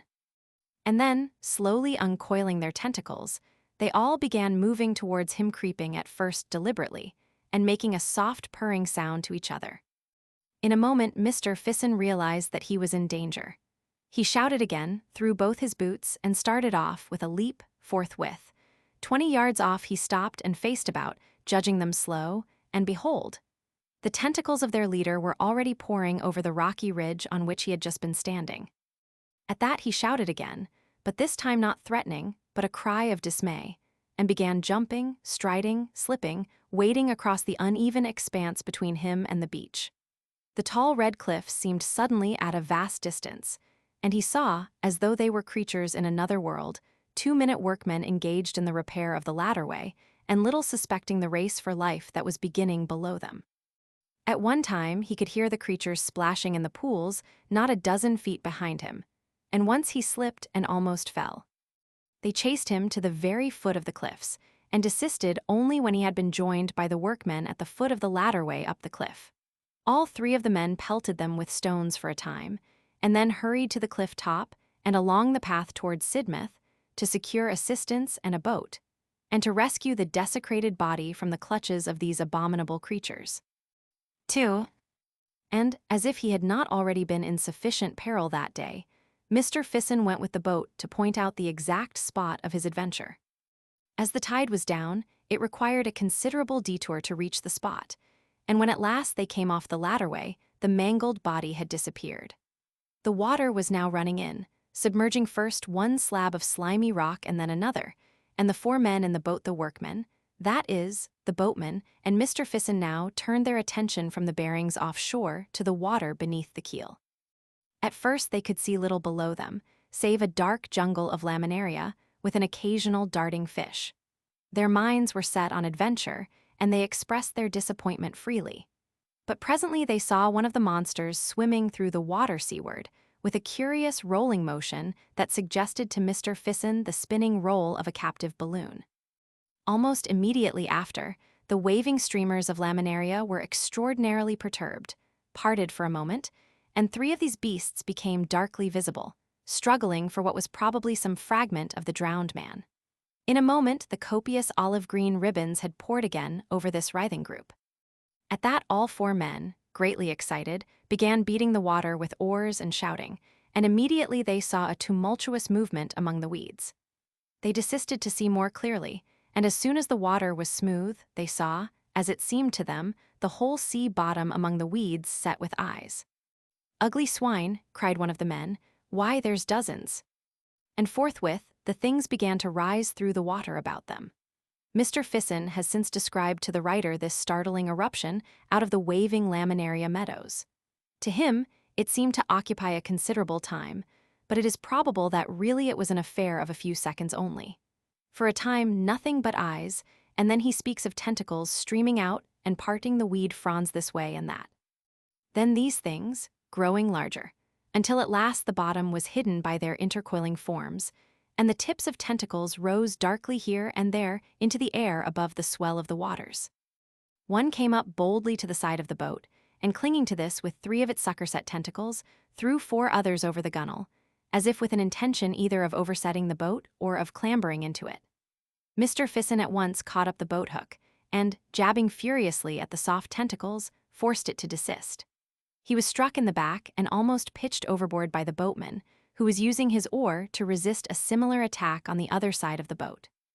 But the tentacles on either side at once relaxed their hold, slid out of sight, and splashed into the water. "We'd better get out of this," said Mr. Fisson, who was trembling violently.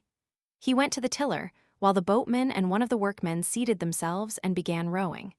The other workmen stood up in the fore part of the boat, with the boat hook, ready to strike any more tentacles that might appear. Nothing else seems to have been said. Mr. Fisson had expressed the common feeling beyond amendment. In a hushed, scared mood, with faces white and drawn, they set about escaping from the position into which they had so recklessly blundered. But the oars had scarcely dropped into the water before dark, tapering serpentine ropes had bound them, and were about the rudder, and creeping up the sides of the boat with a looping motion came the suckers again. The men gripped their oars and pulled, but it was like trying to move a boat in a floating raft of weeds. "Help here!" cried the boatman, and Mr. Fisson and the second workman rushed to help lug at the oar. Then the man with the boat hook, his name was Ewan, sprang up with a curse and began striking downward over the side, as far as he could reach, at the bank of tentacles that now clustered along the boat's bottom. And, at the same time, the 2 rowers stood up to get a better purchase for the recovery of their oars. The boatman handed his to Mr. Fisson, who lugged desperately, and meanwhile, the boatman opened a big clasp knife, and leaning over the side of the boat, began hacking at the spiring arms upon the oar shaft. Mr. Fisson, staggering with the quivering rocking of the boat, his teeth set, his breath coming short, and the veins starting on his hands as he pulled at his oar, suddenly cast his eyes seaward. And there, not 50 yards off, across the long rollers of the incoming tide, was a large boat standing in towards them, with 3 women and a little child in it. A boatman was rowing, and a little man in a pink-ribboned straw hat and whites stood in the stern hailing them. For a moment, of course, Mr. Fisson thought of help, and then he thought of the child. He abandoned his oar forthwith, threw up his arms in a frantic gesture, and screamed to the party in the boat to keep away, for God's sake.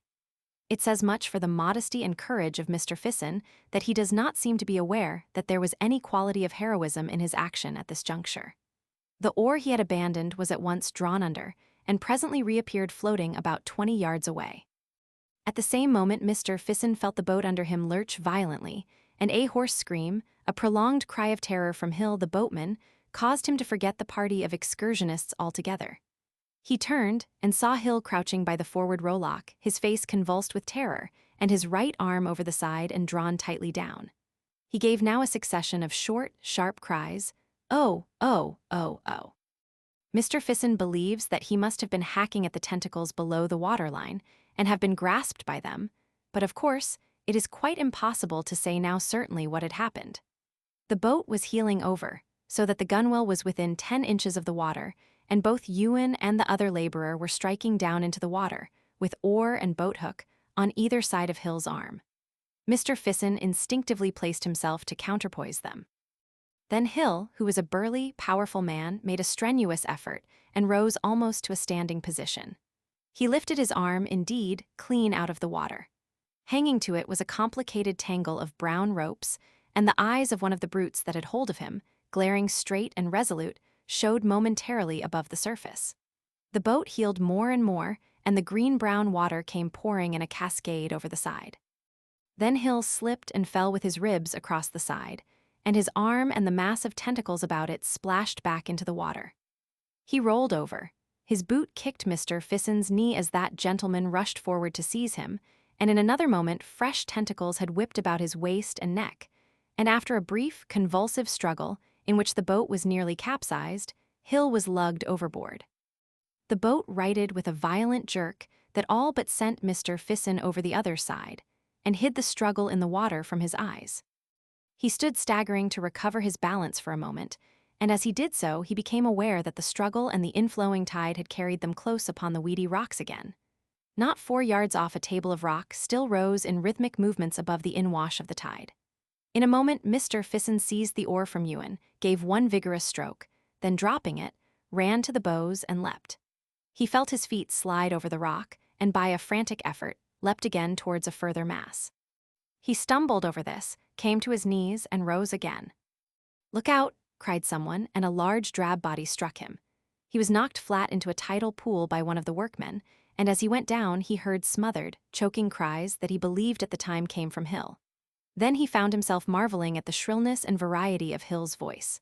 Someone jumped over him, and a curving rush of foamy water poured over him and passed. He scrambled to his feet dripping, and without looking seaward, ran as fast as his terror would let him shoreward. Before him, over the flat space of scattered rocks, stumbled the 2 workmen, one a dozen yards in front of the other. He looked over his shoulder at last, and seeing that he was not pursued, faced about. He was astonished. From the moment of the rising of the cephalopods out of the water, he had been acting too swiftly to fully comprehend his actions. Now it seemed to him as if he had suddenly jumped out of an evil dream. For there were the sky, cloudless and blazing with the afternoon sun, the sea weltering under its pitiless brightness, the soft, creamy foam of the breaking water, and the low, long, dark ridges of rock. The righted boat floated, rising and falling gently on the swell about a dozen yards from shore. Hill and the monsters, all the stress and tumult of that fierce fight for life, had vanished as though they had never been. Mr. Fissen's heart was beating violently. He was throbbing to the fingertips, and his breath came deep. There was something missing. For some seconds he could not think clearly enough what this might be. Sun, sky, sea, rocks, what was it? Then he remembered the boatload of excursionists. It had vanished. He wondered whether he had imagined it. He turned and saw the 2 workmen standing side by side under the projecting masses of the tall pink cliffs. He hesitated whether he should make one last attempt to save the man Hill. His physical excitement seemed to desert him suddenly and leave him aimless and helpless. He turned shoreward, stumbling and wading towards his 2 companions.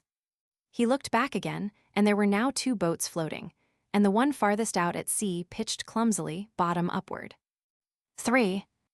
So it was Haploteuth's ferox made its appearance upon the Devonshire coast. So far, this has been its most serious aggression. Mr. Fissen's account, taken together with the wave of boating and bathing casualties to which I have already alluded, and the absence of fish from the Cornish coasts that year, points clearly to a shoal of these voracious deep-sea monsters prowling slowly along the subtidal coastline. Hunger migration has, I know, been suggested as the force that drove them hither. But, for my own part, I prefer to believe the alternative theory of Hemsley. Hemsley holds that a pack or shoal of these creatures may have become enamored of human flesh by the accident of a foundered ship sinking among them, and have wandered in search of it out of their accustomed zone, first waylaying and following ships, and so coming to our shores in the wake of the Atlantic traffic. But to discuss Hemsley's cogent and admirably stated arguments would be out of place here. It would seem that the appetites of the shoal were satisfied by the catch of 11 people, for, so far as can be ascertained, there were 10 people in the second boat, and certainly these creatures gave no further signs of their presence off Sidmouth that day. The coast between Seaton and Budleigh Salterton was patrolled all that evening and night by 4 preventive service boats, the men in which were armed with harpoons and cutlasses, and as the evening advanced, a number of more or less similarly equipped expeditions, organized by private individuals, joined them. Mr. Fisson took no part in any of these expeditions. About midnight, excited hails were heard from a boat about a couple of miles out at sea to the southeast of Sidmouth, and a lantern was seen waving in a strange manner to and fro and up and down. The nearer boats at once hurried towards the alarm. The venturesome occupants of the boat, a seaman, a curate, and two schoolboys, had actually seen the monsters passing under their boat. The creatures, it seems, like most deep-sea organisms, were phosphorescent, and they had been floating 5 fathoms deep or so. Like creatures of moonshine through the blackness of the water, their tentacles retracted and, as if asleep, rolling over and over, and moving slowly in a wedge-like formation towards the southeast. These people told their story in gesticulated fragments, as first one boat drew alongside and then another. At last there was a little fleet of 8 or 9 boats collected together, and from them a tumult, like the chatter of a marketplace, rose into the stillness of the night. There was little or no disposition to pursue the shoal. The people had neither weapons nor experience for such a dubious chase, and presently, even with a certain relief, it may be the boats turned shoreward. And now to tell what is perhaps the most astonishing fact in this whole astonishing raid. We have not the slightest knowledge of the subsequent movements of the shoal, although the whole southwest coast was now alert for it. But it may, perhaps, be significant that a cachalot was stranded off Sark on June 3, 2 weeks and 3 days after the Sidmouth affair. A living haploteuthis came ashore on Calais sands. It was alive, because several witnesses saw its tentacles moving in a convulsive way. But it is probable that it was dying. A gentleman named Pouchet obtained a rifle and shot it. That was the last appearance of a living haploteuthis. No others were seen on the French coast. On the 15th of June, a dead carcass, almost complete, was washed ashore near Torquay, and a few days later a boat from the Marine Biological Station, engaged in dredging off Plymouth, picked up a rotting specimen, slashed deeply with a cutlass wound. How the former had come by its death it is impossible to say. And on the last day of June, Mr. Egbert Kane, an artist, bathing near Newlyn, threw up his arms, shrieked, and was drawn under. A friend bathing with him made no attempt to save him, but swam at once for the shore. This is the last fact to tell of this extraordinary raid from the deeper sea. Whether it is really the last of these horrible creatures it is, as yet, premature to say. But it is believed, and certainly it is to be hoped, that they have returned now, and returned for good, to the sunless depths of the Middle Seas, out of which they have so strangely and so mysteriously arisen. 14. The obliterated man. You shall hear immediately why I am not now Egbert Craddock Cummins. The name remains. I am still, heaven help me, dramatic critic to the Fiery Cross. What I shall be in a little while I do not know. I write in great trouble and confusion of mind. I will do what I can to make myself clear in the face of terrible difficulties. You must bear with me a little. When a man is rapidly losing his own identity, he naturally finds a difficulty in expressing himself. I will make it perfectly plain in a minute when once I get my grip upon the story. Let me see, where am I? I wish I knew. Ah, I have it, dead self, Egbert Craddock Cummins. In the past, I should have disliked writing anything quite so full of I as this story must be. It is full of eyes before and behind, like the beast in Revelation, the one with a head like a calf, I am afraid. But my tastes have changed since I became a dramatic critic and studied the masters GAS, GBS, GRS, and the others. Everything has changed since then. At least the story is about myself, so that there is some excuse for me. And it is really not egotism, because, as I say, since those days my identity has undergone an entire alteration. That past, I was in those days rather a nice fellow, rather shy taste for gray in my clothes, weedy little mustache, face interesting, slight stutter which I had caught in my early life from a schoolfellow, engaged to a very nice girl named Delia. Fairly knew she was cigarettes liked me because I was human and original. Considered I was like lamb on the strength of the stutter, I believe. Father, an eminent authority on postage stamps. She read a great deal in the British Museum. A perfect pairing ground for literary people, that British Museum. You should read George Egerton and Justin Huntley, M. Carthy and Gissing and the rest of them. We loved in our intellectual way and shared the brightest hopes. All gone now. And her father liked me because I seemed honestly eager to hear about stamps. She had no mother. Indeed, I had the happiest prospects a young man could have. I never went to theaters in those days. My Aunt Charlotte, before she died, had told me not to. Then Barnaby, the editor of the Fiery Cross, made me in spite of my spasmodic efforts to escape dramatic critic. He is a fine, healthy man, Barnaby, with an enormous head of frizzy black hair and a convincing manner, and he caught me on the staircase going to see Wembley. He had been dining and was more than usually buoyant. "Hullo, Cummins," he said. "The very man I want." He caught me by the shoulder or the collar or something, ran me up the little passage, and flung me over the waste paper basket into the armchair in his office. "Pray be seated," he said as he did so. Then he ran across the room and came back with some pink and yellow tickets and pushed them into my hand. "Opera comique," he said. "Thursday, Friday, the Surrey, Saturday, the Frivolity. That's all, I think." But I began. "Glad you're free," he said, snatching some proofs off the desk and beginning to read. "I don't quite understand," I said. "Eh?" he said at the top of his voice, as though he thought I had gone and was startled at my remark. "Do you want me to criticize these plays? Do something with 'em. Did you think it was a treat?" "But I can't." "Did you call me a fool?" "Well, I've never been to a theater in my life." "Virgin soil." "But I don't know anything about it, you know." "That's just it. New view, no habits, no clichés in stock. Ours is a live paper, not a bag of tricks. None of your clockwork professional journalism in this office, and I can rely on your integrity." "But I've conscientious scruples." He caught me up suddenly and put me outside his door. "Go and talk to Wembley about that," he said. "He'll explain." As I stood perplexed, he opened the door again, said, "I forgot this," thrust a fourth ticket into my hand, it was for that night in 20 minutes' time, and slammed the door upon me. His expression was quite calm, but I caught his eye.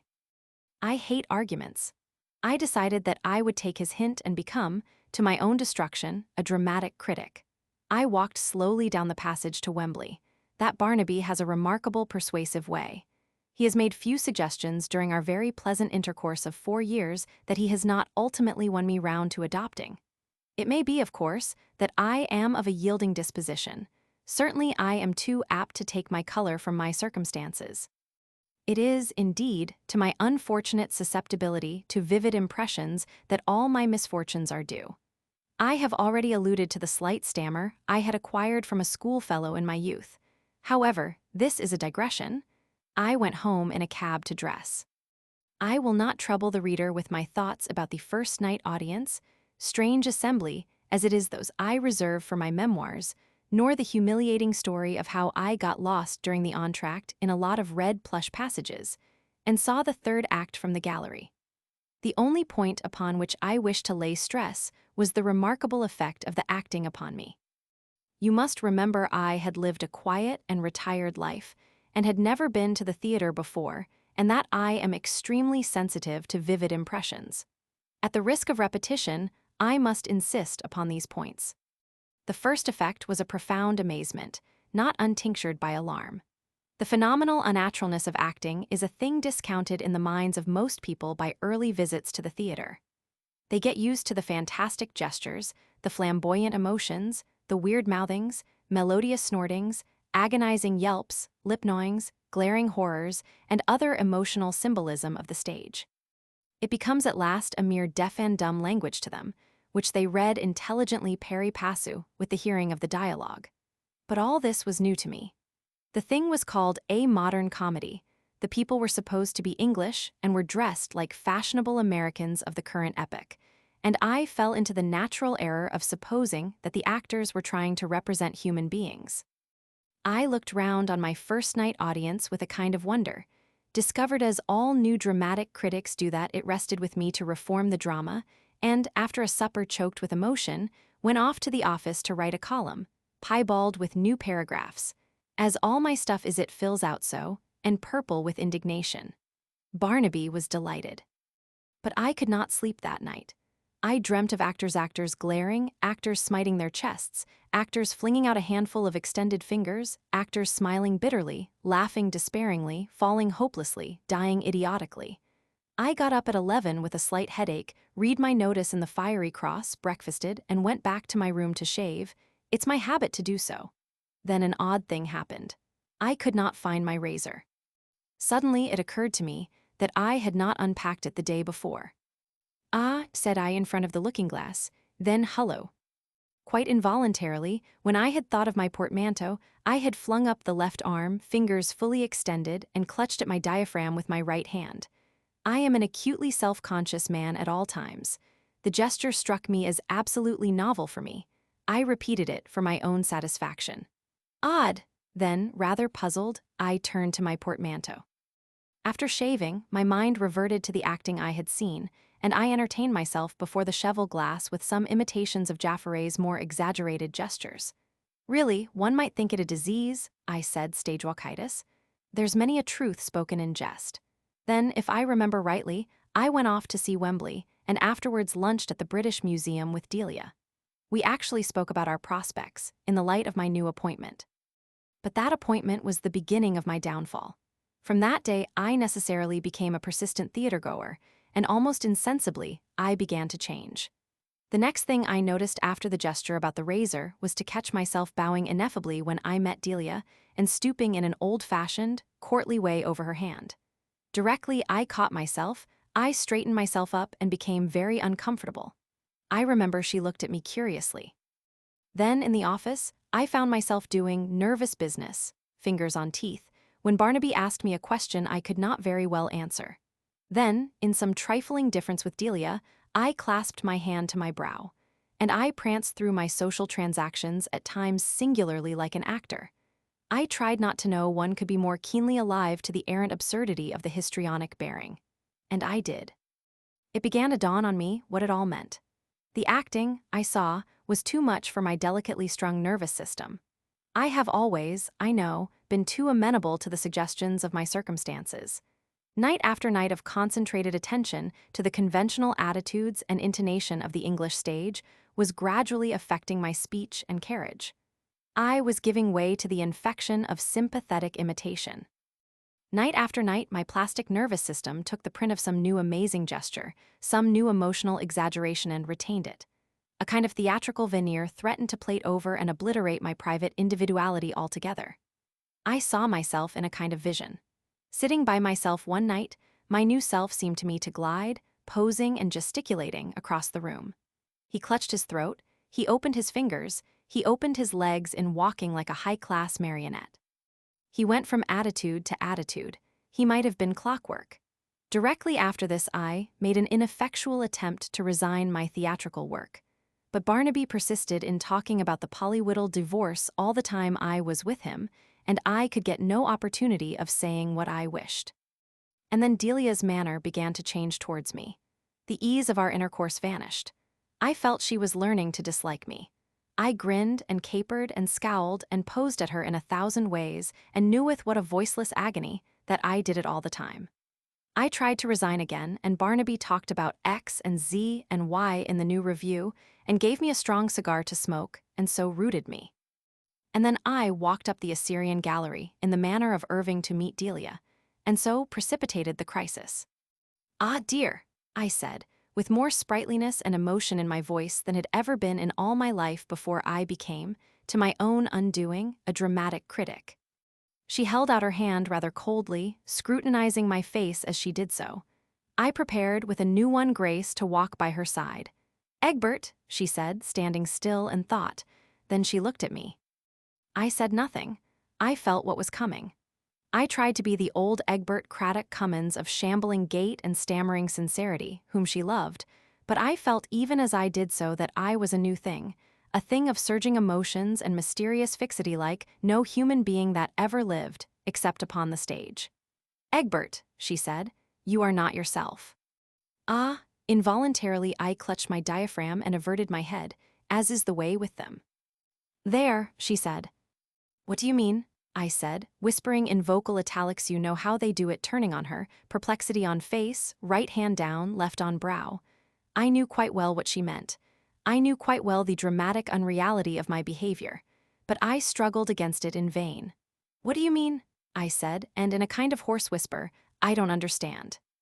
She really looked as though she disliked me. "What do you keep on posing for?" she said. "I don't like it. You didn't used to." "Didn't used to," I said slowly, repeating this twice. I glared up and down the gallery with short, sharp glances. "We are alone," I said swiftly. "Listen." I poked my forefinger towards her and glared at her. I am under a curse. I saw her hand tighten upon her sunshade. You are under some bad influence or other, said Delia. You should give it up. I never knew anyone change as you have done. Delia, I said, lapsing into the pathetic. Pity me, Delia, why me? She eyed me critically. Why you keep playing the fool like this I don't know, she said. Anyhow, I really cannot go about with a man who behaves as you do. You made us both ridiculous on Wednesday. Frankly, I dislike you, as you are now.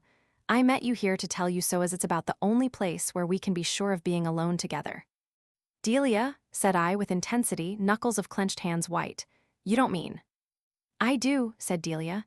A woman's lot is sad enough at the best of times, but with you. I clapped my hand on my brow. So goodbye, said Delia without emotion. Oh, Delia, I said, not this. Goodbye, Mr. Cummins, she said. By a violent effort, I controlled myself and touched her hand. I tried to say some word of explanation to her. She looked into my working face and winced. I must do it, she said hopelessly. Then she turned from me and began walking rapidly down the gallery. Heavens, how the human agony cried within me. I loved Delia. But nothing found expression I was already too deeply crusted with my acquired self. Good bay, I said at last, watching her retreating figure. How I hated myself for doing it. After she had vanished, I repeated in a dreamy way, good bay, looking hopelessly round me. Then, with a kind of heartbroken cry, I shook my clenched fists in the air, staggered to the pedestal of a winged figure, buried my face in my arms, and made my shoulders heave. Something within me said ass as I did so. I had the greatest difficulty in persuading the museum policeman, who was attracted by my cry of agony, that I was not intoxicated, but merely suffering from a transient indisposition. But even this great sorrow has not availed to save me from my fate. I see it, everyone sees it, I grow more theatrical every day, and no one could be more painfully aware of the pungent silliness of theatrical ways. The quiet, nervous, but pleasing E.C. Cummins vanishes. I cannot save him. I am driven like a dead leaf before the winds of March. My tailor even enters into the spirit of my disorder. He has a peculiar sense of what is fitting. I tried to get a dull gray suit from him this spring, and he foisted a brilliant blue upon me, and I see he has put braid down the sides of my new dress trousers. My hairdresser insists upon giving me a wave. I am beginning to associate with actors. I detest them, but it is only in their company that I can feel I am not glaringly conspicuous. Their talk infects me. I notice a growing tendency to dramatic brevity, to dashes and pauses in my style, to a punctuation of bows and attitudes. Barnaby has remarked it too. I offended Wembley by calling him dear boy yesterday. I dread the end, but I cannot escape from it. The fact is, I am being obliterated. Living a gray, retired life all my youth, I came to the theater a delicate sketch of a man, a thing of tints and faint lines. Their gorgeous coloring has effaced me altogether. People forget how much mode of expression, method of movement, are a matter of contagion. I have heard of stage-struck people before and thought it a figure of speech. I spoke of it jestingly as a disease. It is no jest. It is a disease, and I have got it badly. Deep down within me, I protest against the wrong done to my personality unavailingly. For 3 hours or more a week, I have to go and concentrate my attention on some fresh play, and the suggestions of the drama strengthen their awful hold upon me. My manners grow so flamboyant, my passions so professional, that I doubt, as I said at the outset, whether it is really myself that behaves in such a manner. I feel merely the core to this dramatic casing that grows thicker and presses upon me and mine. I feel like King John's abbot in his cope of lead. I doubt, indeed, whether I should not abandon the struggle altogether, leave this sad world of ordinary life for which I am so ill-fitted, abandon the name of Cummins for some professional pseudonym, complete my self-effacement, and a thing of tricks and tatters, of posing and pretense go upon the stage. It seems my only resort to hold the mirror up to nature. For in the ordinary life, I will confess, no one now seems to regard me as both sane and sober. Only upon the stage, I feel convinced, will people take me seriously. That will be the end of it. I know that will be the end of it. And yet, I will frankly confess, all that marks off your actor from your common man, I detest. I am still largely of my Aunt Charlotte's opinion that play acting is unworthy of a pure-minded man's attention, much more participation. Even now, I would resign my dramatic criticism and try a rest. Only I can't get hold of Barnaby. Letters of resignation he never notices. He says it is against the etiquette of journalism to write to your editor. And when I go to see him, he gives me another big cigar and some strong whiskey and soda, and then something always turns up to prevent my explanation. 15. The Plattner story. Whether the story of Gottfried Plattner is to be credited or not is a pretty question in the value of evidence. On the one hand, we have 7 witnesses to be perfectly exact, we have 6.5 pairs of eyes and one undeniable fact, and on the other we have what is it? Prejudice, common sense, the inertia of opinion. Never were there 7 more honest-seeming witnesses. Never was there a more undeniable fact than the inversion of Gottfried Plattner's anatomical structure, and never was there a more preposterous story than the one they have to tell.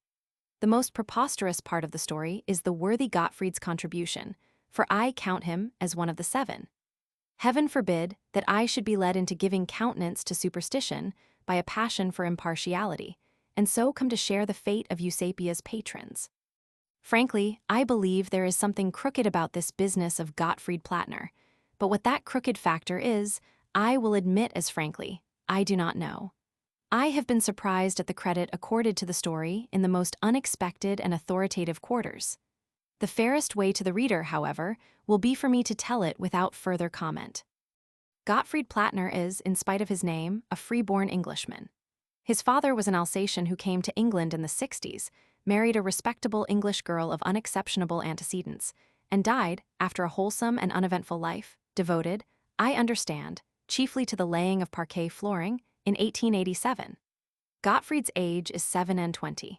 He is, by virtue of his heritage of 3 languages, modern languages master in a small private school in the south of England. To the casual observer, he is singularly like any other modern languages master in any other small private school. His costume is neither very costly nor very fashionable, but on the other hand, it is not markedly cheap or shabby. His complexion, like his height and his bearing, is inconspicuous. You would notice, perhaps, that like the majority of people, his face was not absolutely symmetrical, his right eye a little larger than the left, and his jaw a trifle heavier on the right side. If you, as an ordinary careless person, were to bare his chest and feel his heart beating, you would probably find it quite like the heart of anyone else. But here you and the trained observer would part company. If you found his heart quite ordinary, the trained observer would find it quite otherwise.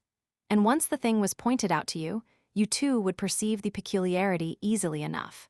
It is that Gottfried's heart beats on the right side of his body. Now, that is not the only singularity of Gottfried's structure, although it is the only one that would appeal to the untrained mind. Careful sounding of Gottfried's internal arrangements by a well-known surgeon seems to point to the fact that all the other unsymmetrical parts of his body are similarly misplaced. The right lobe of his liver is on the left side, the left on his right, while his lungs, too, are similarly contraposed. What is still more singular, unless Gottfried is a consummate actor, we must believe that his right hand has recently become his left. Since the occurrences we are about to consider, as impartially as possible, he has found the utmost difficulty in writing, except from right to left across the paper with his left hand. He cannot throw with his right hand, he is perplexed at mealtimes between knife and fork, and his ideas of the rule of the road is a cyclistar still a dangerous confusion. And there is not a scrap of evidence to show that before these occurrences, Gottfried was at all left-handed. There is yet another wonderful fact in this preposterous business. Gottfried produces 3 photographs of himself. You have him at the age of 5 or 6, thrusting fat legs at you from under a plaid frock and scowling. In that photograph, his left eye is a little larger than his right, and his jaw is a trifle heavier on the left side. This is the reverse of his present living condition. The photograph of Gottfried at 14 seems to contradict these facts, but that is because it is one of those cheap, gem photographs that were then in vogue, taken direct upon metal, and therefore reversing things just as a looking-glass would. The third photograph represents him at 21 and confirms the record of the others. There seems here evidence of the strongest confirmatory character that Gottfried has exchanged his left side for his right. Yet how a human being can be so changed, short of a fantastic and pointless miracle, it is exceedingly hard to suggest. In one way, of course, these facts might be explicable on the supposition that Plattner has undertaken an elaborate mystification on the strength of his heart's displacement. Photographs may be faked and left-handedness imitated, but the character of the man does not lend itself to any such theory. He is quiet, practical, unobtrusive, and thoroughly sane from the Nordau standpoint. He likes beer and smokes moderately, takes walking exercise daily, and has a healthily high estimate of the value of his teaching. He has a good but untrained tenor voice and takes a pleasure in singing airs of a popular and cheerful character. He is fond, but not morbidly fond, of reading chiefly fiction pervaded with a vaguely pious optimism, sleeps well, and rarely dreams. He is, in fact, the very last person to evolve a fantastic fable. Indeed, so far from forcing this story upon the world, he has been singularly reticent on the matter. He meets inquirers with a certain engaging bashfulness is almost the word, that disarms the most suspicious. He seems genuinely ashamed that anything so unusual has occurred to him. It is to be regretted that Plattner's aversion to the idea of postmortem dissection may postpone, perhaps forever, the positive proof that his entire body has had its left and right sides transposed. Upon that fact, mainly the credibility of his story hangs. There is no way of taking a man and moving him about in space as ordinary people understand space that will result in our changing his sides. Whatever you do, his right is still his right, his left his left. You can do that with a perfectly thin and flat thing, of course. If you were to cut a figure out of paper, any figure with a right and left side, you could change its sides simply by lifting it up and turning it over. But with a solid, it is different. Mathematical theorists tell us that the only way in which the right and left sides of a solid body can be changed is by taking that body clean out of space, as we know it taking it out of ordinary existence, that is, and turning it somewhere outside space. This is a little abstruse, no doubt, but anyone with any knowledge of mathematical theory will assure the reader of its truth. To put the thing in technical language, the curious inversion of Plattner's right and left sides is proof that he has moved out of our space into what is called the fourth dimension, and that he has returned again to our world. Unless we choose to consider ourselves the victims of an elaborate and motiveless fabrication, we are almost bound to believe that this has occurred. So much for the tangible facts. We come now to the account of the phenomena that attended his temporary disappearance from the world. It appears that in the Sussexville Proprietary School, Plattner not only discharged the duties of modern languages master, but also taught chemistry, commercial geography, bookkeeping, shorthand, drawing, and any other additional subject to which the changing fancies of the boys' parents might direct attention. He knew little or nothing of these various subjects, but in secondary as distinguished from board or elementary schools, knowledge in the teacher is, very properly, by no means so necessary as high moral character and gentlemanly tone. In chemistry, he was particularly deficient, knowing, he says, nothing beyond the three gases, whatever the three gases may be. As, however, his pupils began by knowing nothing, and derived all their information from him, this caused him, or anyone, but little inconvenience for several terms. Then a little boy named Wibble joined the school, who had been educated, it seems, by some mischievous relative into an inquiring habit of mind. This little boy followed Plattner's lessons with marked and sustained interest, and in order to exhibit his zeal on the subject, brought, at various times, substances for Plattner to analyze. Plattner, flattered by this evidence of his power of awakening interest, and trusting to the boy's ignorance, analyzed these, and even made general statements as to their composition. Indeed, he was so far stimulated by his pupil as to obtain a work upon analytical chemistry, and study it during his supervision of the evening's preparation. He was surprised to find chemistry quite an interesting subject. So far the story is absolutely commonplace, but now the greenish powder comes upon the scene. The source of that greenish powder seems, unfortunately, lost. Master Wibble tells a tortuous story of finding it done up in a packet in a disused lime kiln near the Downs. It would have been an excellent thing for Plattner, and possibly for Master Wibble's family, if a match could have been applied to that powder there and then. The young gentleman certainly did not bring it to school in a packet, but in a common 8-ounce, graduated medicine bottle, plugged with masticated newspaper. He gave it to Plattner at the end of the afternoon school. 4 boys had been detained after school prayers in order to complete some neglected tasks, and Plattner was supervising these in the small classroom in which the chemical teaching was conducted. The appliances for the practical teaching of chemistry in the Sussexville Proprietary School, as in most small schools in this country, are characterized by a severe simplicity. They are kept in a small cupboard standing in a recess and having about the same capacity as a common traveling trunk. Plattner, being bored with his passive superintendence, seems to have welcomed the intervention of Wibble with his green powder as an agreeable diversion, and, unlocking this cupboard, proceeded at once with his analytical experiments. Wibble sat, luckily for himself, at a safe distance, regarding him. The four malefactors, feigning a profound absorption in their work, watched him furtively with the keenest interest. For even within the limits of the three gases, Plattner's practical chemistry was, I understand, temerarious. They are practically unanimous in their account of Plattner's proceedings. He poured a little of the green powder into a test tube and tried the substance with water, hydrochloric acid, nitric acid, and sulfuric acid in succession. Getting no result, he emptied out a little heap nearly half the bottleful, in fact upon a slate, and tried a match.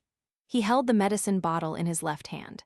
The stuff began to smoke and melt, and then exploded with deafening violence and a blinding flash.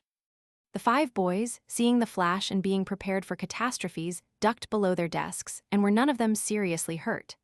The window was blown out into the playground, and the blackboard on its easel was upset. The slate was smashed to atoms. Some plaster fell from the ceiling. No other damage was done to the school edifice or appliances, and the boys at first, seeing nothing of Plattner, fancied he was knocked down and lying out of their sight below the desks. They jumped out of their places to go to his assistance, and were amazed to find the space empty. Being still confused by the sudden violence of the report, they hurried to the open door, under the impression that he must have been hurt, and have rushed out of the room. But Carson, the foremost, nearly collided in the doorway with the principal, Mr. Lidgett. Mr. Lidgett is a corpulent, excitable man with one eye. The boys describe him as stumbling into the room mouthing some of those tempered expletives irritable schoolmasters accustom themselves to use lest worse befall. "Wretched Mumchencer," he said, "where's Mr. Plattner?" The boys are agreed on the very words. Wobbler, sniveling puppy, and Mumchencer are, it seems, among the ordinary small change of Mr. Lidgett's scholastic commerce. Where's Mr. Plattner? That was a question that was to be repeated many times in the next few days. It really seemed as though that frantic hyperbole, blown to atoms, had for once realized itself. There was not a visible particle of Plattner to be seen, not a drop of blood nor a stitch of clothing to be found. Apparently he had been blown clean out of existence and left not a rack behind. Not so much as would cover a sixpenny piece, to quote a proverbial expression. The evidence of his absolute disappearance, as a consequence of that explosion, is indubitable. It is not necessary to enlarge here upon the commotion excited in the Sussexville Proprietary School, and in Sussexville and elsewhere, by this event. It is quite possible, indeed, that some of the readers of these pages may recall the hearing of some remote and dying version of that excitement during the last summer holidays.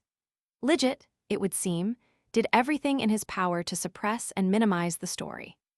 He instituted a penalty of 25 lines for any mention of Plattner's name among the boys, and stated in the schoolroom that he was clearly aware of his assistant's whereabouts. He was afraid, he explains, that the possibility of an explosion happening, in spite of the elaborate precautions taken to minimize the practical teaching of chemistry, might injure the reputation of the school, and so might any mysterious quality in Plattner's departure. Indeed, he did everything in his power to make the occurrence seem as ordinary as possible.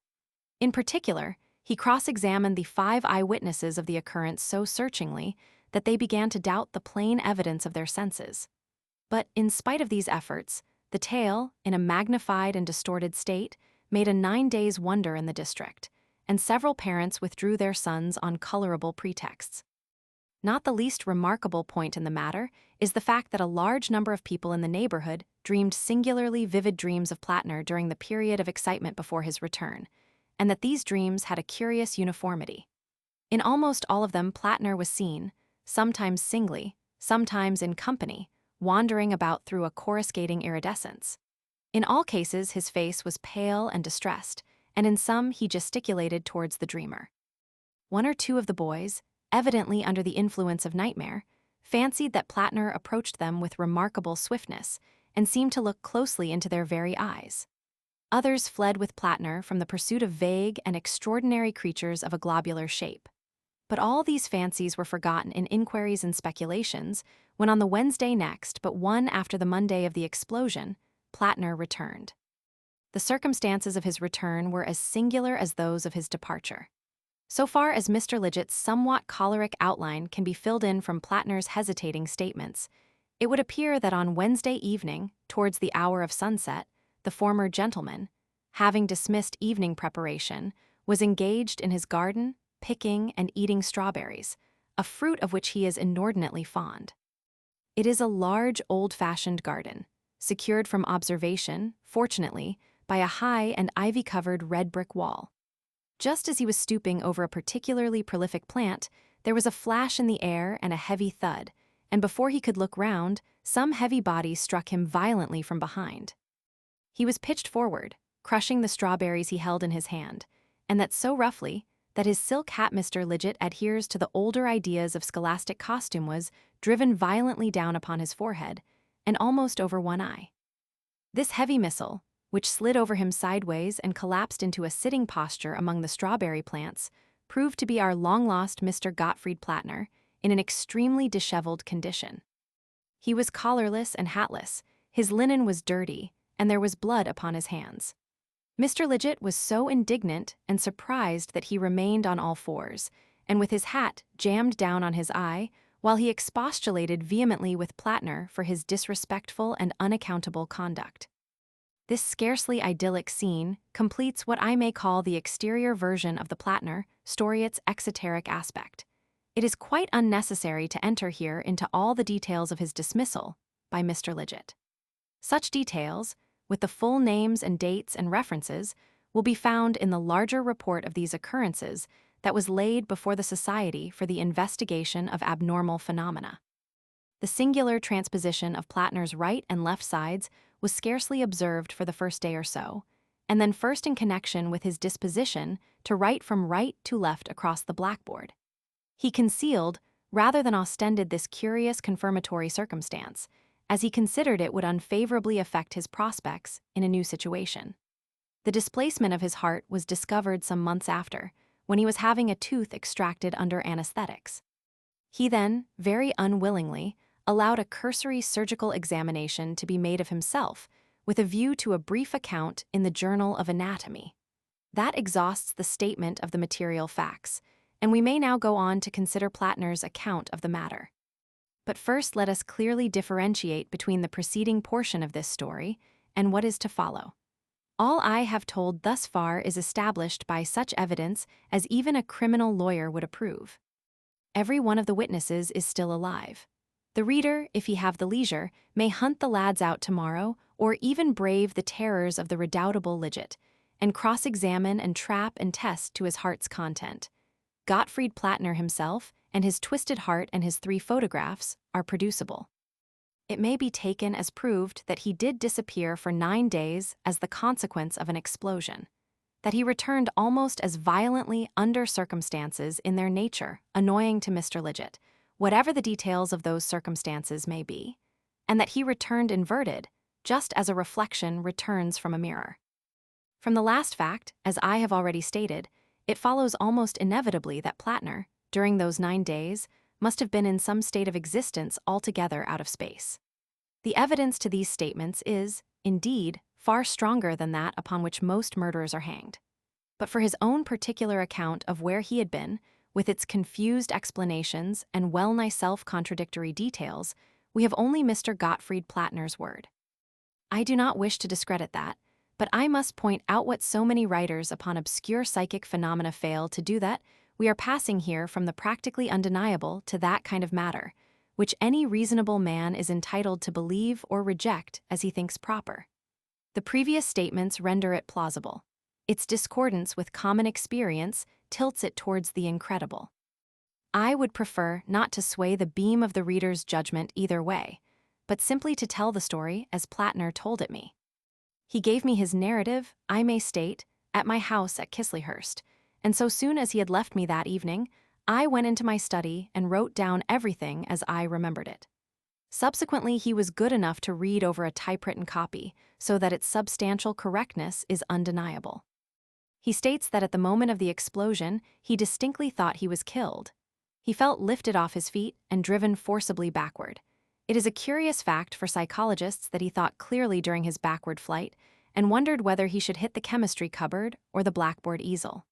His heels struck ground, and he staggered and fell heavily into a sitting position on something soft and firm. For a moment, the concussion stunned him. He became aware at once of a vivid scent of singed hair, and he seemed to hear the voice of Lidget asking for him. You will understand that for a time his mind was greatly confused. At first, he was under the impression that he was still standing in the classroom. He perceived quite distinctly the surprise of the boys and the entry of Mr. Lidget.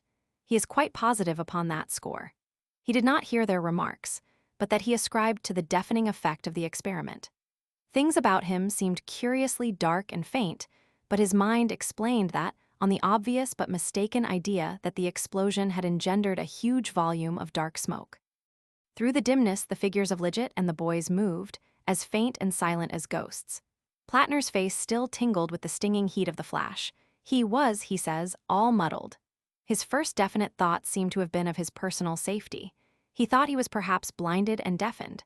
He felt his limbs and face in a gingerly manner. Then his perceptions grew clearer, and he was astonished to miss the old familiar desks and other schoolroom furniture about him. Only dim, uncertain, gray shapes stood in the place of these. Then came a thing that made him shout aloud and awoke his stunned faculties to instant activity. Two of the boys, gesticulating, walked one after the other clean through him. Neither manifested the slightest consciousness of his presence. It is difficult to imagine the sensation he felt. They came against him, he says, with no more force than a wisp of mist. Plattner's first thought after that was that he was dead. Having been brought up with thoroughly sound views in these matters, however, he was a little surprised to find his body still about him. His second conclusion was that he was not dead, but that the others were, that the explosion had destroyed the Sussexville Proprietary School and every soul in it except himself. But that, too, was scarcely satisfactory. He was thrown back upon astonished observation. Everything about him was profoundly dark. At first it seemed to have an altogether ebony blackness. Overhead was a black firmament. The only touch of light in the scene was a faint greenish glow at the edge of the sky in one direction, which threw into prominence a horizon of undulating black hills. This, I say, was his impression at first. As his eye grew accustomed to the darkness, he began to distinguish a faint quality of differentiating greenish color in the circumambient night. Against this background, the furniture and occupants of the classroom, it seems, stood out like phosphorescent specters, faint and impalpable. He extended his hand and thrust it without an effort through the wall of the room by the fireplace. He describes himself as making a strenuous effort to attract attention. He shouted to Lidget and tried to seize the boys as they went to and fro. He only desisted from these attempts when Mrs. Lidget, whom he, as an assistant master, naturally disliked, entered the room. He says the sensation of being in the world, and yet not a part of it, was an extraordinarily disagreeable one. He compared his feelings, not inaptly, to those of a cat watching a mouse through a window. Whenever he made a motion to communicate with the dim, familiar world about him, he found an invisible, incomprehensible barrier preventing intercourse. He then turned his attention to his solid environment. He found the medicine bottle still unbroken in his hand, with the remainder of the green powder therein. He put this in his pocket and began to feel about him. Apparently, he was sitting on a boulder of rock covered with a velvety moss. The dark country about him he was unable to see, the faint, misty picture of the schoolroom blotting it out, but he had a feeling, due perhaps to a cold wind, that he was near the crest of a hill and that a steep valley fell away beneath his feet. The green glow along the edge of the sky seemed to be growing in extent and intensity. He stood up, rubbing his eyes. It would seem that he made a few steps, going steeply downhill, and then stumbled, nearly fell, and sat down again upon a jagged mass of rock to watch the dawn. He became aware that the world about him was absolutely silent. It was as still as it was dark, and though there was a cold wind blowing up the hill face, the rustle of grass, the soughing of the boughs that should have accompanied it, were absent. He could hear, therefore, if he could not see, that the hillside upon which he stood was rocky and desolate. The green grew brighter every moment, and as it did so a faint, transparent blood red mingled with, but did not mitigate, the blackness of the sky overhead and the rocky desolations about him. Having regard to what follows, I am inclined to think that that redness may have been an optical effect due to contrast. Something black fluttered momentarily against the livid yellow-green of the lower sky, and then the thin and penetrating voice of a bell rose out of the black gulf below him. An oppressive expectation grew with the growing light. It is probable that an hour or more elapsed while he sat there, the strange green light growing brighter every moment and spreading slowly, in flamboyant fingers, upward towards the zenith. As it grew, the spectral vision of our world became relatively or absolutely fainter, probably both, for the time must have been about that of our earthly sunset. So far as his vision of our world went, Plattner, by his few steps downhill, had passed through the floor of the classroom, and was now, it seemed, sitting in midair in the larger schoolroom downstairs. He saw the boarders distinctly, but much more faintly than he had seen Lidget. They were preparing their evening tasks, and he noticed with interest that several were cheating with their Euclid writers by means of a crib, a compilation whose existence he had hitherto never suspected. As the time passed, they faded steadily as the light of the green dawn increased. Looking down into the valley, he saw that the light had crept far down its rocky sides, and that the profound blackness of the abyss was now broken by a minute green glow, like the light of a glowworm. And almost immediately, the limb of a huge heavenly body of blazing green rose over the basaltic undulations of the distant hills, and the monstrous hill masses about him came out gaunt and desolate, in green light and deep, ruddy black shadows. He became aware of a vast number of ball-shaped objects drifting as thistledown drifts over the high ground. There were none of these nearer to him than the opposite side of the gorge.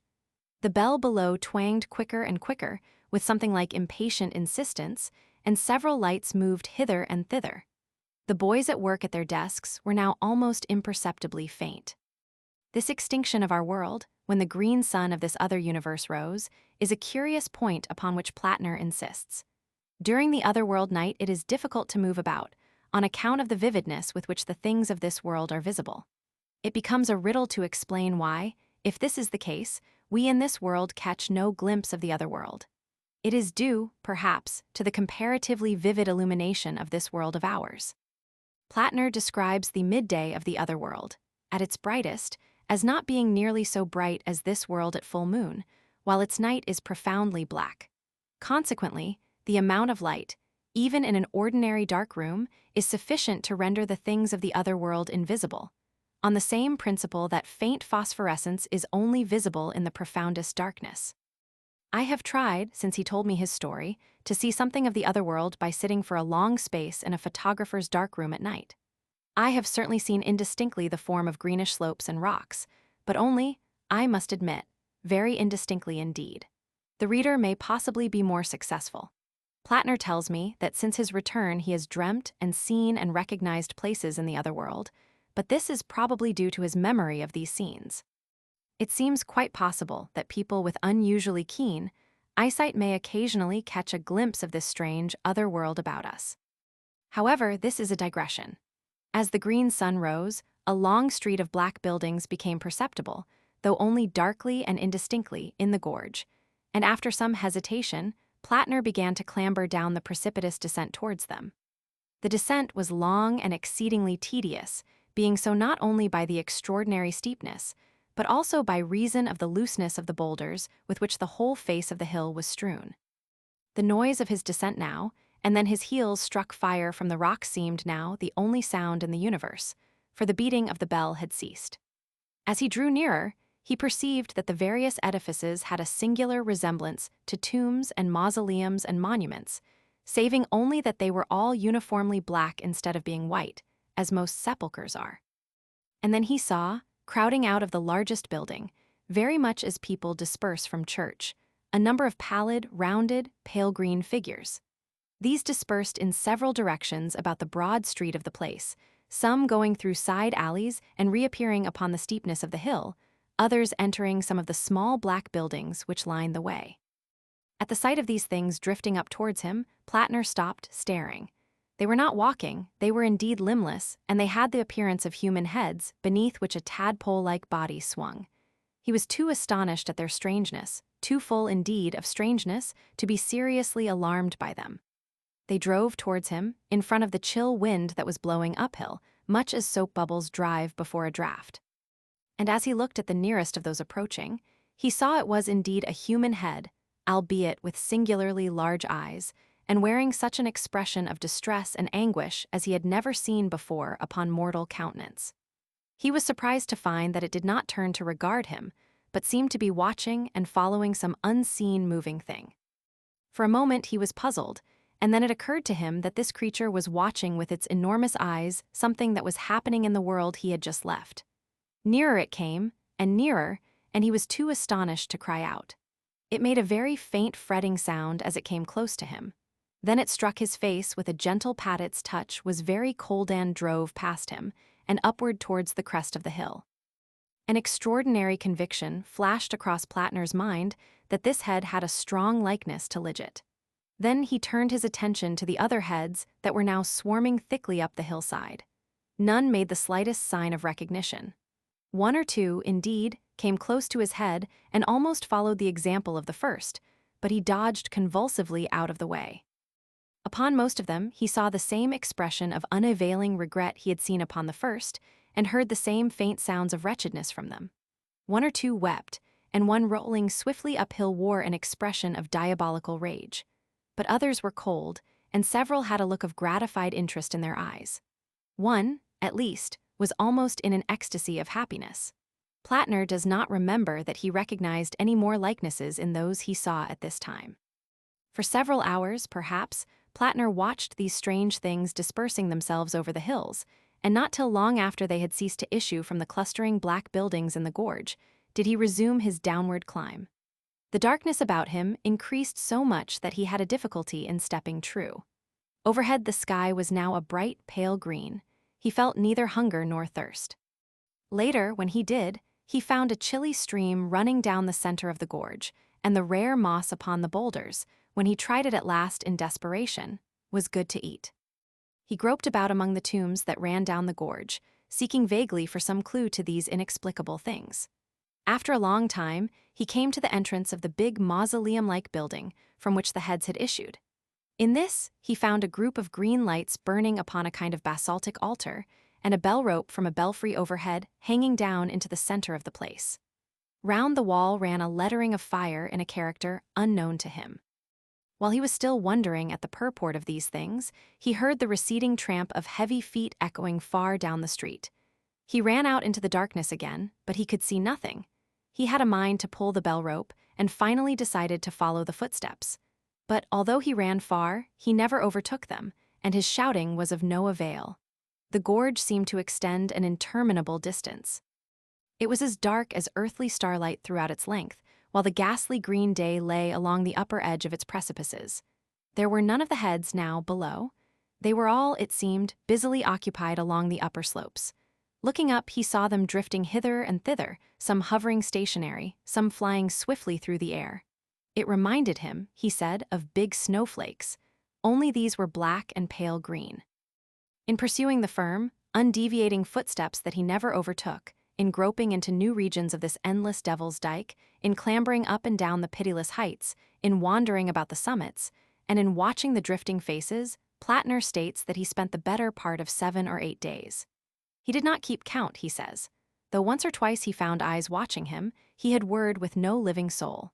He slept among the rocks on the hillside. In the gorge things earthly were invisible, because, from the earthly standpoint, it was far underground. On the altitudes, so soon as the earthly day began, the world became visible to him. He found himself sometimes stumbling over the dark green rocks, or arresting himself on a precipitous brink, while all about him the green branches of the Sussexville lanes were swaying. Or, again, he seemed to be walking through the Sussexville streets, or watching unseen the private business of some household.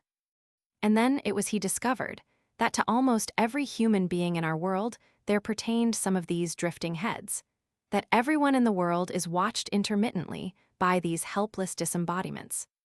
What are they, these watchers of the living? Plattner never learned. but two, that presently found and followed him, were like his childhood's memory of his father and mother.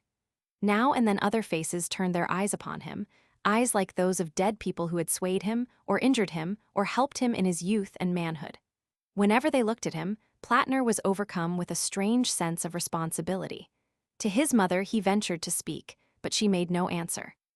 She looked sadly, steadfastly, and tenderly a little reproachfully, too, it seemed, into his eyes. He simply tells this story. He does not endeavor to explain. We are left to surmise who these watchers of the living may be, or, if they are indeed the dead, why they should so closely and passionately watch a world they have left forever. It may be indeed, to my mind it seems just that, when our life has closed, when evil or good is no longer a choice for us, we may still have to witness the working out of the train of consequences we have laid. If human souls continue after death, then surely human interests continue after death. But that is merely my own guess at the meaning of the things seen. Plattner offers no interpretation, for none was given him. It is well the reader should understand this clearly. Day after day, with his head reeling, he wandered about this strange lit world outside the world, weary and, towards the end, weak and hungry. By our earthly day, that is the ghostly vision of the old familiar scenery of Sussexville, all about him, irked and worried him. He could not see where to put his feet, and ever and again with a chilly touch one of these watching souls would come against his face. And after dark, the multitude of these watchers about him, and their intent distress, confused his mind beyond describing. A great longing to return to the earthly life that was so near and yet so remote consumed him. The unearthliness of things about him produced a positively painful mental distress. He was worried beyond describing by his own particular followers. He would shout at them to desist from staring at him, scold at them, hurry away from them. They were always mute and intent. Run as he might over the uneven ground, they followed his destinies. On the 9th day, towards evening, Plattner heard the invisible footsteps approaching, far away down the gorge. He was then wandering over the broad crest of the same hill upon which he had fallen in his entry into this strange other world of his. He turned to hurry down into the gorge, feeling his way hastily, and was arrested by the sight of the thing that was happening in a room in a back street near the school. Both of the people in the room he knew by sight. The windows were open, the blinds up, and the setting sun shone clearly into it, so that it came out quite brightly at first, a vivid oblong of room, lying like a magic lantern picture upon the black landscape and the livid green dawn. In addition to the sunlight, a candle had just been lit in the room. On the bed lay a lank man, his ghastly white face terrible upon the tumbled pillow. His clenched hands were raised above his head. A little table beside the bed carried a few medicine bottles, some toast and water, and an empty glass. Every now and then the lank man's lips fell apart to indicate a word he could not articulate. But the woman did not notice that he wanted anything, because she was busy turning out papers from an old-fashioned bureau in the opposite corner of the room. At first the picture was very vivid indeed, but as the green dawn behind it grew brighter and brighter, so it became fainter and more transparent. As the echoing footsteps paced nearer and nearer, those footsteps that sound so loud in that other world and come so silently in this, Plattner perceived about him a great multitude of dim faces gathering together out of the darkness and watching the two people in the room. Never before had he seen so many of the watchers of the living. A multitude had eyes only for the sufferer in the room. Another multitude, in infinite anguish, watched the woman as she hunted with greedy eyes for something she could not find. They crowded about Plattner, they came across his sight and buffeted his face. The noise of their unavailing regrets was all about him. He saw clearly only now and then. At other times the picture quivered dimly, through the veil of green reflections upon their movements. In the room it must have been very still, and Plattner says the candle flame streamed up into a perfectly vertical line of smoke, but in his ears each footfall and its echoes beat like a clap of thunder. And the faces. Two more particularly near the woman's, one a woman's also, white and clear-featured, a face which might have once been cold and hard, but which was now softened by the touch of a wisdom strange to earth. The other might have been the woman's father. Both were evidently absorbed in the contemplation of some act of hateful meanness, so it seemed, which they could no longer guard against and prevent. Behind were others, teachers, it may be, who had taught ill, friends whose influence had failed. And over the man, too, a multitude, but none that seemed to be parents or teachers. Faces that might once have been coarse, now purged to strength by sorrow, And in the forefront one face, a girlish one, neither angry nor remorseful, but merely patient and weary, and, as it seemed to Plattner, waiting for relief. His powers of description fail him at the memory of this multitude of ghastly countenances. They gathered on the stroke of the bell. He saw them all in the space of a second. It would seem that he was so worked on by his excitement that, quite involuntarily, his restless fingers took the bottle of green powder out of his pocket and held it before him. But he does not remember that. Abruptly, the footsteps ceased. He waited for the next, and there was silence, and then suddenly, cutting through the unexpected stillness like a keen, thin blade, came the first stroke of the bell. At that, the multitudinous faces swayed to and fro, and a louder crying began all about him. The woman did not hear. She was burning something now in the candle flame. At the second stroke, everything grew dim, and a breath of wind, icy cold, blew through the host of watchers. They swirled about him like an eddy of dead leaves in the spring, and at the third stroke something was extended through them to the bed. You have heard of a beam of light. This was like a beam of darkness, and looking again at it, Plattner saw that it was a shadowy arm and hand. The green sun was now topping the black desolations of the horizon, and the vision of the room was very faint. Plattner could see that the white of the bed struggled and was convulsed, and that the woman looked round over her shoulder at it, startled. The cloud of watchers lifted high like a puff of green dust before the wind and swept swiftly downward towards the temple in the gorge. Then suddenly Plattner understood the meaning of the shadowy black arm that stretched across his shoulder and clutched its prey. He did not dare turn his head to see the shadow behind the arm. With a violent effort, and covering his eyes, he set himself to run, made, perhaps, 20 strides, then slipped on a boulder and fell. He fell forward on his hands, and the bottle smashed and exploded as he touched the ground. In another moment, he found himself, stunned and bleeding, sitting face to face with Lidget in the old walled garden behind the school. There the story of Plattner's experiences ends. I have resisted, I believe successfully, the natural disposition of a writer of fiction to dress up incidents of this sort. I have told the thing as far as possible in the order in which Plattner told it to me. I have carefully avoided any attempt at style, effect, or construction. It would have been easy, for instance, to have worked the scene of the deathbed into a kind of plot in which Plattner might have been involved. But quite apart from the objectionableness of falsifying a most extraordinary true story, any such trite devices would spoil, to my mind, the peculiar effect of this dark world, with its livid green illumination and its drifting watchers of the living, which, unseen and unapproachable to us, is yet lying all about us. It remains to add that a death did actually occur in Vincent Terrace, just beyond the school garden, and, so far as can be proved, at the moment of Plattner's return. Deceased was a rate collector and insurance agent. His widow, who was much younger than himself, married last month a Mr. Whymper, a veterinary surgeon of Albeating.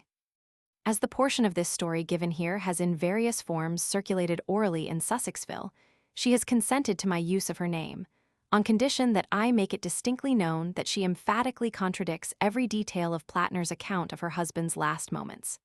She burnt no will, she says, although Plattner never accused her of doing so. Her husband made but one will, and that just after their marriage.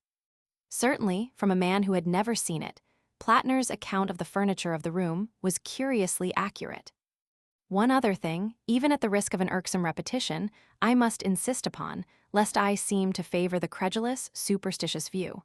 Plattner's absence from the world for 9 days is, I think, proved. But that does not prove his story. It is quite conceivable that even outside space hallucinations may be possible. That, at least, the reader must bear distinctly in mind. 16. The Red Room. I can assure you, said I, that it will take a very tangible ghost to fright me. And I stood up before the fire with my glass in my hand. It is your own choosing, said the man with the withered arm, and glanced at me askance. 28 years, said I have lived, and never a ghost have I seen as yet. The old woman sat staring hard into the fire, her pale eyes wide open. Aye, she broke in, and 28 years you have lived and never seen the likes of this house, I reckon. There's a many things to see when one's still but 28. She swayed her head slowly from side to side. A many things to see and sorrow for. I half suspected the old people were trying to enhance the spiritual terrors of their house by their droning insistence. I put down my empty glass on the table and looked about the room, and caught a glimpse of myself, abbreviated and broadened to an impossible sturdiness, in the queer old mirror at the end of the room. "Well," I said, "if I see anything tonight, I shall be so much the wiser. For I come to the business with an open mind." "It's your own choosing," said the man with the withered arm once more. I heard the sound of a stick and a shambling step on the flags in the passage outside, and the door creaked on its hinges as a second old man entered, more bent, more wrinkled, more aged even than the first. He supported himself by a single crutch, his eyes were covered by a shade, and his lower lip, half averted, hung pale and pink from his decaying yellow teeth.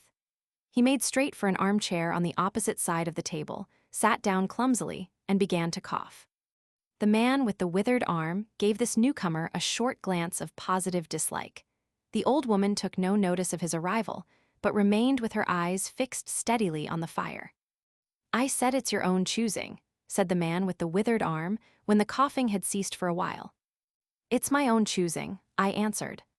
The man with the shade became aware of my presence for the first time and threw his head back for a moment and sideways to see me. I caught a momentary glimpse of his eyes, small and bright and inflamed. Then he began to cough and splutter again. "Why don't you drink?" said the man with the withered arm, pushing the beer towards him. The man with the shade poured out a glassful with a shaky hand that splashed half as much again on the deal table.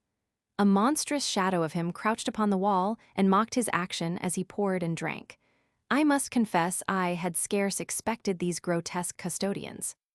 There is to my mind something inhuman in senility, something crouching and atavistic.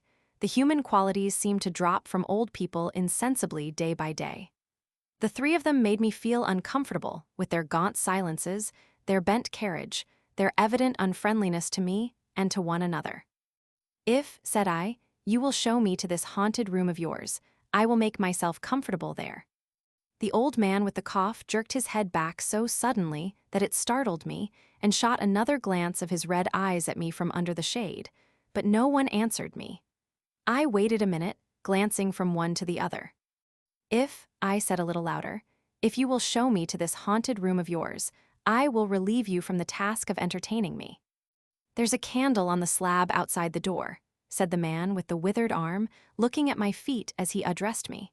"But if you go to the red room tonight—" "This night of all nights," said the old woman. "You go alone." "Very well," I answered, "and which way do I go?"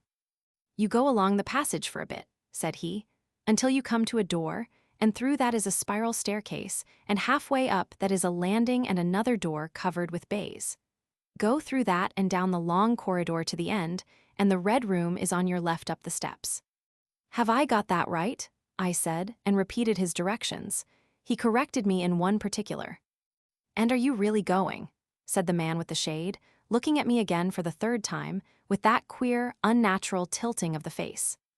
"This night of all nights," said the old woman. "It is what I came for," I said, and moved towards the door. As I did so, the old man with the shade rose and staggered round the table, so as to be closer to the others and to the fire. At the door, I turned and looked at them, and saw they were all close together, dark against the firelight, staring at me over their shoulders, with an intent expression on their ancient faces. "Good night," I said, setting the door open. "It's your own choosing," said the man with the withered arm. I left the door wide open until the candle was well alight, and then I shut them in and walked down the chilly, echoing passage. I must confess that the oddness of these three old pensioners in whose charge her ladyship had left the castle, and the deep-toned, old-fashioned furniture of the housekeeper's room in which they foregathered, affected me in spite of my efforts to keep myself at a matter-of-fact phase. They seemed to belong to another age, an older age, an age when things spiritual were different from this of ours, less certain, an age when omens and witches were credible, and ghosts beyond denying. Their very existence was spectral. The cut of their clothing, fashions born in dead brains. The ornaments and conveniences of the room about them were ghostly the thoughts of vanished men, which still haunted rather than participated in the world of today. But with an effort I sent such thoughts to the right about. The long, drafty subterranean passage was chilly and dusty, and my candle flared and made the shadows cower and quiver. The echoes rang up and down the spiral staircase, and a shadow came sweeping up after me, and one fled before me into the darkness overhead. I came to the landing and stopped there for a moment, listening to a rustling that I fancied I heard. Then, satisfied of the absolute silence, I pushed open the baize-covered door and stood in the corridor. The effect was scarcely what I expected, for the moonlight, coming in by the great window on the grand staircase, picked out everything in vivid black shadow or silvery illumination. Everything was in its place. The house might have been deserted on the yesterday instead of 18 months ago.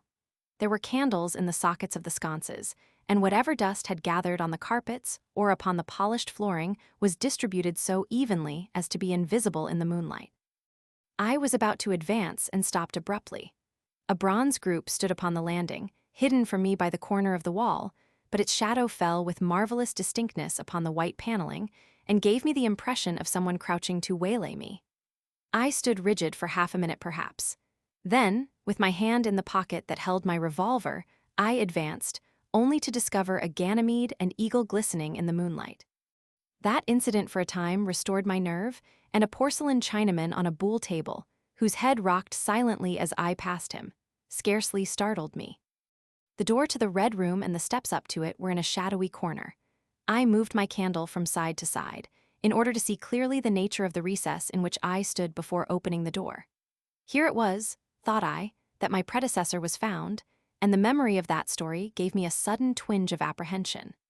I glanced over my shoulder at the Ganymede in the moonlight and opened the door of the red room rather hastily, with my face half turned to the pallid silence of the landing.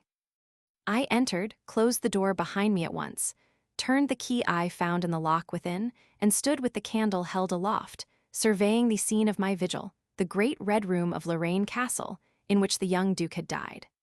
Or, rather, in which he had begun his dying, for he had opened the door and fallen headlong down the steps I had just ascended. That had been the end of his vigil, of his gallant attempt to conquer the ghostly tradition of the place, and never, I thought, had apoplexy better served the ends of superstition. And there were other and older stories that clung to the room, back to the half-credible beginning of it all, the tale of a timid wife and the tragic end that came to her husband's jest of frightening her. And looking around that large somber room, with its shadowy window bays, its recesses and alcoves, one could well understand the legends that had sprouted in its black corners, its germinating darkness. My candle was a little tongue of light in its vastness, that failed to pierce the opposite end of the room, and left an ocean of mystery and suggestion beyond its island of light. I resolved to make a systematic examination of the place at once, and dispel the fanciful suggestions of its obscurity before they obtained a hold upon me. After satisfying myself of the fastening of the door, I began to walk about the room, peering round each article of furniture, tucking up the valances of the bed, and opening its curtains wide. I pulled up the blinds and examined the fastenings of the several windows before closing the shutters, leant forward and looked up the blackness of the wide chimney, and tapped the dark oak paneling for any secret opening. There were 2 big mirrors in the room, each with a pair of sconces bearing candles, and on the mantelshelf, too, were more candles in china candlesticks. All these I lit one after the other. The fire was laid, an unexpected consideration from the old housekeeper, and I lit it, to keep down any disposition to shiver, and when it was burning well, I stood round with my back to it and regarded the room again.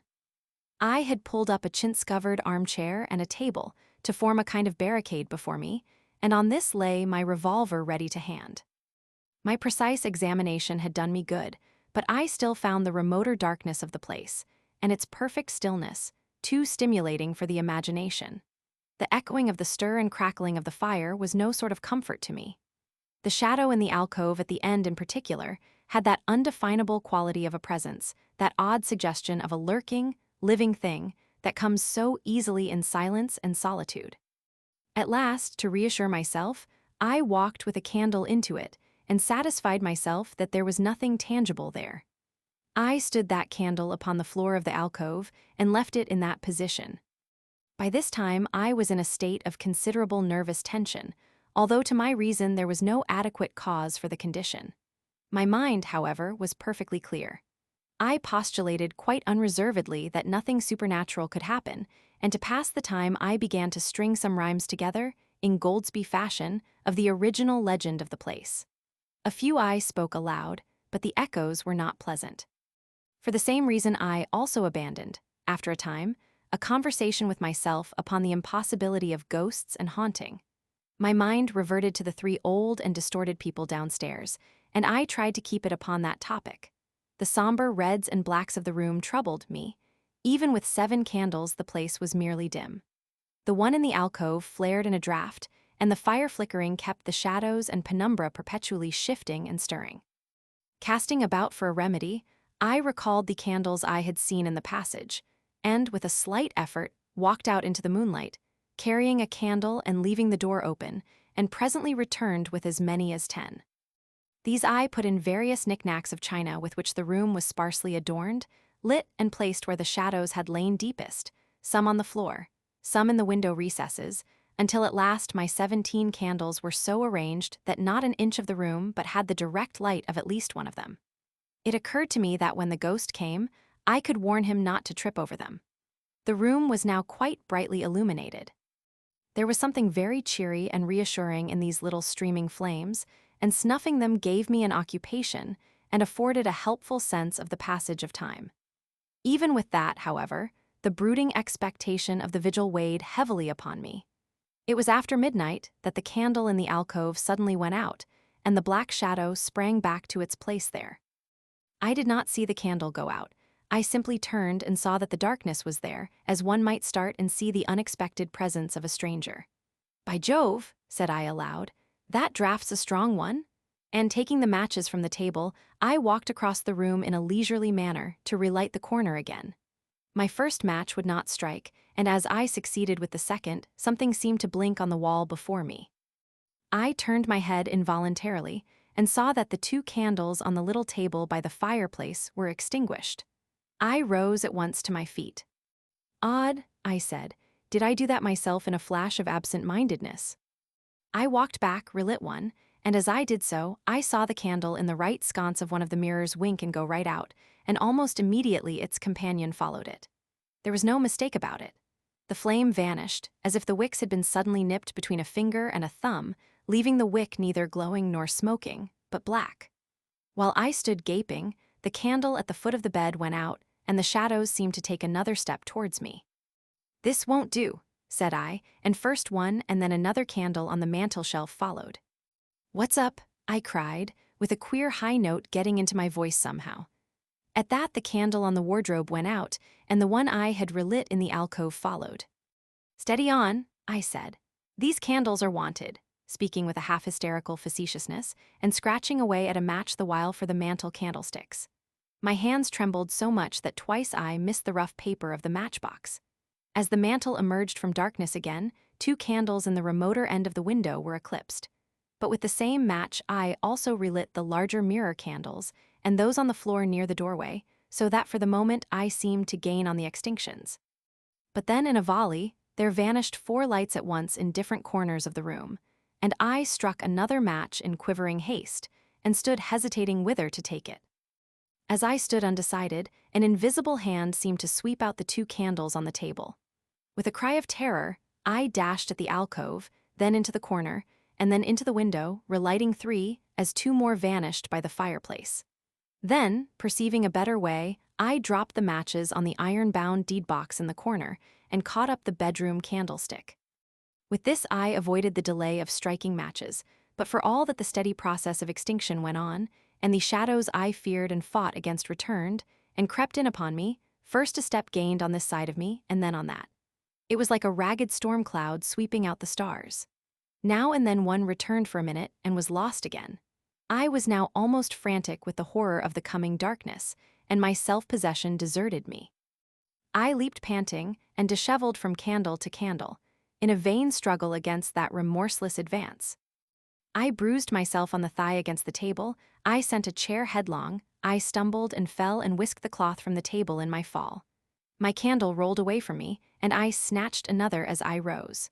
Abruptly, this was blown out as I swung it off the table by the wind of my sudden movement, and immediately the two remaining candles followed. But there was light still in the room, a red light that staved off the shadows from me. The fire. Of course, I could still thrust my candle between the bars and relight it.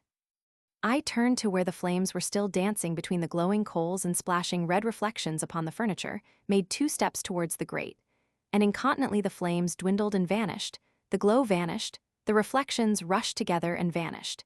And as I thrust the candle between the bars, darkness closed upon me like the shutting of an eye, wrapped about me in a stifling embrace, sealed my vision, and crushed the last vestiges of reason from my brain. The candle fell from my hand.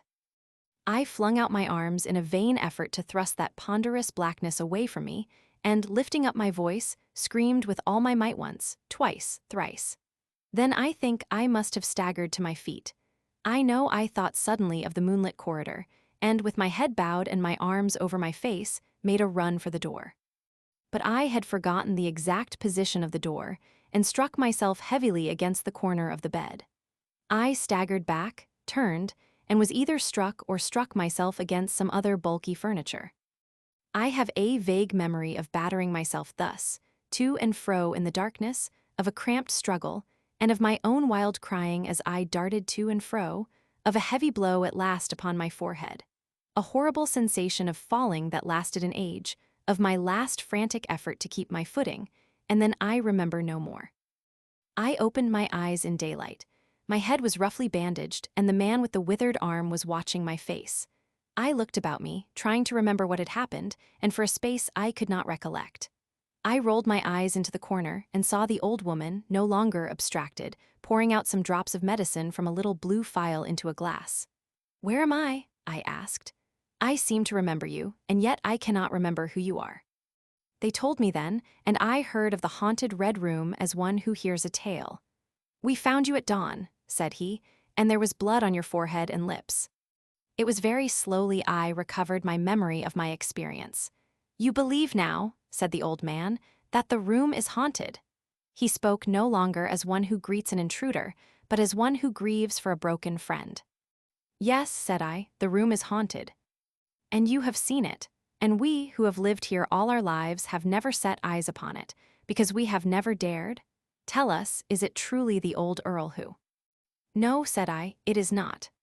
"I told you so," said the old lady, with the glass in her hand. "It is his poor young countess who was frightened." "It is not," I said. "There is neither ghost of Earl nor ghost of countess in that room. There is no ghost there at all. But worse, far worse." "Well," they said. "The worst of all the things that haunt poor mortal man," said I. "And that is, in all its nakedness, fear that will not have light nor sound, that will not bear with reason, that deafens and darkens and overwhelms. It followed me through the corridor, it fought against me in the room." I stopped abruptly. There was an interval of silence. My hand went up to my bandages. Then the man with the shade sighed and spoke. "That is it," said he. "I knew that was it, a power of darkness. To put such a curse upon a woman, it lurks there always. You can feel it even in the daytime, even of a bright summer's day, in the hangings, in the curtains, keeping behind you however you face about. In the dusk it creeps along the corridor and follows you, so that you dare not turn. There is fear in that room of hers, black fear, and there will be so long as this house of sin endures." 17. The Purple Pileus. Mr. Coombs was sick of life. He walked away from his unhappy home, and sick not only of his own existence but of everybody else's, turned aside down Gaswork Lane to avoid the town, and, crossing the wooden bridge that goes over the canal to Starling's cottages, was presently alone in the damp pine woods and out of sight and sound of human habitation. He would stand it no longer. He repeated aloud with blasphemies unusual to him that he would stand it no longer. He was a pale-faced little man, with dark eyes and a fine and very black mustache. He had a very stiff, upright collar slightly frayed that gave him an illusory double chin, and his overcoat, albeit shabby, was trimmed with astrakhan. His gloves were a bright brown with black stripes over the knuckles and split at the finger ends. His appearance, his wife had said once in the dear, dead days beyond recall before he married her, that was military. But now she called him, it seems a dreadful thing to tell of between husband and wife, but she called him a little grub. It wasn't the only thing she had called him, either. The row had arisen about that beastly Jenny again. Jenny was his wife's friend, and by no invitation of Mr. Coombs, she came in every blessed Sunday to dinner and made a shindy all the afternoon. She was a big, noisy girl, with a taste for loud colors and a strident laugh, and this Sunday she had outdone all her previous intrusions by bringing in a fellow with her, a chap as showy as herself. And Mr. Coombs, in a starchy, clean collar and his Sunday frock coat, had sat dumb and wrathful at his own table, while his wife and her guests talked foolishly and undesirably, and laughed aloud.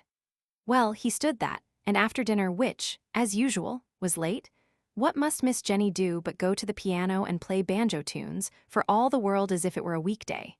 Flesh and blood could not endure such goings-on. They would hear next door, they would hear in the road, it was a public announcement of their disrepute. He had to speak. He had felt himself go pale, and a kind of rigor had affected his respiration as he delivered himself. He had been sitting on one of the chairs by the window the new guest had taken possession of the armchair. He turned his head. "Sunday," he said over the collar, in the voice of one who warns. Sunday, what people call a nasty tone, it was.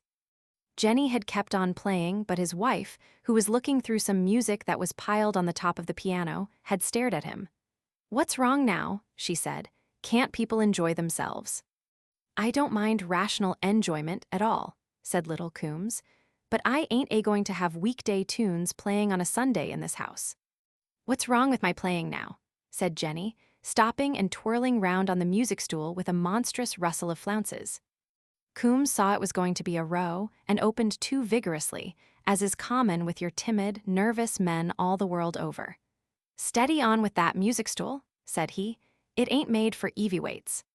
"Never you mind about weights," said Jenny, incensed. "What was you saying behind my back about my playing?" "Surely you don't old with not having a bit of music on a Sunday, Mr. Coombs," said the new guest, leaning back in the armchair, blowing a cloud of cigarette smoke and smiling in a kind of pitying way.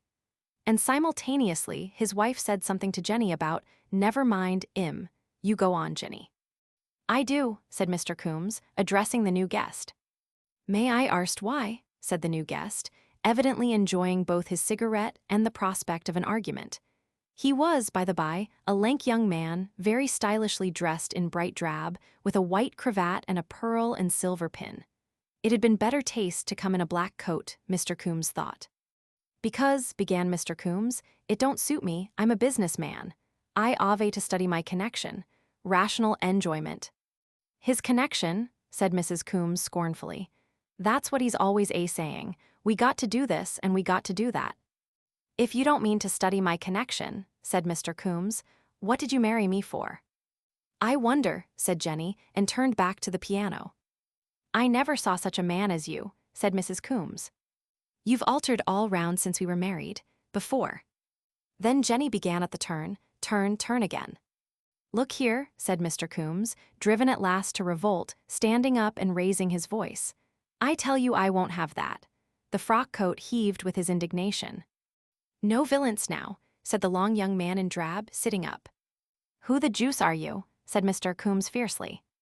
Whereupon they all began talking at once. The new guest said he was Jenny's intended, and meant to protect her, and Mr. Coombs said he was welcome to do so anywhere but in his, Mr. Coombs' house, and Mrs.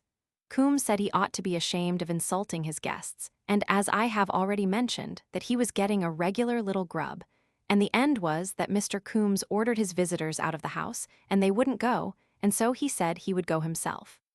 With his face burning and tears of excitement in his eyes, he went into the passage, and as he struggled with his overcoat, his frock coat sleeves got concertinaed up, his Armand gave a brush at his silk hat. Jenny began again at the piano and strummed him insultingly out of the house. Turn. He slammed the shop door so that the house quivered. That, briefly, was the immediate making of his mood.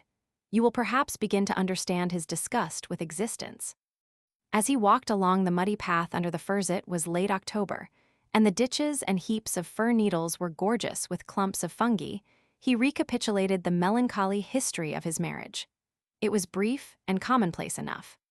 He now perceived with sufficient clearness that his wife had married him out of a natural curiosity, and in order to escape from her worrying, laborious, and uncertain life in the workroom, and, like the majority of her class, she was far too stupid to realize that it was her duty to cooperate with him in his business. She was greedy of enjoyment, loquacious, and socially minded, and evidently disappointed to find the restraints of poverty still hanging about her. His worries exasperated her, and the slightest attempt to control her proceedings resulted in a charge of grumbling. Why couldn't he be nice as he used to be? And Coombs was such a harmless little man, too, nourished mentally on self-help, and with a meager ambition of self-denial and competition that was to end in a sufficiency. Then Jenny came in as a female Mephistopheles, a gabbling chronicle of fellers, and was always wanting his wife to go to theaters and all that. And in addition were aunts of his wife, and cousins male and female to eat up capital, insult him personally, upset business arrangements, annoy good customers, and generally blight his life. It was not the first occasion by many that Mr. Coombs had fled his home in wrath and indignation, and something like fear, vowing furiously and even aloud that he wouldn't stand it, and so frothing away his energy along the line of least resistance. But never before had he been quite so sick of life as on this particular Sunday afternoon. The Sunday dinner may have had its share in his despair and the grayness of the sky. Perhaps, too, he was beginning to realize his unendurable frustration as a businessman as the consequence of his marriage. Presently bankruptcy, and after that perhaps she might have reason to repent when it was too late. And destiny, as I have already intimated, had planted the path through the wood with evil-smelling fungi, thickly and variously planted it, not only on the right side, but on the left. A small shopman is in such a melancholy position if his wife turns out a disloyal partner. His capital is all tied up in his business, and to leave her means to join the unemployed in some strange part of the earth. The luxuries of divorce are beyond him altogether, so that the good old tradition of marriage for better or worse holds inexorably for him, and things work up to tragic culminations. Bricklayers kick their wives to death, and dukes betray theirs. But it is among the small clerks and shopkeepers nowadays that it comes most often to a cutting of throats. Under the circumstances, it is not so very remarkable, and you must take it as charitably as you can that the mind of Mr. Coombs ran for a while on some such glorious close to his disappointed hopes, and that he thought of razors, pistols, bread knives, and touching letters to the coroner denouncing his enemies by name and praying piously for forgiveness. After a time, his fierceness gave way to melancholia. He had been married in this very overcoat, in his first and only frock coat that was buttoned up beneath it. He began to recall their courting along this very walk, his years of penurious saving to get capital, and the bright hopefulness of his marrying days. For it all to work out like this, was there no sympathetic ruler anywhere in the world?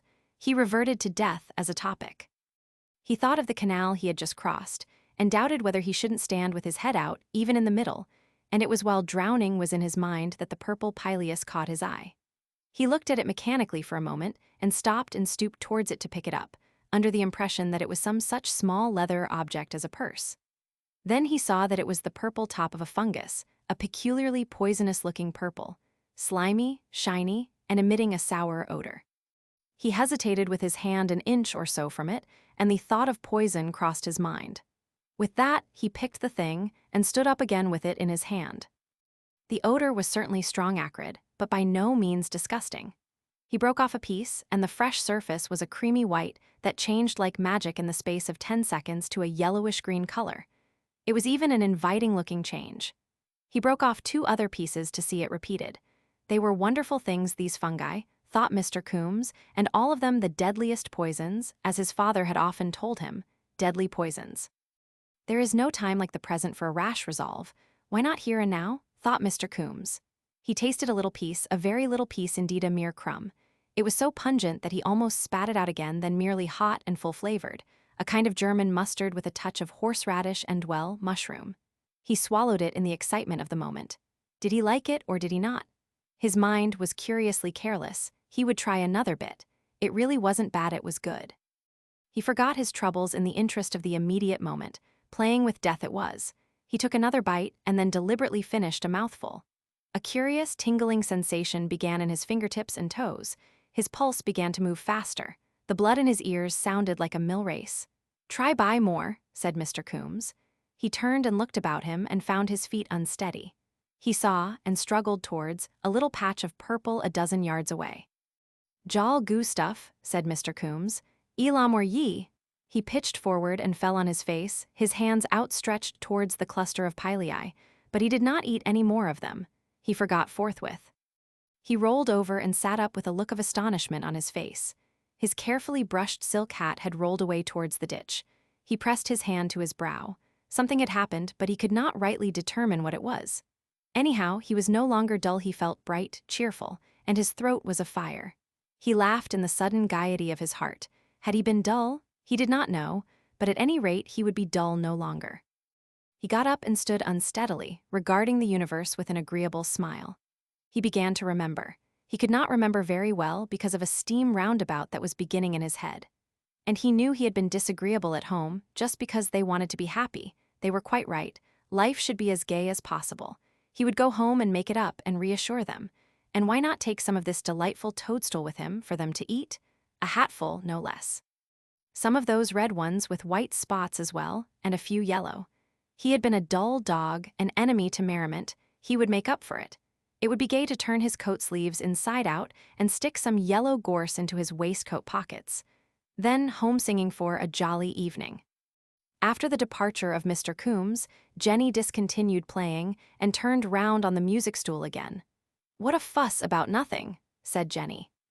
"You see, Mr. Clarence, what I've got to put up with," said Mrs. Coombs. "He is a bit hasty," said Mr. Clarence judicially. "He ain't got the slightest sense of our position," said Mrs. Coombs. "That's what I complain of. He cares for nothing but his old shop, and if I have a bit of company or buy anything to keep myself decent or get any little thing I want out of the housekeeping money, there's disagreeables. Economy, he says, struggle for life and all that. He lies awake of nights about it, worrying how he can screw me out of a shilling. He wanted us to eat Dorset butter once. If once I was to give in to him there." "Of course," said Jenny. "If a man values a woman," said Mr. Clarence, lounging back in the armchair, "he must be prepared to make sacrifices for her. For my own part," said Mr. Clarence, with his eye on Jenny, "I shouldn't think of marrying till I was in a position to do the thing in style. It's downright selfishness. A man ought to go through the rough and tumble by himself and not drag her." "I don't agree altogether with that," said Jenny. "I don't see why a man shouldn't have a woman's help, provided he doesn't treat her meanly, you know. It's meanness." "You wouldn't believe," said Mrs. Coombs. "But I was a fool to ave him. I might ave known. If it hadn't been for my father, we shouldn't ave add not a carriage to our wedding." "Lord, he didn't stick out at that," said Mr. Clarence, quite shocked. "Said he wanted the money for his stock or some such rubbish. Why, he wouldn't have a woman in to help me once a week if it wasn't for my standing out plucky. And the fusses he makes about money comes to me, well, pretty near crying, with sheets of paper and figures. If only we can tide over this year, he says, the business is bound to go. If only we can tide over this year, I says, then it'll be if only we can tide over next year. I know you, I says. And you don't catch me screwing myself lean and ugly. Why didn't you marry a slavey? I says, if you wanted one instead of a respectable girl, I says. So Mrs. Coombs, but we will not follow this unedifying conversation further. Suffice it that Mr. Coombs was very satisfactorily disposed of, and they had a snug little time round the fire. Then Mrs. Coombs went to get the tea, and Jenny sat coquettishly on the arm of Mr. Clarence's chair until the tea things clattered outside. "What was that I heard?" asked Mrs. Coombs playfully, as she entered, and there was badinage about kissing. They were just sitting down to the little circular table when the first intimation of Mr. Coombs' return was heard. This was a fumbling at the latch of the front door. "'Ere's my lord," said Mrs. Coombs. "Went out like a lion and comes back like a lamb, I'll lay." Something fell over in the shop. A chair, it sounded like. Then there was a sound as of some complicated step exercise in the passage. Then the door opened and Coombs appeared. But it was Coombs transfigured. The immaculate collar had been torn carelessly from his throat. His carefully brushed silk hat, half full of a crush of fungi, was under one arm, his coat was inside out, and his waistcoat adorned with bunches of yellow-blossomed furs. These little eccentricities of Sunday costume, however, were quite overshadowed by the change in his face. It was livid white, his eyes were unnaturally large and bright, and his pale blue lips were drawn back in a cheerless grin. "Mary," he said. He had stopped dancing to open the door. "Rational enjoyment," Dance. He made 3 fantastic steps into the room and stood bowing. Jim, shrieked Mrs. Coombs, and Mr. Clarence sat petrified with a dropping lower jaw. Tea, said Mr. Coombs. Jaw thing tea, toaststools too, brochure. He's drunk, said Jenny in a weak voice. Never before had she seen this intense pallor in a drunken man, or such shining, dilated eyes. Mr. Coombs held out a handful of scarlet agaric to Mr. Clarence. "Joe stuff," said he, "ta some." At that moment he was genial. Then at the sight of their startled faces he changed, with the swift transition of insanity, into overbearing fury. And it seemed as if he had suddenly recalled the quarrel of his departure. In such a huge voice as Mrs. Coombs had never heard before, he shouted, "My house, I'm master heir. Eat what I give yer." He bawled this, as it seemed, without an effort, without a violent gesture, standing there as motionless as one who whispers, holding out a handful of fungus. Clarence approved himself a coward. He could not meet the mad fury in Coombs' eyes. He rose to his feet, pushing back his chair, and turned, stooping. At that, Coombs rushed at him. Jenny saw her opportunity and, with the ghost of a shriek, made for the door. Mrs. Coombs followed her. Clarence tried to dodge. Over went the tea table with a smash as Coombs clutched him by the collar and tried to thrust the fungus into his mouth.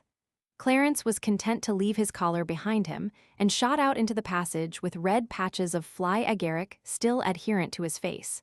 "Shut I am in," cried Mrs. Coombs, and would have closed the door, but her supports deserted her. Jenny saw the shop door open and vanished thereby, locking it behind her, while Clarence went on hastily into the kitchen. Mr. Coombs came heavily against the door, and Mrs. Coombs, finding the key was inside, fled upstairs and locked herself in the spare bedroom. So the new convert to joie de vivre emerged upon the passage, his decorations a little scattered, but that respectable hatful of fungi still under his arm. He hesitated at the 3 ways and decided on the kitchen, whereupon Clarence, who was fumbling with the key, gave up the attempt to imprison his host and fled into the scullery, only to be captured before he could open the door into the yard. Mr. Clarence is singularly reticent of the details of what occurred. It seems that Mr. Coombs' transitory irritation had vanished again, and he was once more a genial playfellow. And as there were knives and meat choppers about, Clarence very generously resolved to humor him and so avoid anything tragic. It is beyond dispute that Mr. Coombs played with Mr. Clarence to his heart's content. They could not have been more playful and familiar if they had known each other for years. He insisted gaily on Clarence trying the fungi, and after a friendly tussle, was smitten with remorse at the mess he was making of his guest's face.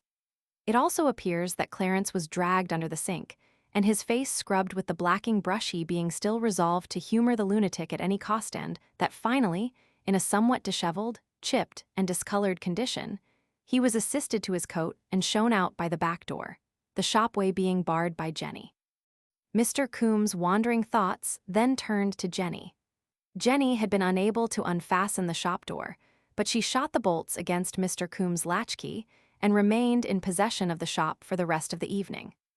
It would appear that Mr. Coombs then returned to the kitchen, still in pursuit of gaiety, and, albeit a strict Good Templar, drank, or spilt down the front of the first and only frock coat, no less than 5 bottles of the stout Mrs. Coombs insisted upon having for her health's sake. He made cheerful noises by breaking off the necks of the bottles with several of his wife's wedding present dinner plates, and during the earlier part of this great drunk, he sang divers merry ballads. He cut his finger rather badly with one of the bottles, the only bloodshed in this story, and, what with that, and the systematic convulsion of his inexperienced physiology by the licorice brand of Mrs. Coombs' stout, it may be the evil of the fungus poison was somehow allayed. But we prefer to draw a veil over the concluding incidents of this Sunday afternoon. They ended in the coal cellar, in a deep and healing sleep. An interval of 5 years elapsed. Again it was a Sunday afternoon in October, and again Mr. Coombs walked through the pine wood beyond the canal. He was still the same dark-eyed, black-mustached little man that he was at the outset of the story, but his double chin was now scarcely so illusory as it had been. His overcoat was new, with a velvet lapel, and a stylish collar with turn-down corners, free of any coarse starchiness, had replaced the original all-round article.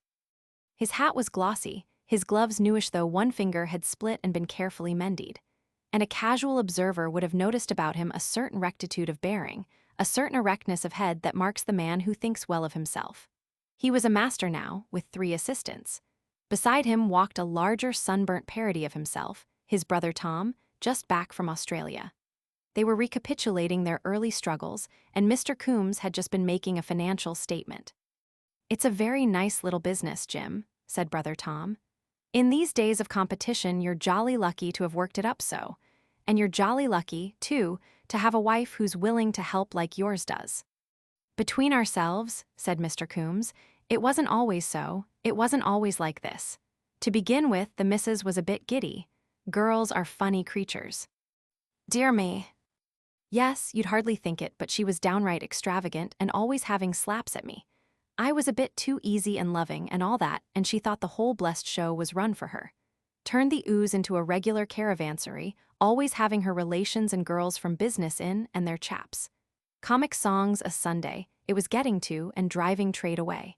And she was making eyes at the chaps, too. I tell you, Tom, the place wasn't my own. Shouldn't I thought it? It was so, well, I reasoned with her. I said, I ain't a duke to keep a wife like a pet animal. I married you for 'elp and company. I said, you got to 'elp and pull the business through. She wouldn't 'ear of it. Very well, I says. I'm a mild man till I'm roused, I says, and it's getting to that. But she wouldn't 'ear of no warnings.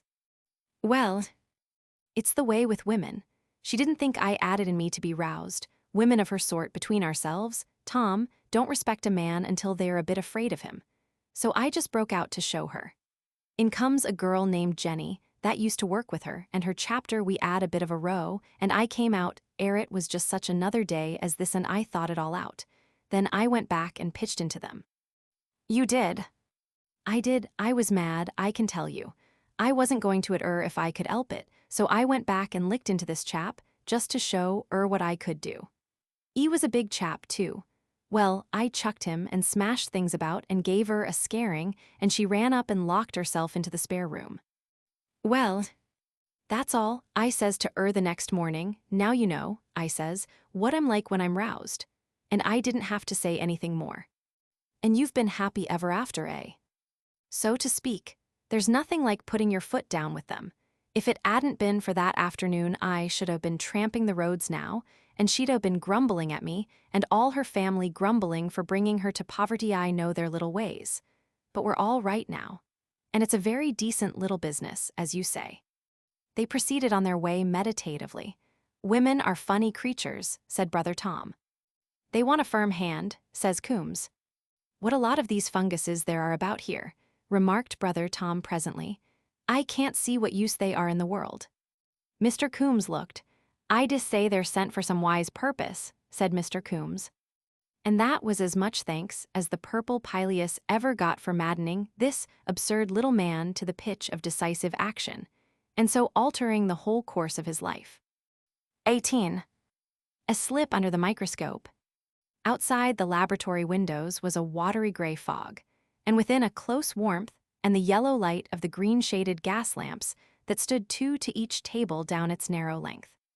On each table stood a couple of glass jars containing the mangled vestiges of the crayfish, mussels, frogs, and guinea pigs upon which the students had been working.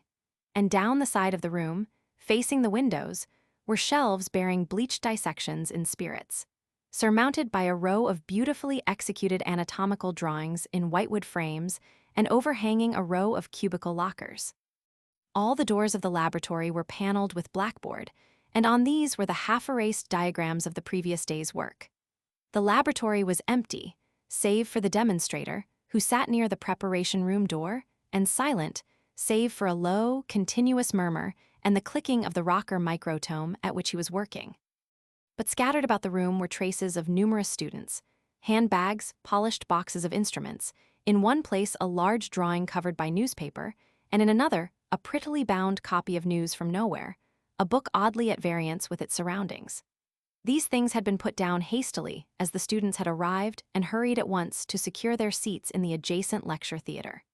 Deadened by the closed door, the measured accents of the professor sounded as a featureless muttering. Presently, faint through the closed windows came the sound of the oratory clock striking the hour of 11. The clicking of the microtome ceased, and the demonstrator looked at his watch, rose, thrust his hands into his pockets, and walked slowly down the laboratory towards the lecture theater door. He stood listening for a moment, and then his eye fell on the little volume by William Morris. He picked it up, glanced at the title, smiled, opened it, looked at the name on the flyleaf, ran the leaves through with his hand, and put it down. Almost immediately the even murmur of the lecturer ceased. There was a sudden burst of pencils rattling on the desks in the lecture theater, a stirring, a scraping of feet, and a number of voices speaking together. Then a firm footfall approached the door, which began to open, and stood ajar, as some indistinctly heard question arrested the newcomer. The demonstrator turned, walked slowly back past the microtome, and left the laboratory by the preparation room door. As he did so, first one, and then several students carrying notebooks entered the laboratory from the lecture theater, and distributed themselves among the little tables or stood in a group about the doorway. They were an exceptionally heterogeneous assembly, for while Oxford and Cambridge still recoil from the blushing prospect of mixed classes, the College of Science anticipated America in the matter years ago mixed socially, too, for the prestige of the college is high, and its scholarships, free of any age limit, dredge deeper even than do those of the Scotch universities. The class numbered 1 in 20, but some remained in the theater questioning the professor, copying the blackboard diagrams before they were washed off, or examining the special specimens he had produced to illustrate the day's teaching. Of the 9 who had come into the laboratory, 3 were girls, one of whom, a little fair woman, wearing spectacles and dressed in grayish-green, was peering out of the window at the fog, while the other 2, both wholesome-looking, plain-faced schoolgirls, unrolled and put on the brown holland aprons they wore while dissecting. Of the men, 2 went down the laboratory to their places, one a pallid, dark-bearded man who had once been a tailor, the other a pleasant-featured, ruddy young man of 20, dressed in a well-fitting brown suit, young Wedderburn, the son of Wedderburn, the eye specialist. The others formed a little knot near the theater door. One of these, a dwarfed, spectacled figure, with a hunchback, sat on a bent wood stool. 2 others, one a short, dark youngster, and the other a flaxen-haired, reddish-complexioned young man, stood leaning side by side against the slate sink, while the 4th stood facing them, and maintained the larger share of the conversation. This last person was named Hill. He was a sturdily built young fellow, of the same age as Wedderburn. He had a white face, dark gray eyes, hair of an indeterminate color, and prominent, irregular features. He talked rather louder than was needful, and thrust his hands deeply into his pockets. His collar was frayed and blue with the starch of a careless laundress, his clothes were evidently ready-made, and there was a patch on the side of his boot near the toe. And as he talked or listened to the others, he glanced now and again towards the lecture theater door. They were discussing the depressing peroration of the lecture they had just heard. The last lecture it was in the introductory course in zoology. From ovum to ovum is the goal of the higher vertebrata, the lecturer had said in his melancholy tones, and so had neatly rounded off the sketch of comparative anatomy he had been developing. The spectacled hunchback had repeated it, with noisy appreciation, had tossed it towards the fair-haired student with an evident provocation, and had started one of these vague, rambling discussions on generalities, so unaccountably dear to the student mind all the world over. "That is our goal, perhaps I admit it as far as science goes," said the fair-haired student, rising to the challenge. "But there are things above science." "Science," said Hill confidently, "is systematic knowledge. Ideas that don't come into the system must, anyhow, be loose ideas." He was not quite sure whether that was a clever saying or a fatuity until his hearers took it seriously. "The thing I cannot understand," said the hunchback at large, "is whether Hill is a materialist or not." "There is one thing above matter," said Hill promptly, feeling he had a better thing this time, aware, too, of someone in the doorway behind him, and raising his voice a trifle for her benefit, "and that is the delusion that there is something above matter." "So we have your gospel at last," said the fair student. "It's all a delusion, is it? All our aspirations to lead something more than dogs' lives, all our work for anything beyond ourselves. But see how inconsistent you are. Your socialism, for instance. Why do you trouble about the interests of the race? Why do you concern yourself about the beggar in the gutter? Why are you bothering yourself to lend that book?" He indicated William Morris by a movement of the head to everyone in the lab. "Girl," said the hunchback indistinctly, and glanced guiltily over his shoulder. The girl in brown, with the brown eyes, had come into the laboratory and stood on the other side of the table behind him, with her rolled-up apron in one hand, looking over her shoulder, listening to the discussion. She did not notice the hunchback, because she was glancing from Hill to his interlocutor. Hill's consciousness of her presence betrayed itself to her only in his studious ignorance of the fact, but she understood that, and it pleased her. "I see no reason," said he, "why a man should live like a brute because he knows of nothing beyond matter, and does not expect to exist 100 years hence." "Why shouldn't he?" said the fair-haired student.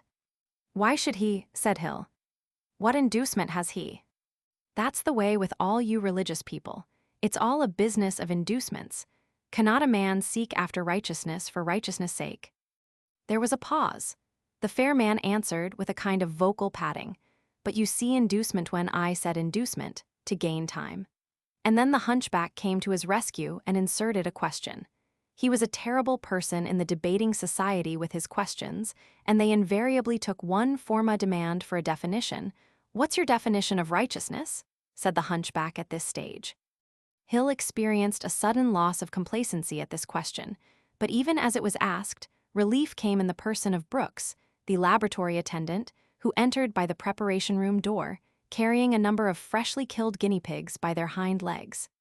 "This is the last batch of material this session," said the youngster who had not previously spoken. Brooks advanced up the laboratory, smacking down a couple of guinea pigs at each table. The rest of the class, scenting the prey from afar, came crowding in by the lecture theater door, and the discussion perished abruptly as the students who were not already in their places hurried to them to secure the choice of a specimen. There was a noise of keys rattling on split rings as lockers were opened and dissecting instruments taken out. Hill was already standing by his table, and his box of scalpels was sticking out of his pocket. The girl in brown came a step towards him and, leaning over his table, said softly, "Did you see that I returned your book, Mr. Hill?" During the whole scene, she and the book had been vividly present in his consciousness, but he made a clumsy pretense of looking at the book and seeing it for the first time. "Oh, yes," he said, taking it up. "I see. Did you like it?" "I want to ask you some questions about it some time." "Certainly," said Hill. "I shall be glad." He stopped awkwardly. "You liked it," he said. "It's a wonderful book, only some things I don't understand." Then suddenly the laboratory was hushed by a curious, braying noise. It was the demonstrator. He was at the blackboard ready to begin the day's instruction, and it was his custom to demand silence by a sound midway between the of common intercourse and the blast of a trumpet. The girl in brown slipped back to her place. It was immediately in front of Hill's, and Hill, forgetting her forthwith, took a notebook out of the drawer of his table, turned over its leaves hastily, drew a stumpy pencil from his pocket, and prepared to make a copious note of the coming demonstration. For demonstrations and lectures are the sacred text of the college students. Books, saving only the professor's own, it is even expedient to ignore. Hill was the son of a Landport cobbler, and had been hooked by a chance blue paper the authorities had thrown out to the Landport Technical College. He kept himself in London on his allowance of a guinea a week, and found that, with proper care, this also covered his clothing allowance, an occasional waterproof collar, that is, and ink and needles and cotton and such like necessaries for a man about town.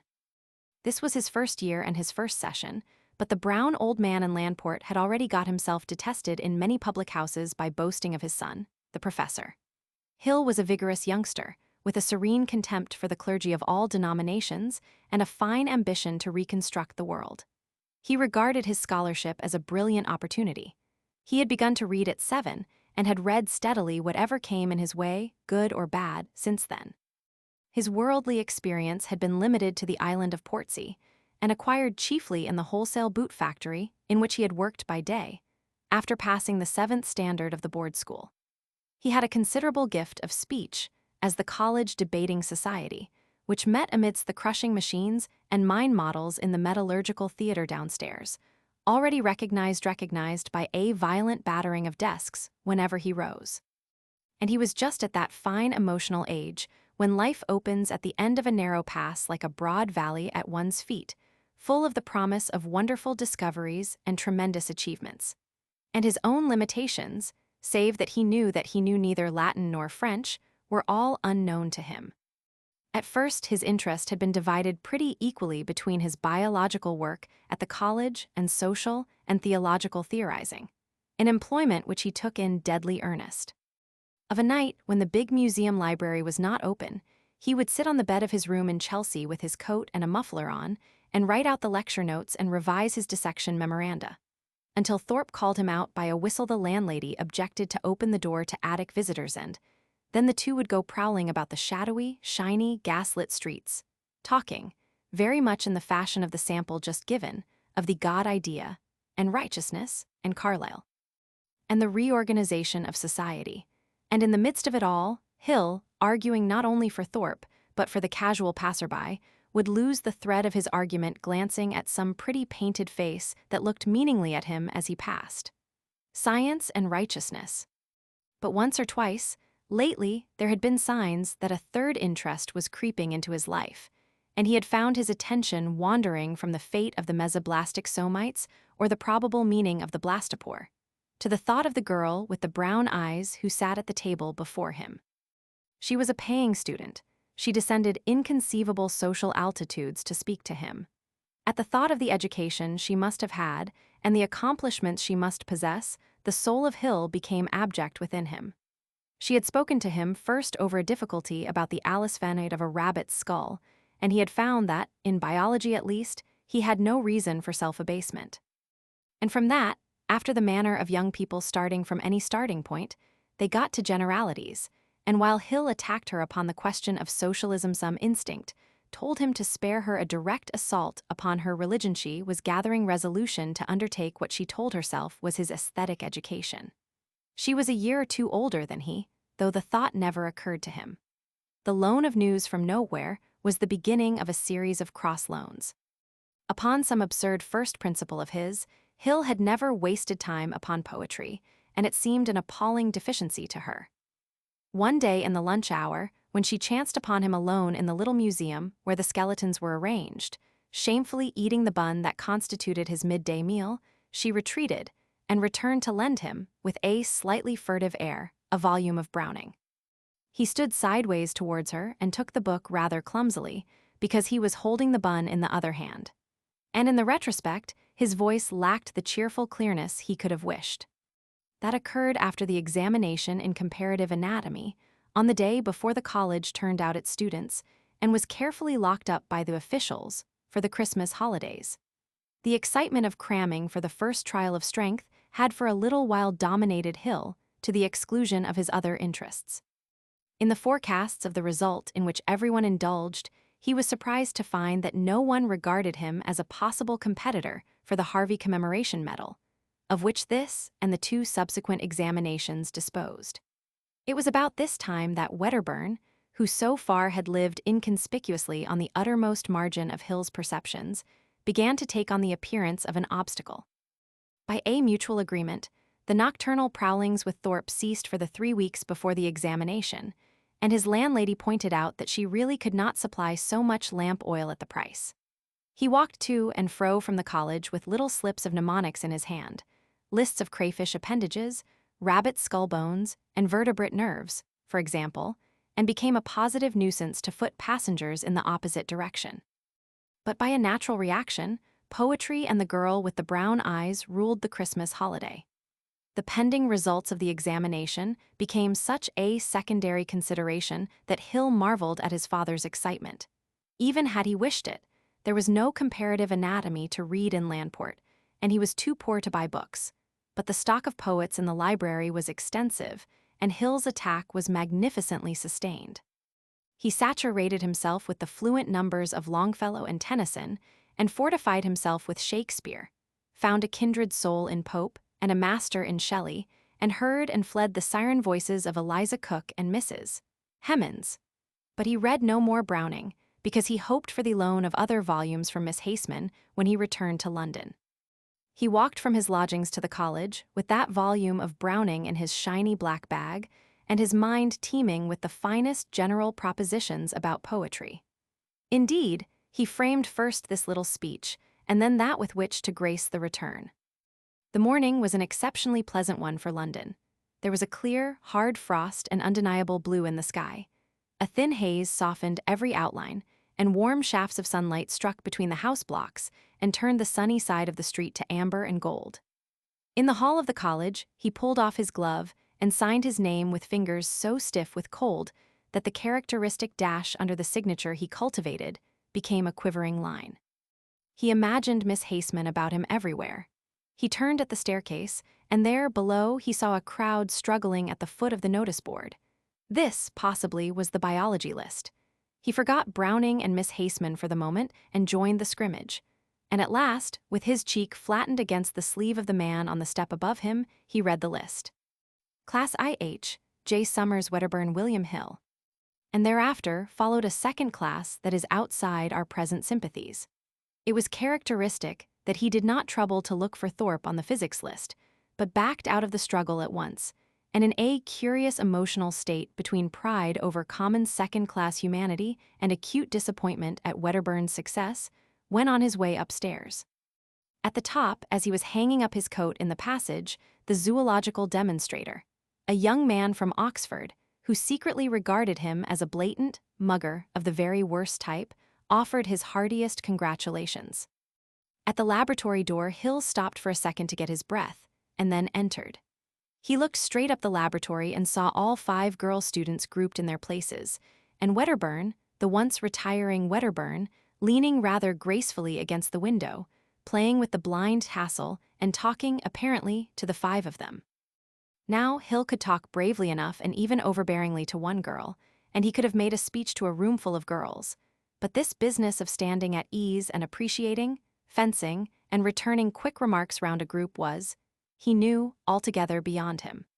Coming up the staircase, his feelings for Wedderburn had been generous, a certain admiration perhaps, a willingness to shake his hand conspicuously and heartily as one who had fought but the first round. But before Christmas, Wedderburn had never gone up to that end of the room to talk. In a flash, Hill's mist of vague excitement condensed abruptly to a vivid dislike of Wedderburn. Possibly his expression changed. As he came up to his place, Wedderburn nodded carelessly to him, and the others glanced round. Miss Haseman looked at him and away again, the faintest touch of her eyes. "I can't agree with you, Mr. Wedderburn," she said. "I must congratulate you on your first class, Mr. Hill," said the spectacled girl in green, turning round and beaming at him. "It's nothing," said Hill, staring at Wedderburn and Miss Haseman talking together, and eager to hear what they talked about. "We poor folks in the second class don't think so," said the girl in spectacles. What was it Wedderburn was saying? Something about William Morris. Hill did not answer the girl in spectacles, and the smile died out of his face. He could not hear, and failed to see how he could cut in. Confound Wedderburn. He sat down, opened his bag, hesitated whether to return the volume of Browning forthwith, in the sight of all, and instead drew out his new notebooks for the short course in elementary botany that was now beginning, and which would terminate in February.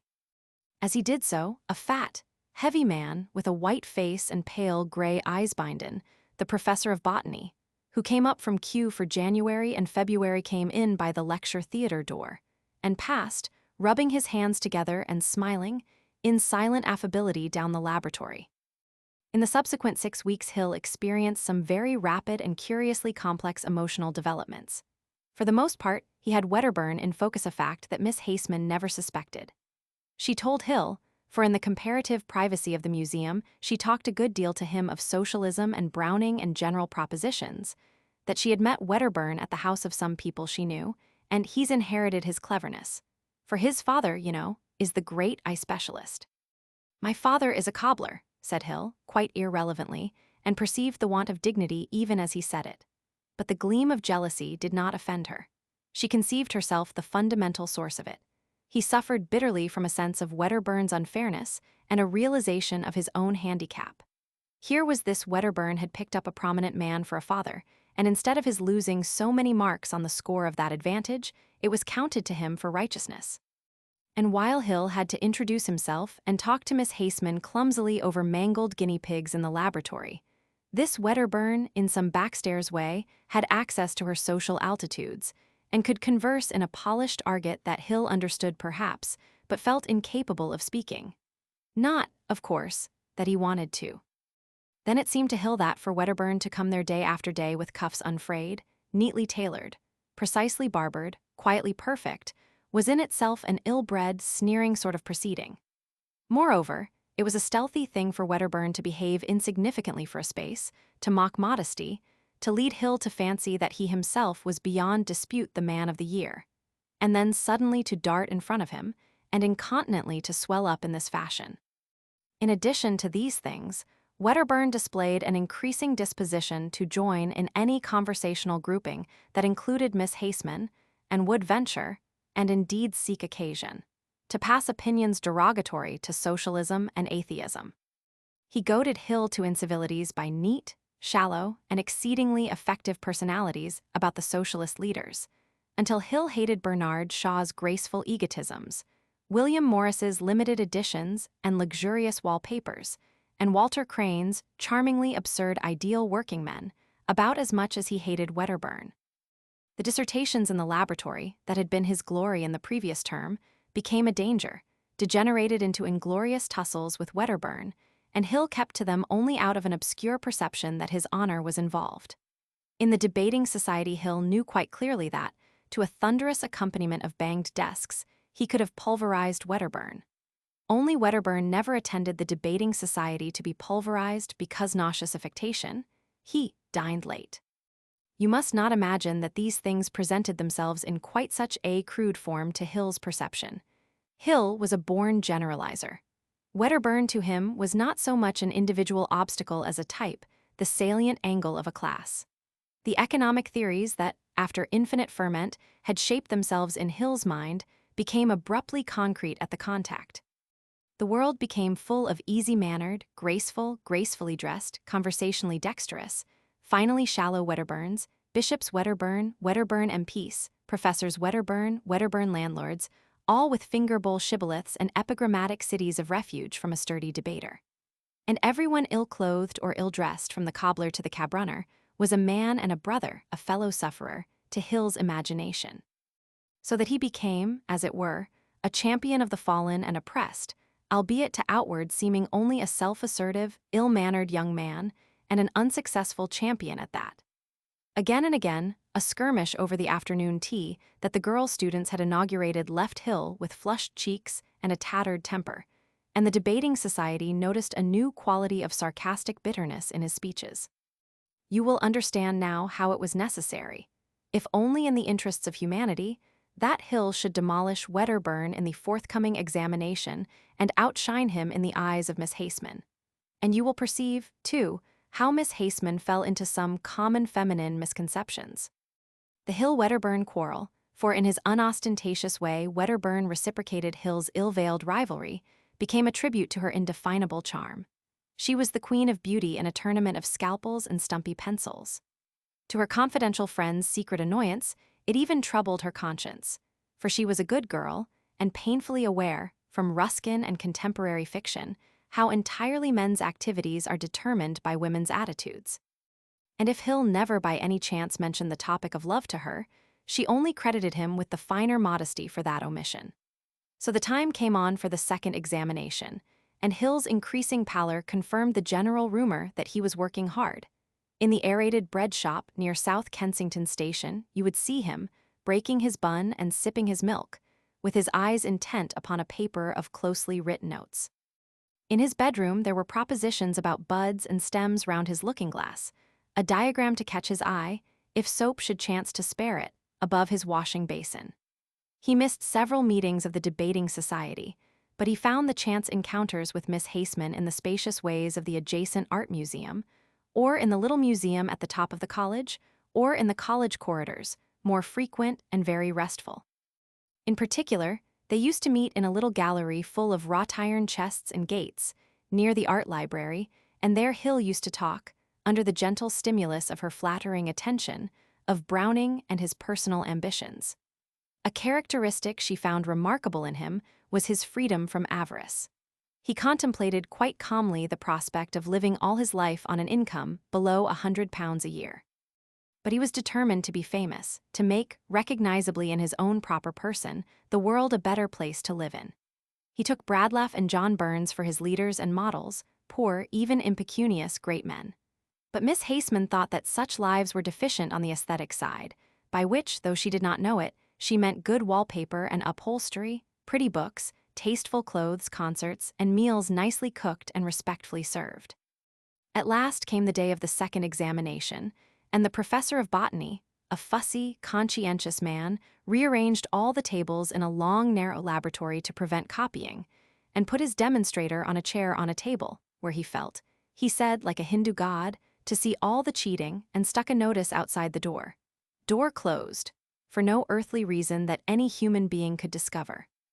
And all the morning from 10 till 1 the quill of Wedderburn shrieked defiance at Hills, and the quills of the others chased their leaders in a tireless pack, and so also it was in the afternoon. Wedderburn was a little quieter than usual, and Hill's face was hot all day, and his overcoat bulged with textbooks and notebooks against the last moment's revision. And the next day, in the morning and in the afternoon, was the practical examination, when sections had to be cut and slides identified. In the morning Hill was depressed because he knew he had cut a thick section, and in the afternoon came the mysterious slip. It was just the kind of thing that the botanical professor was always doing. Like the income tax, it offered a premium to the cheat. It was a preparation under the microscope, a little glass slip, held in its place on the stage of the instrument by light steel clips, and the inscription set forth that the slip was not to be moved. Each student was to go in turn to it, sketch it, write in his book of answers what he considered it to be, and return to his place. Now, to move such a slip is a thing one can do by a chance movement of the finger, and in a fraction of a second. The professor's reason for decreeing that the slip should not be moved depended on the fact that the object he wanted identified was characteristic of a certain tree stem. In the position in which it was placed, it was a difficult thing to recognize, but once the slip was moved so as to bring other parts of the preparation into view, its nature was obvious enough. Hill came to this, flushed from a contest with staining reagents, sat down on the little stool before the microscope, turned the mirror to get the best light, and then, out of sheer habit, shifted the slips. At once he remembered the prohibition, and, with an almost continuous motion of his hands, moved it back and sat paralyzed with astonishment at his action. Then slowly he turned his head. The professor was out of the room. The demonstrator sat aloft on his impromptu rostrum, reading the Q jour mai. Sigh. The rest of the examinees were busy and with their backs to him. Should he own up to the accident now? He knew quite clearly what the thing was. It was a lenticel, a characteristic preparation from the elder tree. His eyes roved over his intent fellow students, and Wedderburn suddenly glanced over his shoulder at him with a queer expression in his eyes. The mental excitement that had kept Hill at an abnormal pitch of vigor these 2 days gave way to a curious, nervous tension. His book of answers was beside him. He did not write down what the thing was, but with one eye at the microscope, he began making a hasty sketch of it.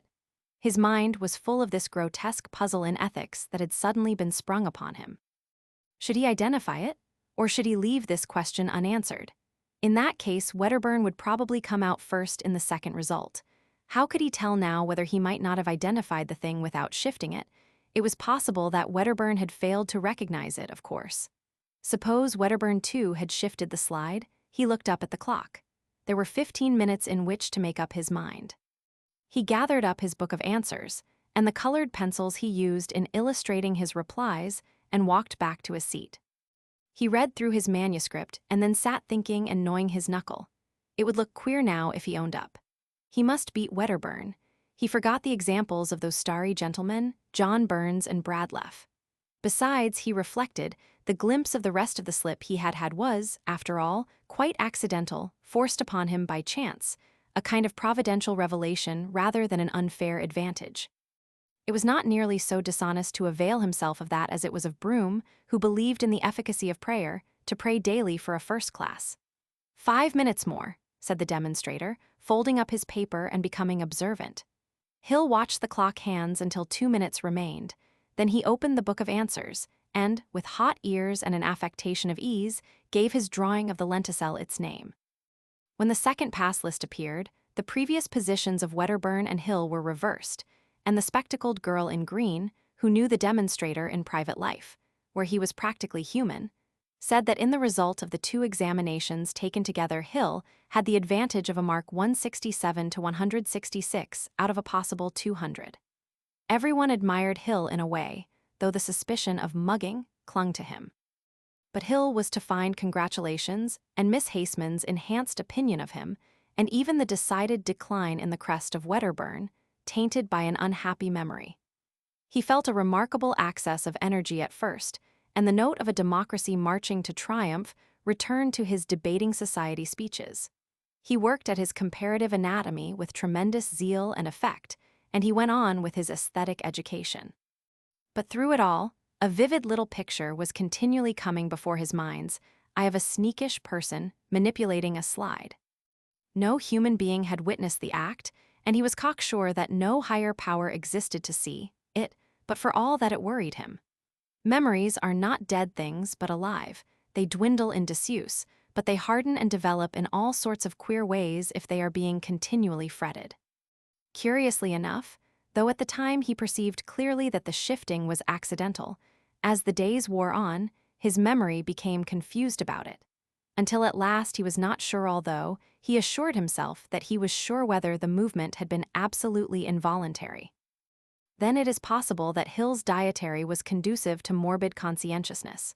A breakfast frequently eaten in a hurry, a midday bun, and at such hours after 5 as chanced to be convenient, such meat as his means determined, usually in a chop house in a back street off the Brompton Road.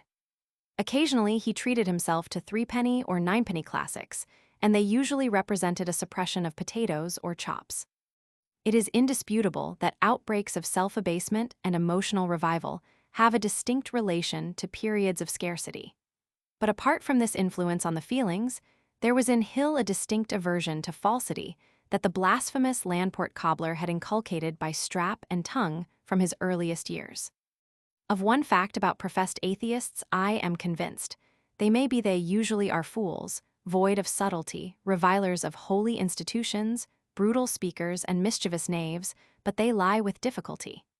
If it were not so, if they had the faintest grasp of the idea of compromise, they would simply be liberal churchmen, and, moreover, this memory poisoned his regard for Miss Haseman. For she now so evidently preferred him to Wedderburn that he felt sure he cared for her, and began reciprocating her attentions by timid marks of personal regard. At one time he even bought a bunch of violets, carried it about in his pocket, and produced it, with a stumbling explanation, withered and dead, in the gallery of old iron. It poisoned, too, the denunciation of capitalist dishonesty that had been one of his life's pleasures. And lastly, it poisoned his triumph in Wedderburn. Previously he had been Wedderburn's superior in his own eyes, and had raged simply at a want of recognition. Now he began to fret at the darker suspicion of positive inferiority. He fancied he found justifications for his position in Browning, but they vanished on analysis. At last moved, curiously enough, by exactly the same motive forces that had resulted in his dishonesty, he went to Professor Bindon and made a clean breast of the whole affair. As Hill was a paid student, Professor Bindon did not ask him to sit down, and he stood before the professor's desk as he made his confession. "It's a curious story," said Professor Bindon, slowly realizing how the thing reflected on himself, and then letting his anger rise. "A most remarkable story. I can't understand your doing it, and I can't understand this avowal. You're a type of student Cambridge men would never dream. I suppose I ought to have thought, why did you cheat?" "I didn't cheat," said Hill. "But you have just been telling me you did." "I thought I explained. Either you cheated or you did not cheat. I said my motion was involuntary. I am not a metaphysician, I am a servant of science of fact. You were told not to move the slip. You did move the slip. If that is not cheating."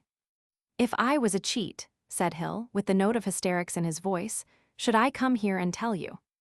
"Your repentance, of course, does you credit," said Professor Bindon, "but it does not alter the original facts."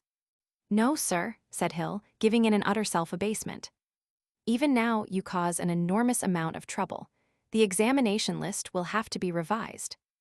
"I suppose so, sir." "Suppose so, of course it must be revised, and I don't see how I can conscientiously pass you." "Not pass me," said Hill, "fail me. It's the rule in all examinations, or where should we be? What else did you expect? You don't want to shirk the consequences of your own acts. I thought perhaps, said Hill, and then, fail me. I thought, as I told you, you would simply deduct the marks given for that slip. Impossible, said Bindon. Besides, it would still leave you above Wedderburn. Deduct only the marks. Preposterous. The departmental regulations distinctly say. But it's my own admission, sir. The regulations say nothing whatever of the manner in which the matter comes to light. They simply provide. It will ruin me. If I fail this examination, they won't renew my scholarship. You should have thought of that before. But, sir, consider all my circumstances. I cannot consider anything. Professors in this college are machines. The regulations will not even let us recommend our students for appointments. I am a machine, and you have worked me. I have to do. It's very hard, sir. Possibly it is. If I am to be failed this examination, I might as well go home at once. That is as you think proper. Bindon's voice softened a little. He perceived he had been unjust, and provided he did not contradict himself, he was disposed to amelioration. As a private person, he said, I think this confession of yours goes far to mitigate your offense, but you have set the machinery in motion, and now it must take its course. I am really sorry you gave way. A wave of emotion prevented Hill from answering. Suddenly, very vividly, he saw the heavily lined face of the old Landport cobbler, his father. Good God, what a fool I have been, he said hotly and abruptly. I hope, said Bindon, that it will be a lesson to you. But curiously enough, they were not thinking of quite the same indiscretion. There was a pause. I would like a day to think, sir, and then I will let you know about going home, I mean, said Hill, moving towards the door. The next day Hill's place was vacant. The spectacled girl in green was, as usual, first with the news. Wedderburn and Miss Haseman were talking of a performance of the Meistersingers when she came up to them. Have you heard, she said. Heard what? There was cheating in the examination. Cheating, said Wedderburn with his face suddenly hot. How? That slide. Moved, never. It was that slide that we weren't to move. Nonsense, said Wedderburn. Why, how could they find out? Who do they say? It was Mr. Hill. Hill? Mr. Hill? Not the immaculate Hill, said Wedderburn, recovering. I don't believe it, said Miss Haseman. How do you know? I didn't, said the girl in spectacles. But I know it now for a fact. Mr. Hill went and confessed to Professor Bindon himself. By Jove, said Wedderburn, Hill of all people. But I am always inclined to distrust these philanthropists on principle. Are you quite sure? Said Miss Haseman with a catch in her breath. Quite, it's dreadful, isn't it? But you know, what can you expect? His father is a cobbler. Then Miss Haseman astonished the girl in spectacles. I don't care. I will not believe it, she said, flushing darkly under her warm-tinted skin. I will not believe it until he has told me so himself face to face. I would scarcely believe it then, and abruptly she turned her back on the girl in spectacles and walked to her own place. It's true all the same, said the girl in spectacles, peering and smiling at Wedderburn. But Wedderburn did not answer her. She was indeed one of those people who seemed destined to make unanswered remarks. 19. The Crystal Egg. There was, until a year ago, a little and very grimy-looking shop near 7 Dials, over which, in weather-worn yellow lettering, the name of C. Cave, naturalist and dealer in antiquities, was inscribed. The contents of its window were curiously variegated. They comprised some elephant tusks and an imperfect set of chessmen, beads and weapons, a box of eyes, 2 skulls of tigers and 1 human, several moth-eaten stuffed monkeys, one holding a lamp, an old-fashioned cabinet, a fly-blown ostrich egg or so, some fishing tackle, and an extraordinarily dirty, empty glass fish tank. There was also, at the moment the story begins, a mass of crystal, worked into the shape of an egg and brilliantly polished. And at that 2 people who stood outside the window were looking, one of them a tall, thin clergyman, the other a black-bearded young man of dusky complexion and unobtrusive costume. The dusky young man spoke with eager gesticulation and seemed anxious for his companion to purchase the article. While they were there, Mr. Cave came into his shop, his beard still wagging with the bread and butter of his tea. When he saw these men and the object of their regard, his countenance fell. He glanced guiltily over his shoulder and softly shut the door. He was a little old man with pale face and peculiar watery blue eyes. His hair was a dirty gray, and he wore a shabby blue frock coat, an ancient silk hat, and carpet slippers very much down at heel. He remained watching the two men as they talked. The clergyman went deep into his trouser pocket, examined a handful of money, and showed his teeth in an agreeable smile. Mr. Cave seemed still more depressed when they came into the shop. The clergyman, without any ceremony, asked the price of the crystal egg. Mr. Cave glanced nervously towards the door leading into the parlor and said £5. The clergyman protested that the price was high. To his companion as well as to Mr. Cave it was, indeed, very much more than Mr. Cave had intended to ask when he had stocked the article, and an attempt at bargaining ensued. Mr. Cave stepped to the shop door and held it open. £5 is my price, he said, as though he wished to save himself the trouble of unprofitable discussion. As he did so, the upper portion of a woman's face appeared above the blind in the glass upper panel of the door leading into the parlor and stared curiously at the two customers. £5 is my price, said Mr. Cave, with a quiver in his voice. The swarthy young man had so far remained a spectator, watching Cave keenly. Now he spoke. Give him £5, he said. The clergyman glanced at him to see if he were in earnest, and when he looked at Mr. Cave again, he saw that the latter's face was white. It's a lot of money, said the clergyman, and diving into his pocket, began counting his resources. He had little more than 30 shillings, and he appealed to his companion, with whom he seemed to be on terms of considerable intimacy. This gave Mr. Cave an opportunity of collecting his thoughts, and he began to explain in an agitated manner that the crystal was not, as a matter of fact, entirely free for sale. His two customers were naturally surprised at this, and inquired why he had not thought of that before he began to bargain. Mr. Cave became confused, but he stuck to his story, that the crystal was not in the market that afternoon, that a probable purchaser of it had already appeared. The two, treating this as an attempt to raise the price still further, made as if they would leave the shop. But at this point, the parlor door opened, and the owner of the dark fringe and the little eyes appeared. She was a coarse-featured, corpulent woman, younger and very much larger than Mr. Cave. She walked heavily, and her face was flushed. That crystal is for sale, she said, and £5 is a good enough price for it. I can't think what you're about, Cave, not to take the gentleman's offer. Mr. Cave, greatly perturbed by the eruption, looked angrily at her over the rims of his spectacles, and, without excessive assurance, asserted his right to manage his business in his own way. An altercation began. The two customers watched the scene with interest and some amusement, occasionally assisting Mrs. Cave with suggestions. Mr. Cave, hard-driven, persisted in a confused and impossible story of an inquiry for the crystal that morning, and his agitation became painful. But he stuck to his point with extraordinary persistence. It was the young Oriental who ended this curious controversy. He proposed that they should call again in the course of 2 days so as to give the alleged inquirer a fair chance. And then we must insist, said the clergyman. £5. Mrs. Cave took it on herself to apologize for her husband, explaining that he was sometimes a little odd. And as the two customers left, the couple prepared for a free discussion of the incident in all its bearings. Mrs. Cave talked to her husband with singular directness. The poor little man, quivering with emotion, muddled himself between his stories, maintaining on the one hand that he had another customer in view, and on the other asserting that the crystal was honestly worth 10 guineas. "Why did you ask £5?" said his wife. "Do let me manage my business my own way," said Mr. Cave.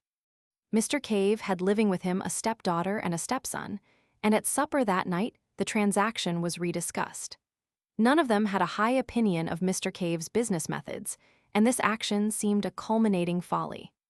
"It's my opinion he's refused that crystal before," said the stepson, a loose-limbed lout of 18. "But £5, said the stepdaughter, an argumentative young woman of 26. Mr. Cave's answers were wretched. He could only mumble weak assertions that he knew his own business best. They drove him from his half-eaten supper into the shop, to close it for the night, his ears aflame and tears of vexation behind his spectacles. Why had he left the crystal in the window so long? The folly of it? That was the trouble closest in his mind. For a time he could see no way of evading sale. After supper, his stepdaughter and stepson smartened themselves up and went out, and his wife retired upstairs to reflect upon the business aspects of the crystal, over a little sugar and lemon, and so forth in hot water. Mr. Cave went into the shop and stayed there until late, ostensibly to make ornamental rockeries for goldfish cases, but really for a private purpose that will be better explained later. The next day, Mrs. Cave found that the crystal had been removed from the window and was lying behind some second-hand books on angling. She replaced it in a conspicuous position, but she did not argue further about it, as a nervous headache disinclined her from debate. Mr. Cave was always disinclined. The day passed disagreeably. Mr. Cave was, if anything, more absent-minded than usual and uncommonly irritable withal. In the afternoon, when his wife was taking her customary sleep, he removed the crystal from the window again.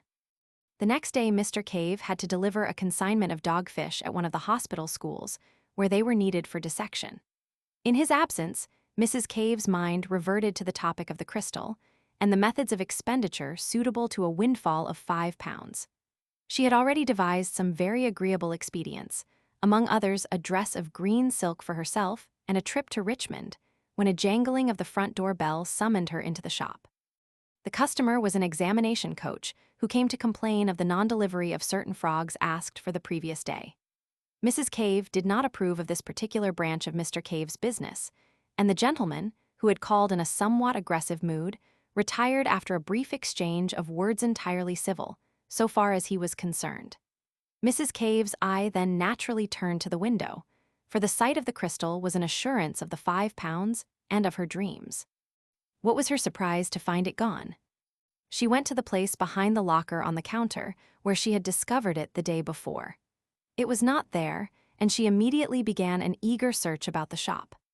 When Mr. Cave returned from his business with the dogfish, about 1:45 in the afternoon, he found the shop in some confusion, and his wife, extremely exasperated and on her knees behind the counter, routing among his taxidermic material. Her face came up hot and angry over the counter as the jangling bell announced his return, and she forthwith accused him of hiding it. "Hid what?" asked Mr. Cave. "The crystal." At that, Mr. Cave, apparently much surprised, rushed to the window. "Isn't it here?" he said. "Great heavens, what has become of it?" Just then Mr. Cave's stepson re-entered the shop from the inner room. He had come home a minute or so before Mr. Cave, and he was blaspheming freely. He was apprenticed to a second-hand furniture dealer down the road, but he had his meals at home, and he was naturally annoyed to find no dinner ready. But when he heard of the loss of the crystal, he forgot his meal, and his anger was diverted from his mother to his stepfather. Their first idea, of course, was that he had hidden it, but Mr. Cave stoutly denied all knowledge of its fate, freely offering his bedabbled affidavit in the matter, and, at last, was worked up to the point of accusing, first, his wife and then his stepson of having taken it with a view to a private sale. So began an exceedingly acrimonious and emotional discussion, which ended for Mrs. Cave in a peculiar nervous condition midway between hysterics and amuck, and caused the stepson to be half an hour late at the furniture establishment in the afternoon. Mr. Cave took refuge from his wife's emotions in the shop. In the evening the matter was resumed, with less passion and in a judicial spirit, under the presidency of the stepdaughter. The supper passed unhappily and culminated in a painful scene. Mr. Cave gave way at last to extreme exasperation and went out banging the front door violently. The rest of the family, having discussed him with the freedom his absence warranted, hunted the house from garret to cellar, hoping to light upon the crystal.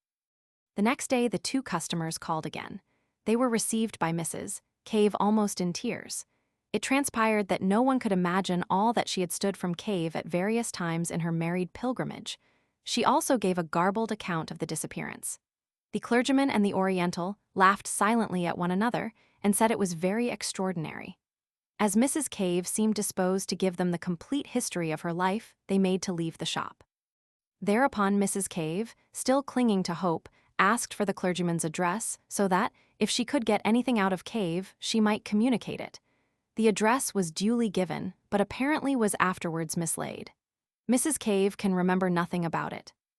In the evening of that day, the Caves seemed to have exhausted their emotions, and Mr. Cave, who had been out in the afternoon, supped in a gloomy isolation that contrasted pleasantly with the impassioned controversy of the previous days. For some time, matters were very badly strained in the Cave household, but neither crystal nor customer reappeared. Now, without mincing the matter, we must admit that Mr. Cave was a liar. He knew perfectly well where the crystal was. It was in the rooms of Mr. Jacoby Wace, assistant demonstrator at St. Catherine's Hospital, Westbourne Street.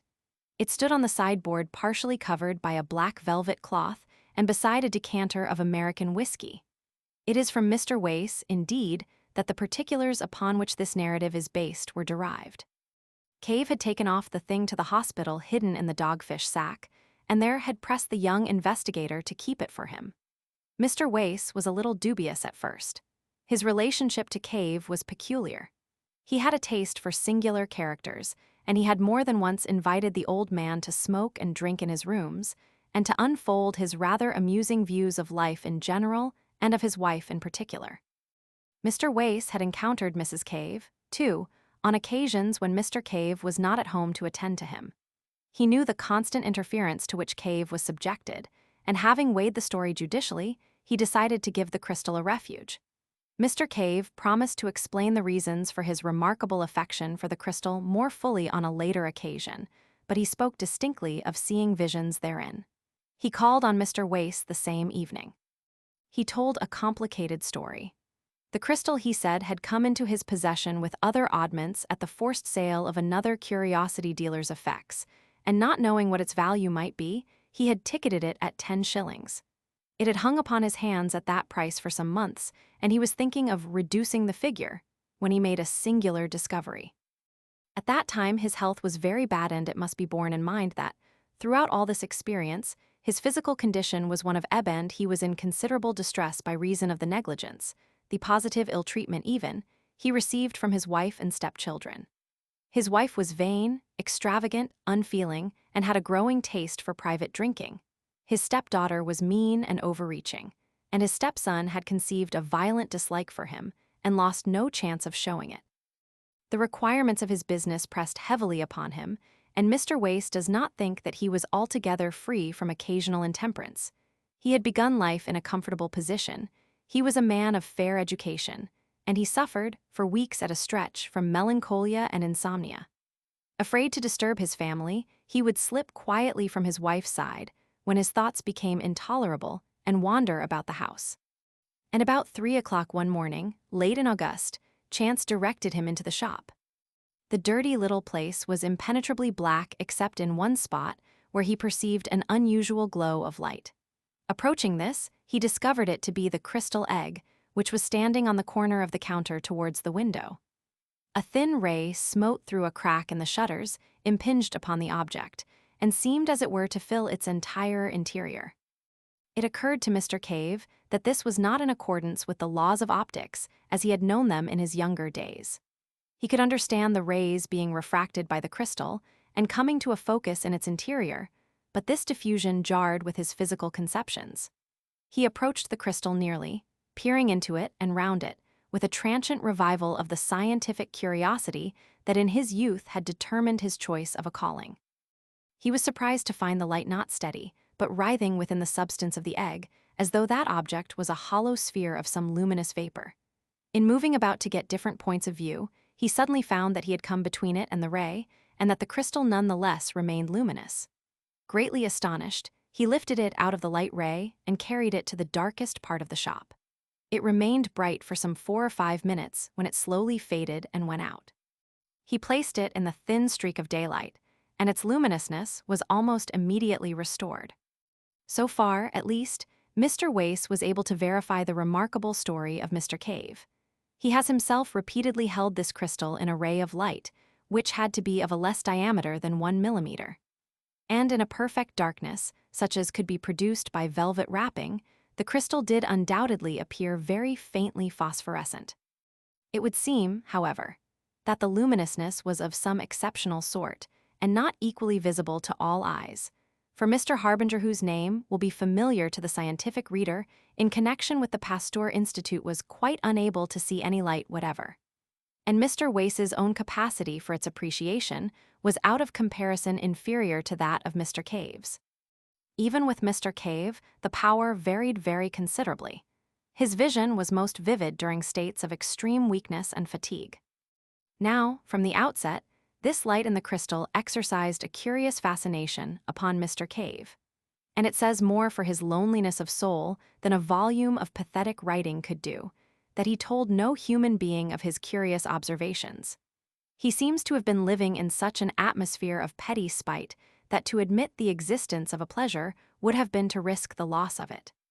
He found that as the dawn advanced and the amount of diffused light increased, the crystal became to all appearance non-luminous. And for some time he was unable to see anything in it, except at night time, in dark corners of the shop. But the use of an old velvet cloth, which he used as a background for a collection of minerals, occurred to him, and by doubling this, and putting it over his head and hands, he was able to get a sight of the luminous movement within the crystal even in the daytime. He was very cautious lest he should be thus discovered by his wife, and he practiced this occupation only in the afternoons, while she was asleep upstairs, and then circumspectly in a hollow under the counter. And one day, turning the crystal about in his hands, he saw something. It came and went like a flash, but it gave him the impression that the object had for a moment opened to him the view of a wide and spacious and strange country, and turning it about, he did, just as the light faded, see the same vision again. Now it would be tedious and unnecessary to state all the phases of Mr. Cave's discovery from this point. Suffice that the effect was this. The crystal, being peered into at an angle of about 137 degrees from the direction of the illuminating ray, gave a clear and consistent picture of a wide and peculiar countryside. It was not dreamlike at all. It produced a definite impression of reality, and the better the light, the more real and solid it seemed.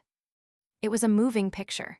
That is to say, certain objects moved in it, but slowly in an orderly manner like real things, and, according as the direction of the lighting and vision changed, the picture changed also. It must indeed have been like looking through an oval glass at a view and turning the glass about to get at different aspects. Mr. Cave's statements, Mr. Wace assures me, were extremely circumstantial and entirely free from any of that emotional quality that taints hallucinatory impressions. But it must be remembered that all the efforts of Mr. Wace to see any similar clarity in the faint opalescence of the crystal were wholly unsuccessful, try as he would. The difference in intensity of the impressions received by the two men was very great, and it is quite conceivable that what was a view to Mr. Cave was a mere blurred nebulosity to Mr. Wace. The view, as Mr. Cave described it, was invariably of an extensive plain, and he seemed always to be looking at it from a considerable height, as if from a tower or a mast. To the east and to the west, the plain was bounded at a remote distance by vast reddish cliffs, which reminded him of those he had seen in some picture. But what the picture was Mr. Wace was unable to ascertain. These cliffs passed north and south. He could tell the points of the compass by the stars that were visible of a night receding in an almost illimitable perspective and fading into the mists of the distance before they met. He was nearer the eastern set of cliffs. On the occasion of his first vision, the sun was rising over them, and black against the sunlight and pale against their shadow appeared a multitude of soaring forms that Mr. Cave regarded as birds. A vast range of buildings spread below him. He seemed to be looking down upon them, and as they approached the blurred and refracted edge of the picture, they became indistinct. There were also trees curious in shape, and in coloring a deep mossy green and an exquisite gray, beside a wide and shining canal, and something great and brilliantly colored flew across the picture. But the first time Mr. Cave saw these pictures he saw only in flashes. His hands shook, his head moved, the vision came and went, and grew foggy and indistinct. And at first he had the greatest difficulty in finding the picture again once the direction of it was lost. His next clear vision, which came about a week after the first, the interval having yielded nothing but tantalizing glimpses and some useful experience, showed him the view down the length of the valley. The view was different, but he had a curious persuasion, which his subsequent observations abundantly confirmed, that he was regarding the strange world from exactly the same spot, although he was looking in a different direction. The long facade of the great building, whose roof he had looked down upon before, was now receding in perspective. He recognized the roof.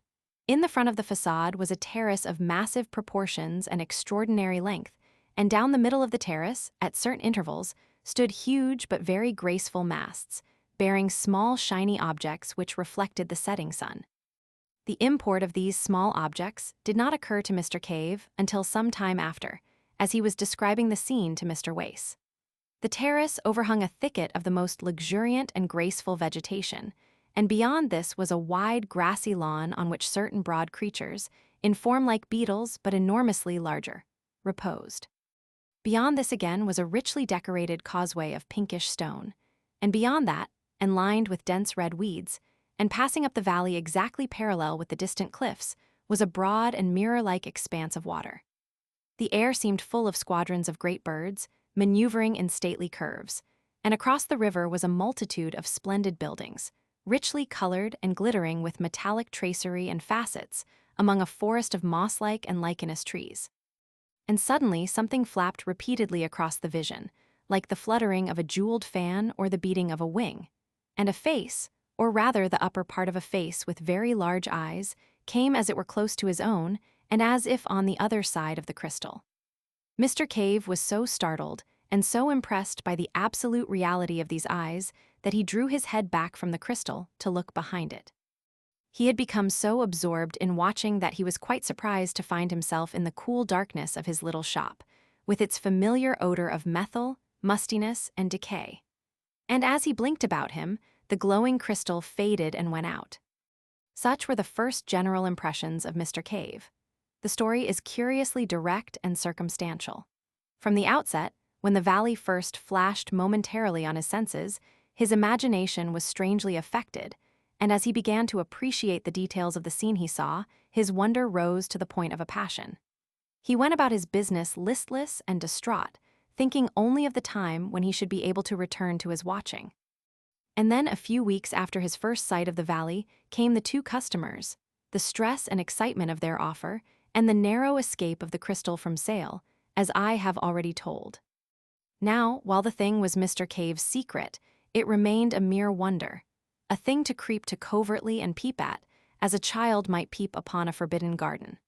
But Mr. Wace has, for a young scientific investigator, a particularly lucid and consecutive habit of mind.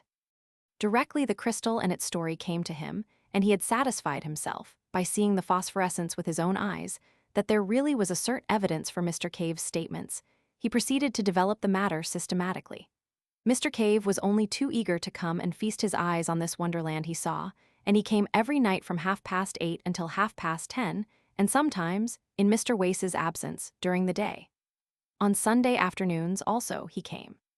From the outset Mr. Wace made copious notes, and it was due to his scientific method that the relation between the direction from which the initiating ray entered the crystal and the orientation of the picture were proved. And by covering the crystal in a box perforated only with a small aperture to admit the exciting ray, and by substituting black holland for his buff blinds, he greatly improved the conditions of the observations, so that in a little while they were able to survey the valley in any direction they desired. So having cleared the way, we may give a brief account of this visionary world within the crystal. The things were in all cases seen by Mr. Cave, and the method of working was invariably for him to watch the crystal and report what he saw, while Mr. Wace, who as a science student had learnt the trick of writing in the dark, wrote a brief note of his report. When the crystal faded, it was put into its box in the proper position, and the electric light turned on. Mr. Wace asked questions and suggested observations to clear up difficult points. Nothing, indeed, could have been less visionary and more matter-of-fact. The attention of Mr. Cave had been speedily directed to the bird-like creatures he had seen so abundantly present in each of his earlier visions. His first impression was soon corrected, and he considered for a time that they might represent a diurnal species of bat. Then he thought, grotesquely enough, that they might be cherubs. Their heads were round and curiously human, and it was the eyes of one of them that had so startled him on his second observation. They had broad, silvery wings, not feathered, but glistening almost as brilliantly as new-killed fish and with the same subtle play of color, and these wings were not built on the plan of birdwing or bat, Mr. Wace learned, but supported by curved ribs radiating from the body. A sort of butterfly wing with curved ribs seems best to express their appearance. The body was small, but fitted with two bunches of prehensile organs, like long tentacles, immediately under the mouth. Incredible as it appeared to Mr. Wace, the persuasion at last became irresistible that it was these creatures which owned the great quasi-human buildings and the magnificent garden that made the broad valley so splendid. And Mr. Cave perceived that the buildings, with other peculiarities, had no doors, but that the great circular windows, which opened freely, gave the creatures egress and entrance. They would alight upon their tentacles, fold their wings to a smallness almost rod-like, and hop into the interior. But among them was a multitude of smaller winged creatures, like great dragonflies and moths and flying beetles, and across the greensward brilliantly colored gigantic ground beetles crawled lazily to and fro. Moreover, on the causeways and terraces, large-headed creatures similar to the greater winged flies, but wingless, were visible, hopping busily upon their hand-like tangle of tentacles. Allusion has already been made to the glittering objects upon masts that stood upon the terrace of the nearer building. It dawned upon Mr. Cave, after regarding one of these masts very fixedly on one particularly vivid day, that the glittering object there was a crystal exactly like that into which he peered. And a still more careful scrutiny convinced him that each one in a vista of nearly 20 carried a similar object. Occasionally, one of the large flying creatures would flutter up to one, and folding its wings and coiling a number of its tentacles about the mast, would regard the crystal fixedly for a space sometimes for as long as 15 minutes. And a series of observations, made at the suggestion of Mr. Wace, convinced both watchers that, so far as this visionary world was concerned, the crystal into which they peered actually stood at the summit of the end, most mast on the terrace, and that on one occasion at least one of these inhabitants of this other world had looked into Mr. Cave's face while he was making these observations. So much for the essential facts of this very singular story. Unless we dismiss it all as the ingenious fabrication of Mr. Wace, we have to believe one of two things. Either that Mr. Cave's crystal was in two worlds at once, and that while it was carried about in one, it remained stationary in the other, which seems altogether absurd. Or else that it had some peculiar relation of sympathy with another and exactly similar crystal in this other world, so that what was seen in the interior of the one in this world was, under suitable conditions, visible to an observer in the corresponding crystal in the other world, and vice versa. At present, indeed, we do not know of any way in which two crystals could so come en rapport, but nowadays we know enough to understand that the thing is not altogether impossible. This view of the crystals as en rapport was the supposition that occurred to Mr. Wace, and to me at least it seems extremely plausible. And where was this other world? On this, also, the alert intelligence of Mr. Wace speedily threw light. After sunset, the sky darkened rapidly. There was a very brief twilight interval indeed, and the stars shone out. They were recognizably the same as those we see, arranged in the same constellations. Mr. Cave recognized the Bear, the Pleiades, Aldebaran, and Sirius, so that the other world must be somewhere in the solar system, and, at the utmost, only a few hundreds of millions of miles from our own. Following up this clue, Mr. Wace learned that the midnight sky was a darker blue even than our midwinter sky, and that the sun seemed a little smaller. And there were two small moons. Like our moon, but smaller and quite differently marked, one of which moved so rapidly that its motion was clearly visible as one regarded it. These moons were never high in the sky, but vanished as they rose. That is, every time they revolved they were eclipsed because they were so near their primary planet. And all this answers quite completely, although Mr. Cave did not know it, to what must be the condition of things on Mars. Indeed, it seems an exceedingly plausible conclusion that peering into this crystal Mr. Cave did actually see the planet Mars and its inhabitants. And if that be the case, then the evening star that shone so brilliantly in the sky of that distant vision was neither more nor less than our own familiar Earth. For a time the Martians, if they were Martians, do not seem to have known of Mr. Cave's inspection.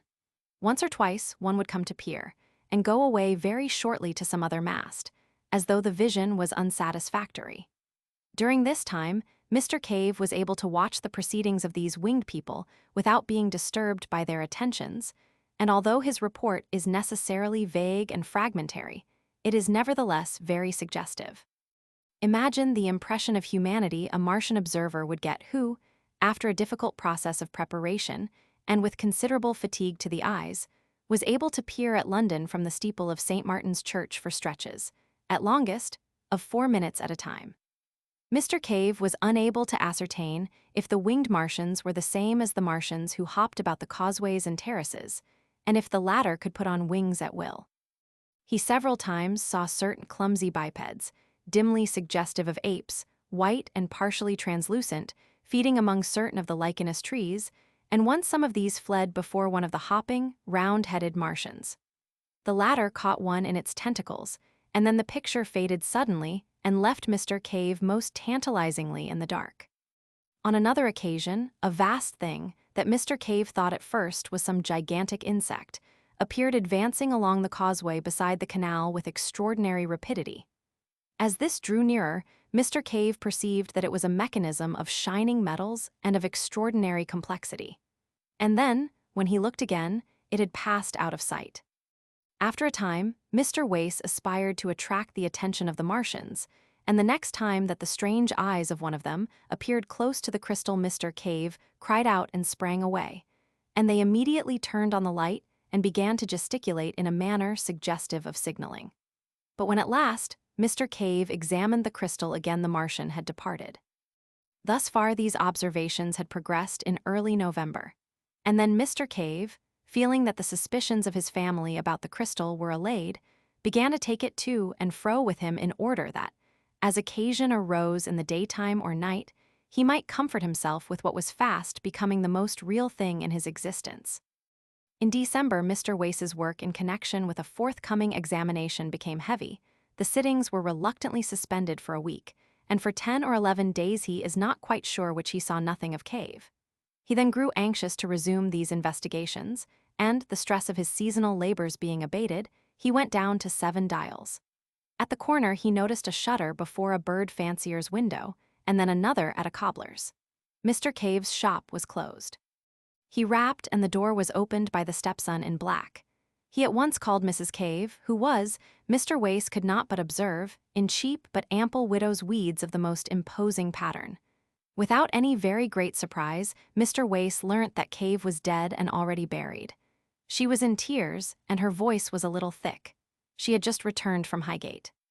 Her mind seemed occupied with her own prospects and the honorable details of the obsequies, but Mr. Wace was at last able to learn the particulars of Cave's death. He had been found dead in his shop in the early morning, the day after his last visit to Mr. Wace, and the crystal had been clasped in his stone-cold hands. His face was smiling, said Mrs. Cave, and the velvet cloth from the minerals lay on the floor at his feet. He must have been dead 5 or 6 hours when he was found.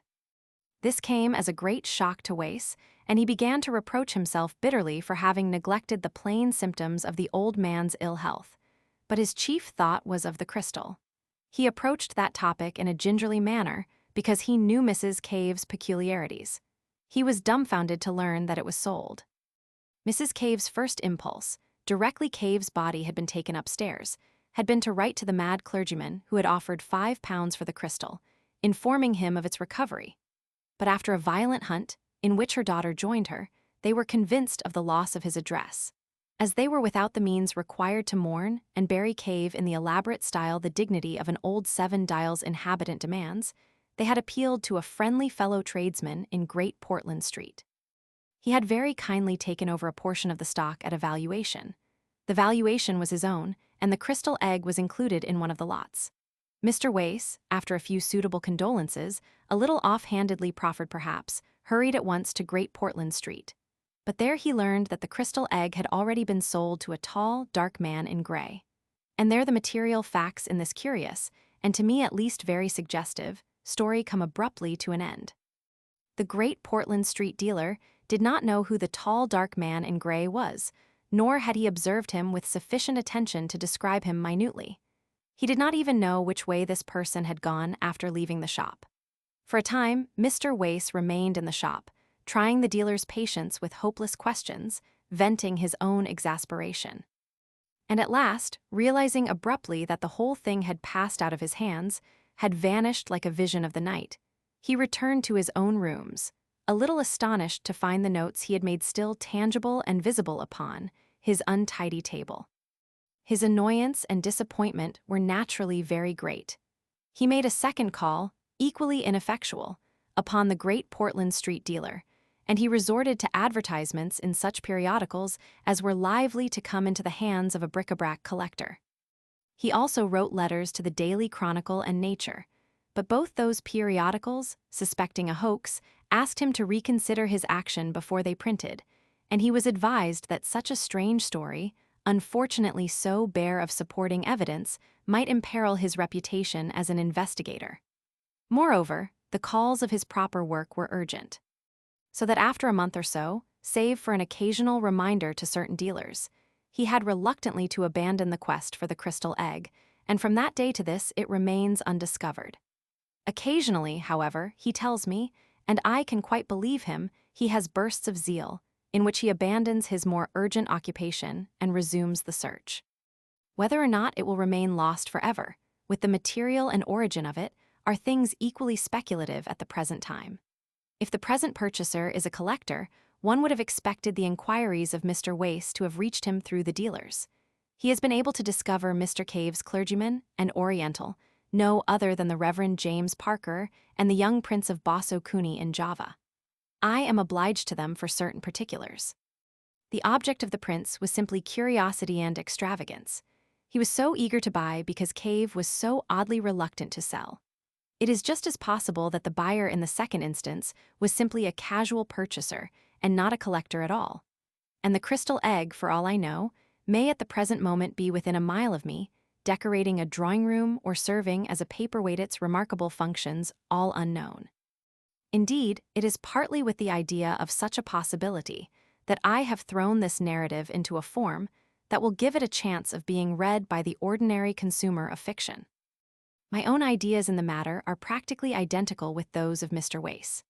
I believe the crystal on the mast in Mars and the crystal egg of Mr. Cave's to be in some physical, but at present quite inexplicable, way en rapport, and we both believe further that the terrestrial crystal must have been possibly at some remote date sent hither from that planet, in order to give the Martians a near view of our affairs. Possibly the fellows to the crystals on the other masts are also on our globe. No theory of hallucination suffices for the facts.